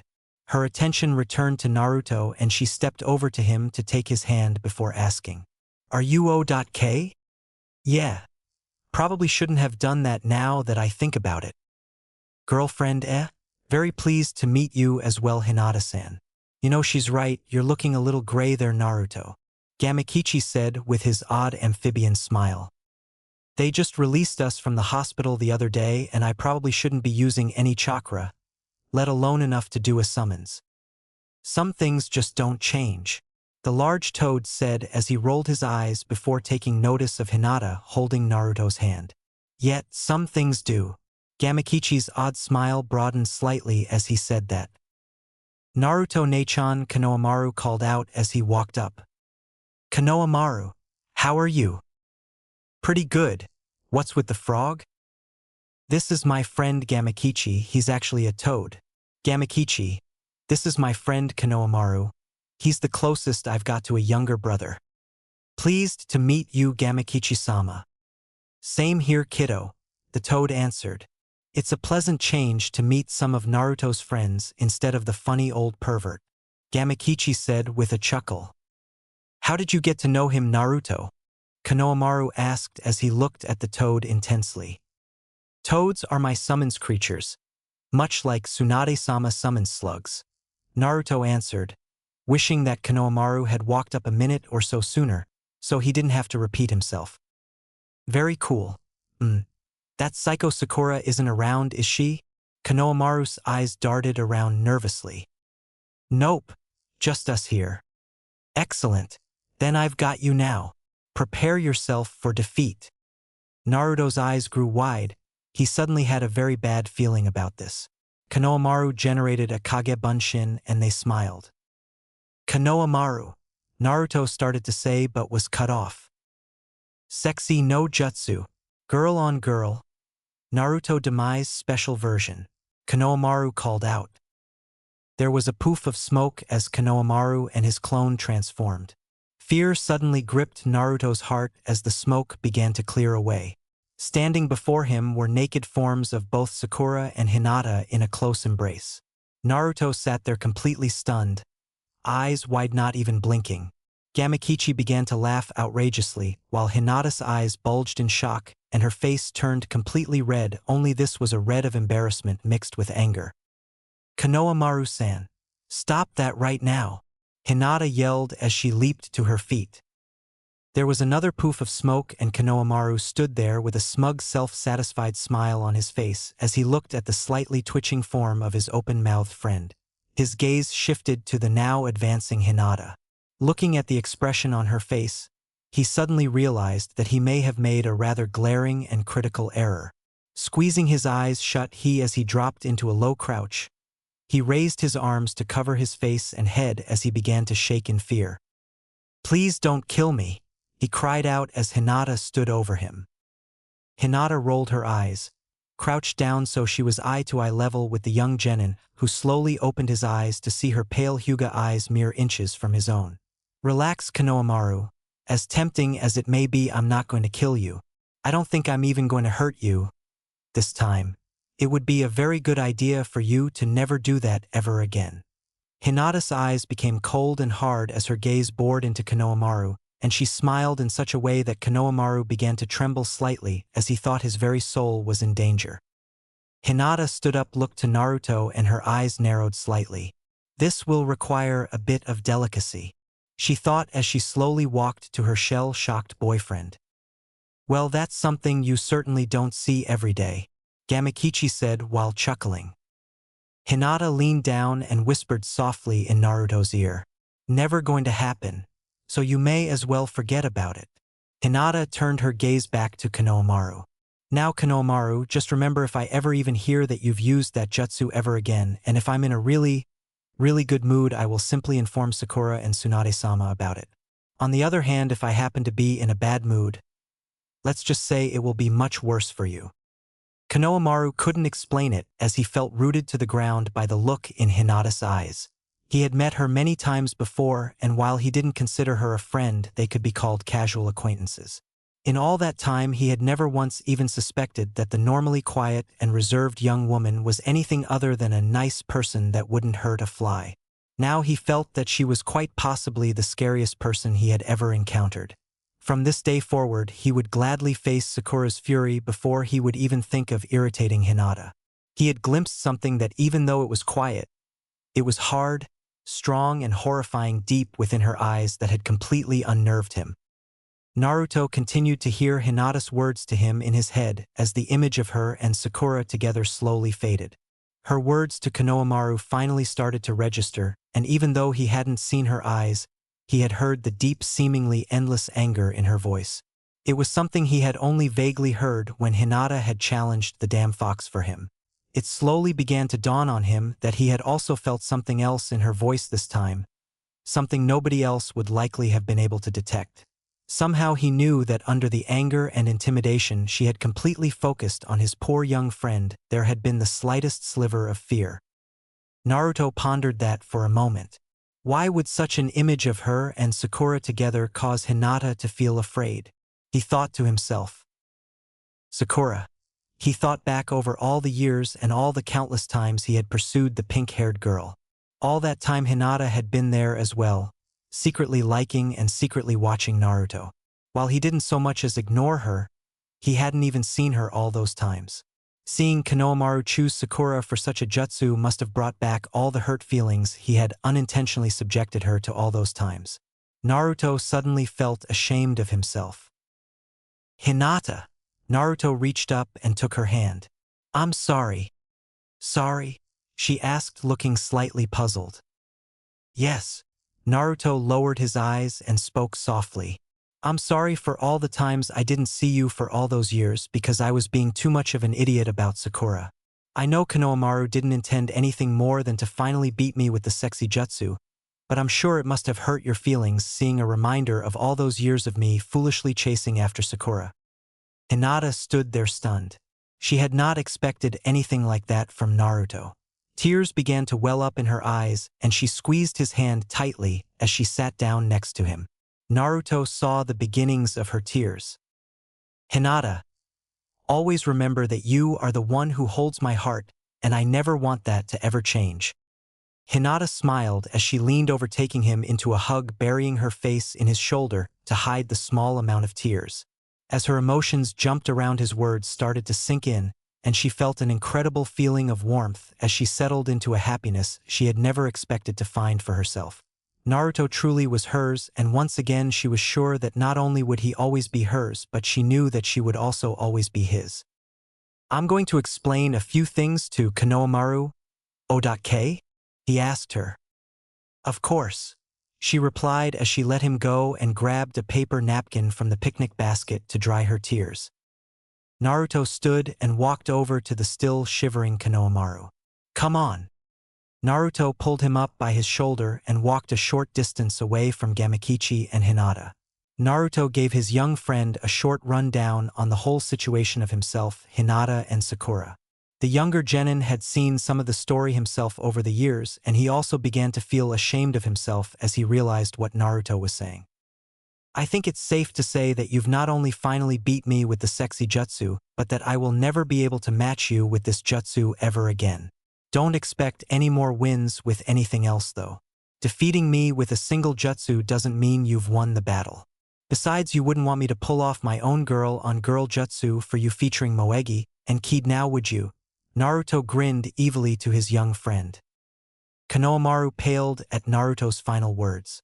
He then relaxed slightly. Naruto had conceded, at least as far as this particular jutsu was concerned, even though he had already thought of a counter for Konohamaru's. He had accepted defeat.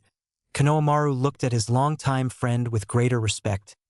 Naruto really had changed a lot. The two walked back the short distance to the blanket.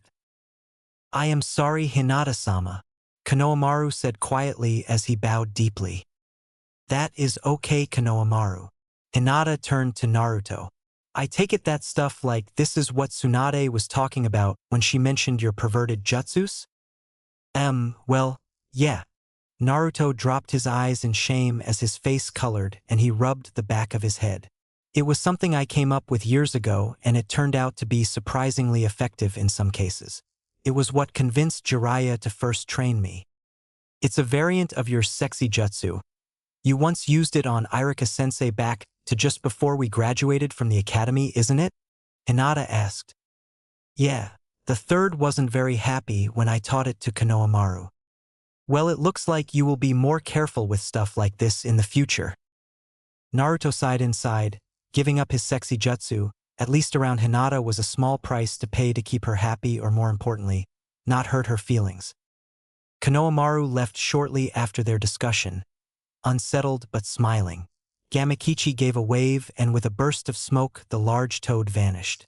Naruto and Hinata finished their picnic and brought the dishes back to the suite, where they found Kurenai relaxing with a book. The two ninja managed to wash this set of dishes without incident this time around, eliciting a small smile from Kurenai. With several hours to kill before dinner, they spent the rest of the afternoon quietly wandering around Konoha hand in hand. Oh. Naruto and Hinata entered the restaurant and looked around. They quickly spotted Ino waving at them from one of the larger tables. Choji and Shikamaru were already there as well. As Naruto and Hinata turned a corner inside, they were also able to see Neji and Tenten sitting there as well. As they sat down, Ino waved again. Looking up, they saw that Sakura and Lee had entered together with Shino and Kiba right behind them. Everyone was soon seated, and the grills were soon filled with cooking food. Ino raised her glass. Here's to Naruto and Hinata finally getting out of the hospital. Everyone else raised their glasses and shouted here, much to the embarrassment of the two. So Naruto, Neji was the first to speak. I hear that you've basically challenged the entire Hyuga clan. Care to elaborate on that one? Nope. Naruto smiled as he snatched up a piece of barely cooked meat and started chewing, still smiling. What? Ino, Choji, Kiba, and Tenten all called out together before they looked around and realized that many of the others must already know about this. Shino didn't visibly react, but he did begin to study Naruto's expressions. Lee, you didn't say anything to me about this one. Tenten glared at not just Lee but Neji as well. I wouldn't say he challenged the whole clan, Lee answered. From what Hayashi-sama said, Naruto has claimed that he can beat the 64 and 128 palm techniques and that he had a way of defeating the Kaiten. He then claimed that he and Hinata together could beat all of the Hyuga clan, Neji said. Naruto swallowed and said with a big grin, sounds about right, although I think Hinata and I need about a week to iron a few things out to guarantee that we can wipe the floor with whole Hyuga clan.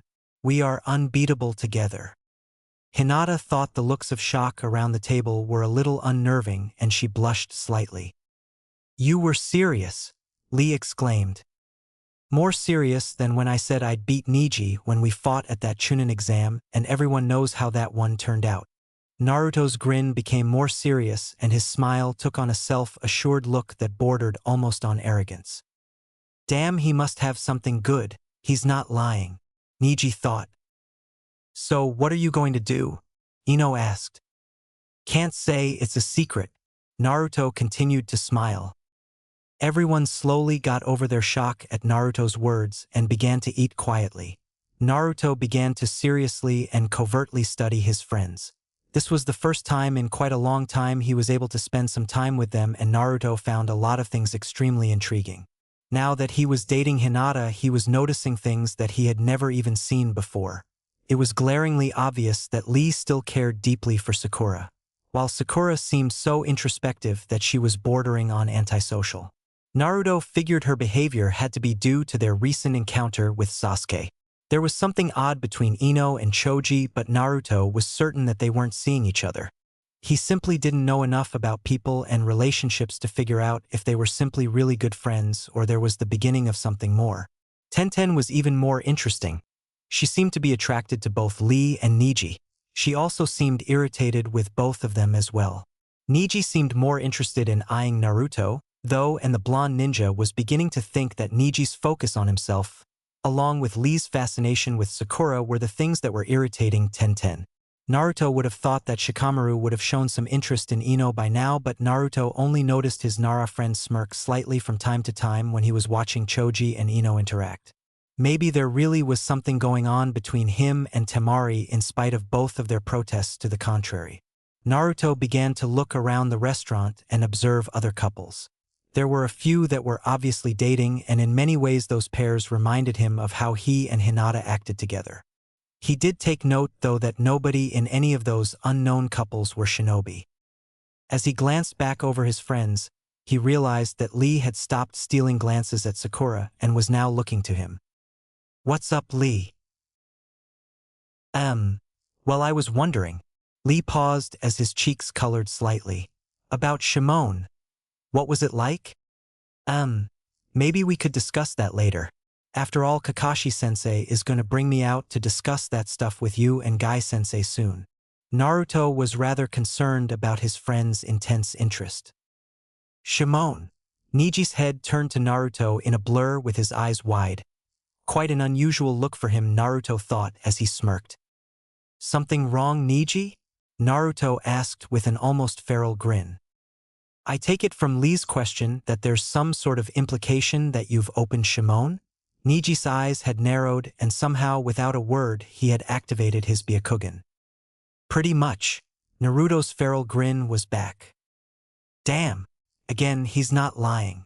Niji thought, this time completely shocked as his Byakugan faded. Everyone around the table had stopped eating. With the exceptions of Hinata and Sakura, who were looking down, every single one of his friends was staring wide-eyed at Naruto. Shikamaru and Lee had known about it, yet they still looked shocked.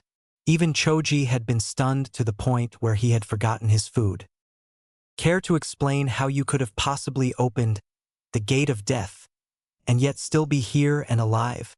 Niji asked quietly. "Hey, it did put me in the hospital for something like a week, didn't it?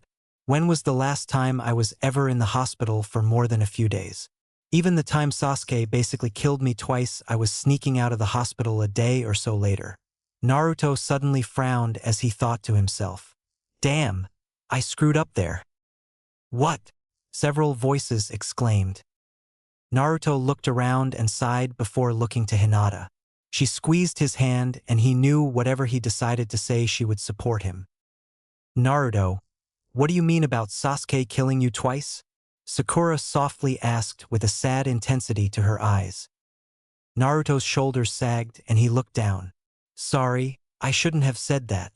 Naruto looked around at his friends and knew he wasn't going to get out of this one, and he'd have to explain the whole thing. "Naruto, you can't stop there," Sakura said. "Yeah, I know. It was when he ran away from the village and we tried to get him back that first time. That was the mission that nearly killed Niji and Choji. They and everyone else on that mission probably would have died if Gaara's team hadn't arrived." Naruto paused for a few moments. "Go on, Naruto," Hinata softly said as she reached over with her free hand and softly grasped his forearm. Naruto looked into her eyes before he continued. "Everyone else had stayed behind to deal with the Sound Five, so I could be the one to face Sasuke. Everyone thought that I had the best chance to stop him and bring him home. We fought at the Valley of the End. It was unbelievable. He got some sort of power from Orochimaru.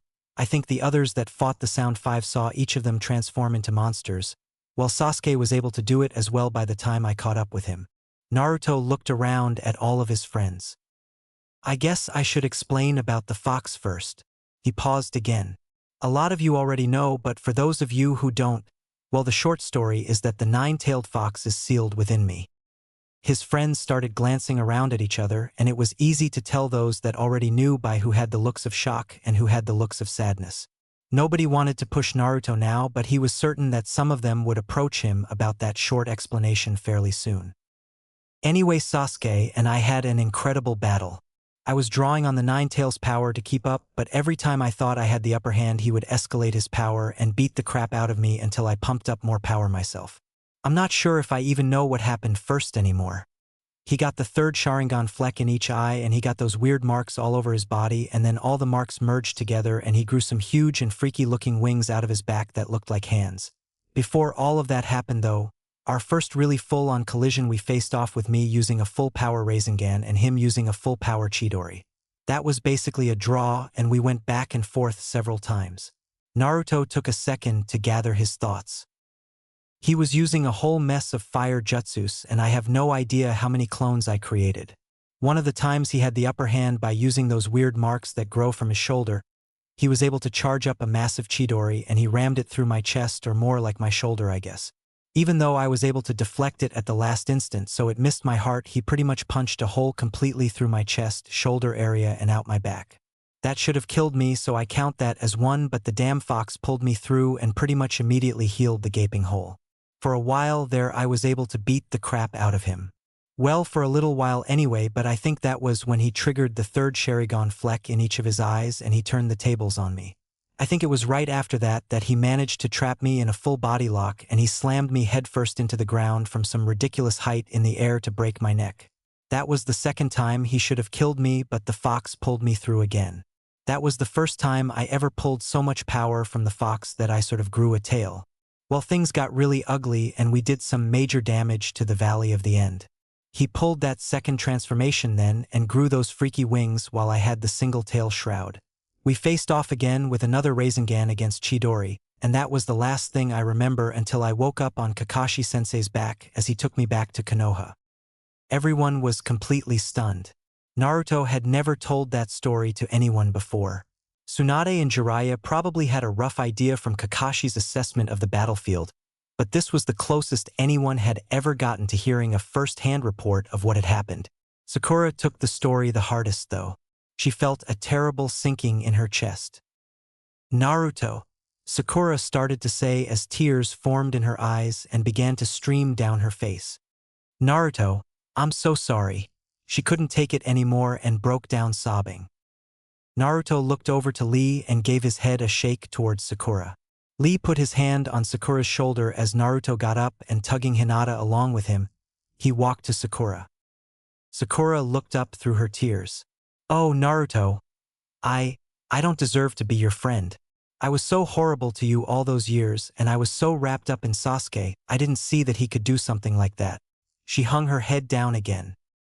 "Don't say that, I need all of my friends. I'm not about to give up anyone who can put up with me. How can you possibly forgive me? There's nothing to forgive. Just let it all go and stop worrying about me. I don't really hold any of that fight against Sasuke, and I'm certainly not going to hold a grudge against you." Sakura looked up again. "You can hurt Naruto all you want and it simply doesn't bother him." Tsunade's voice ran through her head. Sakura hadn't realized just how literal that truth could be. "Thank you, Naruto," the pink-haired girl said softly as she stood up and took him into a hug. "For my friends, anything. Besides, without my friends, who would I complain about?" Naruto laughed as he disengaged from Sakura and squeezed Hinata's hand. As he guided Hinata back to their seats, he whispered a soft thank you to his girlfriend. Naruto addressed everyone. "One thing that battle showed me was that Sasuke needs his friends more than he realizes. I'm not about to give up on him. We shouldn't dwell on stuff like that right now anyway. This is supposed to be a happy time and times like these are precious." "But Naruto, you were about to explain opening Shimon." Lee looked at Naruto, pleading with his eyes. "Yes, Naruto, I am extremely curious as well." Neji spoke as well. Naruto sighed. "Okay, the really short and sweet version. Normally the more power I draw from the damn fox, the more the fox dominates me. When I hit 4 tails, the fox is nearly in complete control. I have been avoiding using the fox's chakra since I was losing myself, but when I saw Hinata fall I kind of lost it and I'm pretty sure I hit 4 tails immediately. Well, Hinata managed to pull me away from the fox and I reverted back to normal. One of the attacking grass ninja slipped past me right then and ran a javelin through Hinata." Naruto paused to look into Hinata's eyes. "I snapped then. I had completely stopped caring about myself and I opened every gate. The last thing I remember after that was ripping the fox's power away from him. I've always asked before, but not that time. Sorry, Lee, but that's all I really remember. You'd have to ask Hinata, Jiraiya, or Sakura." "I was unconscious," Hinata said before anyone could ask, and all eyes turned towards Sakura. "Well, what happened?" Several of them asked at nearly the same time. Yeah, what happened, Sakura? I don't really know, I was trapped under a rock for most of that. When I got out and revived Jiraiya. Sakura paused and looked intently at Naruto. He changed. You all should understand. When Naruto draws on the fox's power, a red chakra surrounds him. The more he draws on the darker and more intense it gets. Somewhere along the line that red chakra starts to form tails, the more power and the more the fox is in control. When he hits 4 tails, it seems that the fox is basically killing him. Naruto's blood actually seems to get pulled out of him and it appears to boil through the red chakra. Also at 4 tails, the red chakra gets so dark that it starts to look black in places. Well, I think it was when he opened the 8th gate that I woke up. When I was finally able to see him, he had completely taken the full form and size of the 9-tailed fox. Only somehow Naruto seems to have suppressed the fox by using the celestial gates, and that 9-tailed form wasn't red or black. It was a luminescent white. He started forming a whole mess of giant Raisingans and merged them into a ring. When Jiraiya saw that, he summoned the chief toad and we fled. We must have been a couple of dozen kilometers away when he released that jutsu. You should understand that we were literally fighting hundreds of ninja. After the blast wave passed us, we went back and found the 2 of them untouched in the center of a massive crater that was several kilometers across. All of the attacking ninja were gone. From what Tsunade said, they think only one managed to survive at all. Sakura stopped and everyone was quiet for a few minutes. Finally, Lee spoke. So you opened all 8 gates and survived. Amazing. It's only because of the fox, I'm sure, Lee. Naruto gave his friend a wry grin. Still, I've gotten close to opening the 7th, but Guy-sensei stopped me from pushing some time ago. He's always said that once you get to the 6th, the final 2 would be easy to open in the right circumstances. I guess that goes further than just the 6th. I was only able to open the 1st gate prior to that mission, and I didn't have any problems opening all of them at that time. There was another uncomfortable pause in the conversation. Hey, didn't I say this was supposed to be a happy time? I've heard that I'm the only one of us here who hasn't made Chunin. Apparently Niji here has gone as far as Jounin. Naruto looked over to Niji. So, Jounin need to be able to manipulate at least 2 elements. Which 2 did you learn, Niji? I think I'll hold on to that information until after the assessment fight, Naruto. Niji said, this time with a smile of his own. I guess that's only fair. Assessment fight? You'd think that I'd know about these things since we're still teammates. Tenten asked as she alternated glares towards Niji and Lee. It's no big deal, Tenten. Naruto jumped in, again with the almost feral smile. Just a few minor fights so I can teach the Hyuga clan about a few weaknesses in their techniques. You seem rather sure of yourself, Naruto. I've heard that you've been working on nature manipulation yourself lately. You wouldn't mind telling me about that, would you? Niji maintained his own smile. Wait a second. Ino jumped in this time. You spoke to Hinata's father like that, Naruto? He must be seriously ticked off at you. Actually, Hayashi-sama seems quite intrigued by Naruto here. Although I think it's safe to say that the Hyuga elder is nearly fit to be tied over Naruto's attitude. From what Hayashi-sama told me, I believe that the elder and Naruto here almost came to blows the other night at the Hokage's office. Niji answered. That old bastard is just lucky that I had just got out of the hospital and that Tsunade was there to save his ass. Naruto grumbled. Seriously? Ino looked at first Niji then Naruto before turning to Hinata. What about your dad, Hinata? I would think he'd be less than thrilled about all of this. I do not know. Hinata answered quietly. My father has not been acting in a way I would have thought he would towards Naruto. Naruto-kun, you really should not speak that way about the Hyuga elder. For you I'll try, but he's going to have to lose his own attitude first. Naruto, before we get sidetracked any further, Niji said as he tossed a brief glare towards Ino. I believe we were talking about nature manipulation. Oh yeah, well, Kakashi-sensei and Yamato-sensei have been helping me master wind, mostly so I can combine it with the Rasengan. We're hoping to complete the 4th Hokage's technique. The 4th's technique? Lee asked.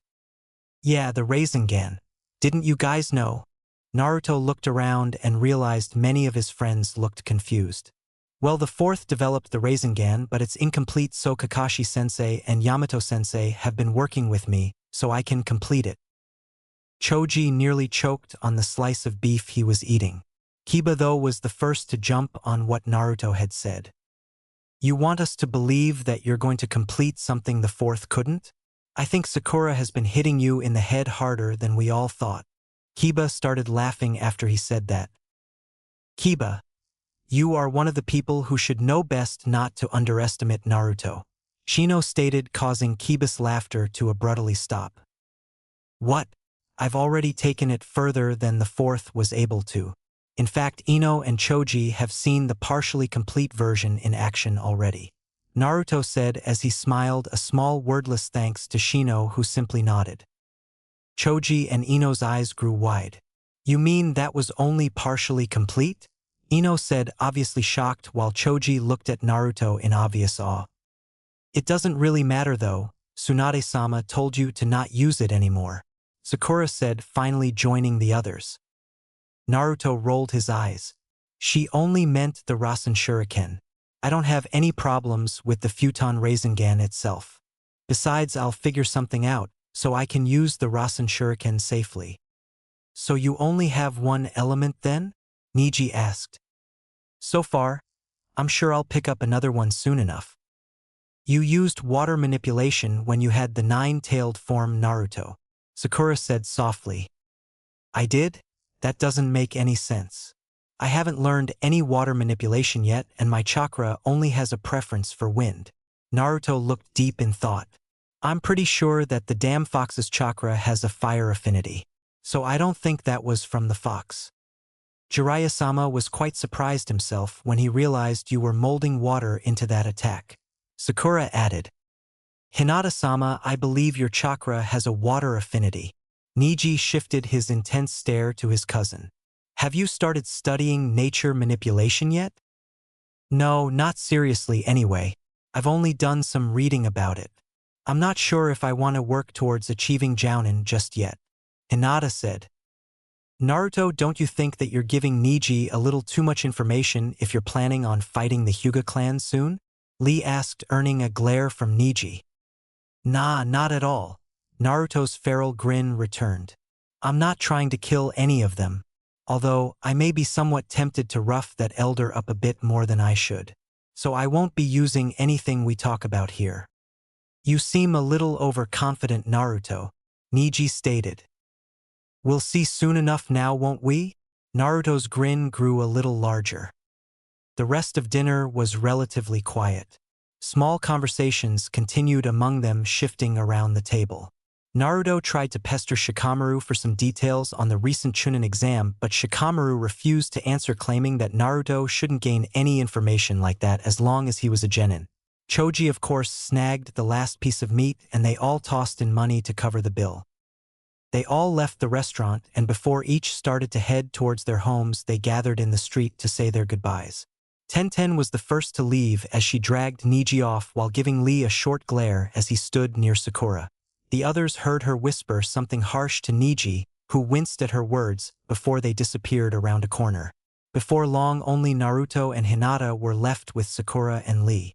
There was a short, uncomfortable silence before Sakura stepped forward and took Naruto into a great hug. Thank you again. I really am so sorry.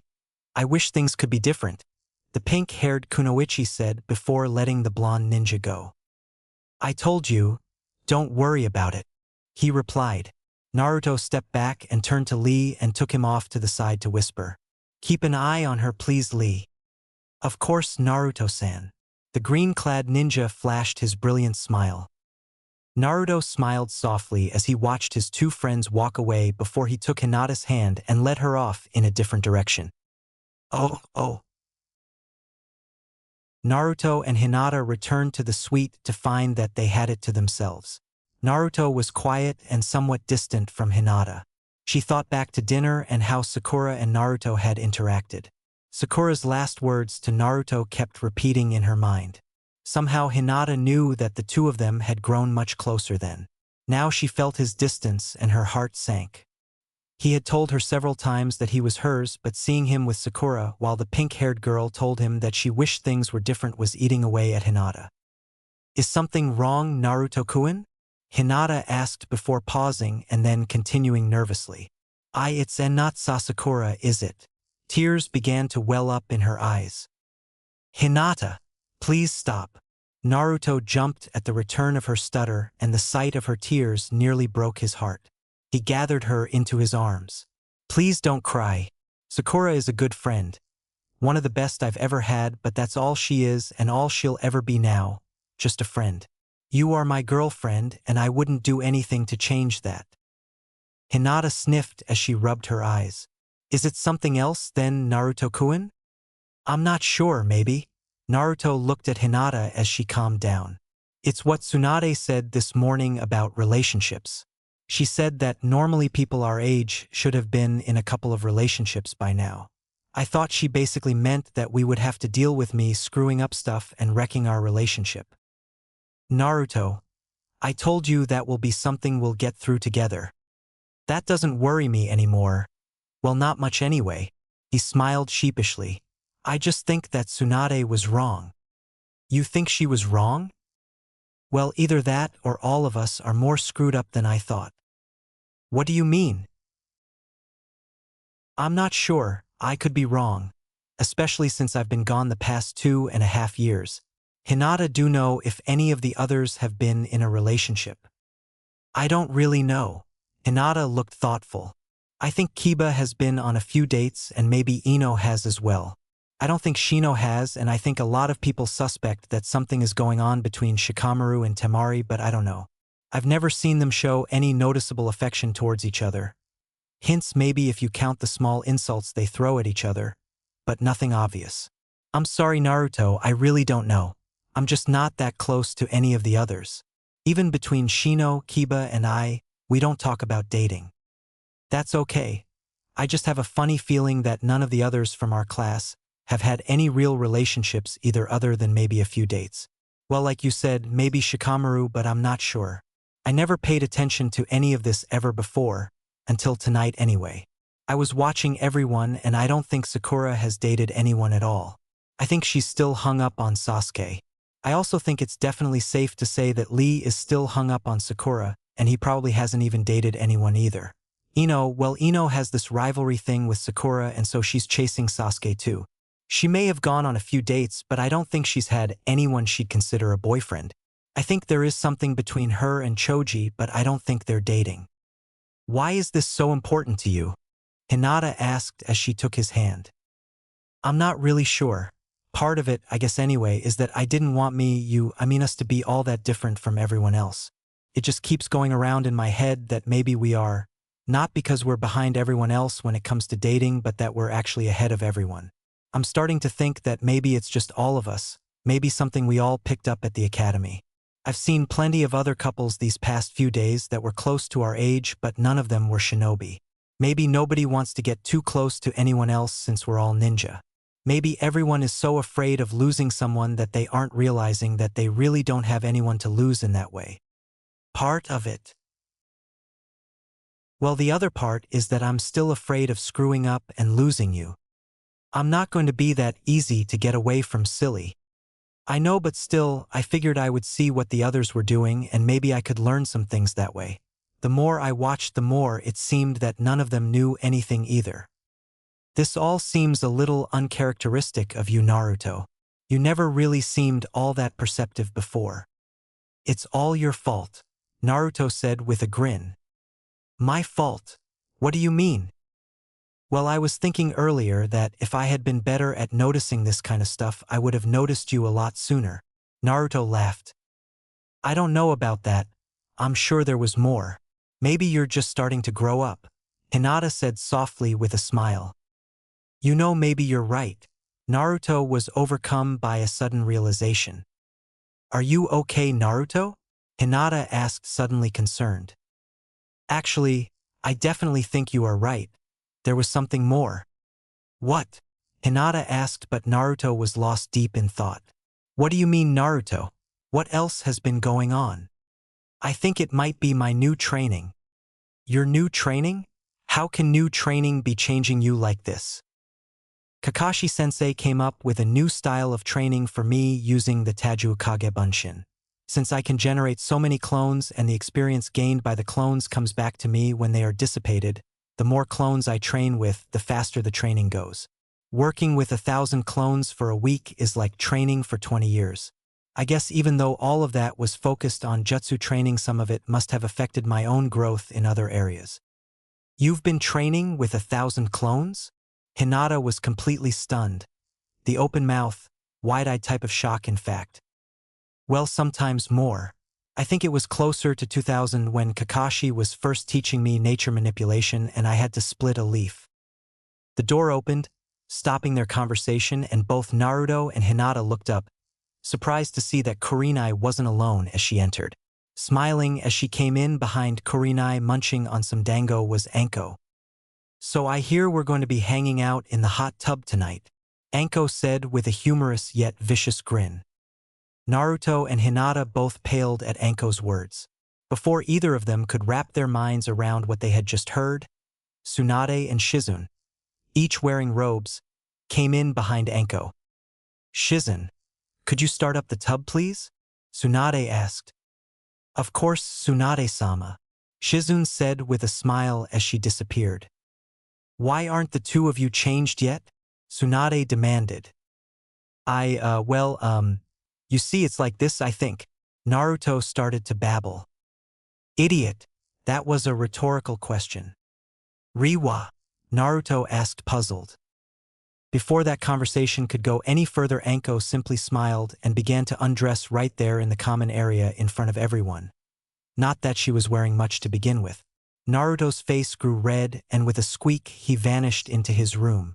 Tsunade and Kurenai rolled their eyes at Anko, while it was quickly revealed that the impulsive special jounin was already wearing a surprisingly modest black string bikini. Well, modest for Anko anyway. She also retained her short-sleeved mesh bodysuit over her swimsuit.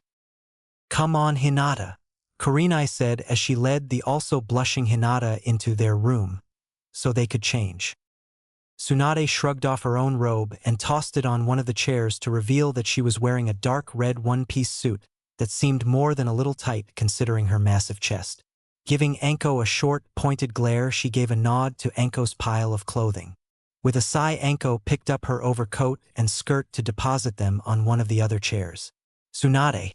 Shizune came back into the common area, followed by a dense cloud of steam. The sound of a lot of running water could be heard behind her through the now open door to the hot tub. Looking at Anko, ready in her swimsuit, and Tsunade also ready, she took off her own robe to reveal a dark green bikini with tan trim. "You know, we should probably place an order for some snacks and sake," Anko said as she turned back from the chair. "Now that sounds like an excellent idea," Tsunade said. "Don't forget we still have to work tomorrow," Shizune said with a soft glare to Tsunade. "Could you please relax for a little while? We'll only be here for an hour or so anyway." Turning back to Anko, Tsunade said, "There's plenty of sake here in the suite. We'll wait for Kurenai before we call for anything." At that, Kurenai came out leading the blushing Hinata, both in their new suits. "Call for what?" Kurenai asked. "We were thinking some sake and snacks would be a good idea," Tsunade answered as she looked to Hinata and Kurenai's just starting to bulge tummy. Well, some tea for you guys anyway." "Yes, tea for us would be more appropriate," Kurenai said with a hint of laughter. "Naruto, get your scrawny little ass in here already," Tsunade yelled out. All right already, I'm coming," Naruto grumbled from the room. Taking one last look at himself in the mirror, he let out a great sigh, steeled himself and walked out into the common room. Since he couldn't see any way out of this particular situation, he figured he might as well try to enjoy it. Besides, every man in Konoha would probably kill to switch places with me, and I can probably torment Jiraiya about this one for years. He thought to himself as he walked out into the common area to see the 5 women in their suits. At that point, he completely forgot his nervousness and smiled. It was a great idea, and he knew the instant he looked at expression on Tsunade's face that she must have realized that the whole idea of hanging out in the hot tub with all of them no longer bothered him. His smile got a little broader until he actually looked at Hinata. That pretty much stopped him dead in his tracks. His girlfriend was completely stunning in that suit.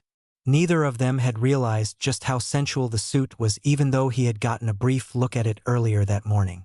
The iridescent shades of dark blue shimmered in the soft light of the common area. As she moved, the dark blue multi-hued fabric played in the light and seemed to blend with the mesh to the point where the fabric almost seemed to be mesh itself. It didn't help that the suit was made from a surprisingly sheer material that was so soft and stretchy that it also had the very disturbing quality of looking as if it were painted onto her. Hinata took one look at the dazed expression on his face and blushed furiously. Although this time, as she turned her head away, she had a very slight smile on her lips. Tsunade stole a quick glance at a small watch and smiled. "Hey Naruto, we're going to order some wagashi. Is there anything in particular that you would like?" Tsunade asked with a slightly evil glint to her eyes. She fine-tuned her senses and felt a familiar presence approaching. "I don't know. A bunch of dango would be fine, I guess," he answered. Tsunade smirked. Her timing for her next little prank on Naruto was almost perfect. "Here, Naruto." Tsunade handed him a small key. "Go over to that locked cabinet next to the refrigerator and bring me a couple of bottles of sake. There should be a bunch of sake cups in there as well, so grab a few of them as well." Naruto snapped out of his daze at Tsunade's orders, numbly took the key and turned around to head to the kitchen area. As he walked away, something about Tsunade's expression began to bother him. Opening the cabinet, he pulled the first 2 bottles out and grabbed about a half-dozen cups. Walking back, he focused on Tsunade and noticed she had something of a smirk on her face. Narrowing his eyes at her as he walked up to stand between Hinata and Tsunade, he just knew something was up. Before he could hand over the bottles and cups, there was a knocking at the door. Somehow he just knew this had to be what Tsunade was smirking about. Unable to do any hand signs because of the bottles, he couldn't pull off a replacement jutsu or henge. He didn't think he could run either without dropping the cups, so he stood there as Anko opened the door to reveal Irika-sensei. "Enen na Naruto," Irika stammered out as he saw all the women standing around Naruto, and his eyes grew wide. Naruto stood there in his swim trunks holding the sake and cups, surrounded by a bunch of swimsuit-clad women, while the steam from the hot tub wafted around all of their ankles. Irika's eyes darted from woman to woman before settling back to the blushing and grimacing Naruto. "Isn't he just the sweetest darling?" Anko suddenly said as she practically slithered in between Naruto and Hinata, and with an evil grin and a wink to Tsunade, she slowly licked Naruto's cheek. Naruto was stunned and his whole body twitched, causing him to finally drop the bottles and cups. Luckily for him, both Anko and Tsunade each plucked a bottle and set of cups from the air before they could fall far. His reaction paled compared to Hinata's. The sight of the skimpy bikini-clad Anko sliding in between her and her boyfriend caused her to stiffen with anger. When she saw Anko actually lick Naruto's cheek, her blood grew cold. Without a second thought, she squeezed in between Anko and Naruto, actually pushing the grinning Anko away from her boyfriend. "Excuse me." Hinata glared daggers of such intense anger at Anko that the special jounin actually took a step back. "I would appreciate it if you kept your hands, and most especially your tongue, off of my boyfriend." Hinata wrapped her arm around Naruto's waist, holding him possessively. Hinata was suddenly confused as Anko winked at her, and she caught a quick hand signal from Kurenai to relax. "Ah, come on Hinata dearie, you can share just a bit," Anko said in a sultry voice. "I'm sure I can make it worth your while." Anko stepped forward and ran her hand down Naruto's chest. "Besides, he's really starting to fill out quite nicely."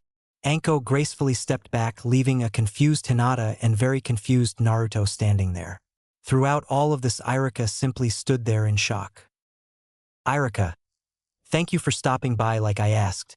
Could you be a dear and pick us up a bunch of dango at that cute little restaurant on the corner?" Tsunade asked with a smile as she pulled out her wallet. "Could you also pick us up some cinnamon yatsuhashi?" Kurenai asked with a glance to Hinata. "Don't forget some green tea too." Shizune said, smiling herself. Off with you now, Irika, hurry back, Tsunade said as she turned him around and gave him a slight push. As soon as the door closed, the four older women all started laughing.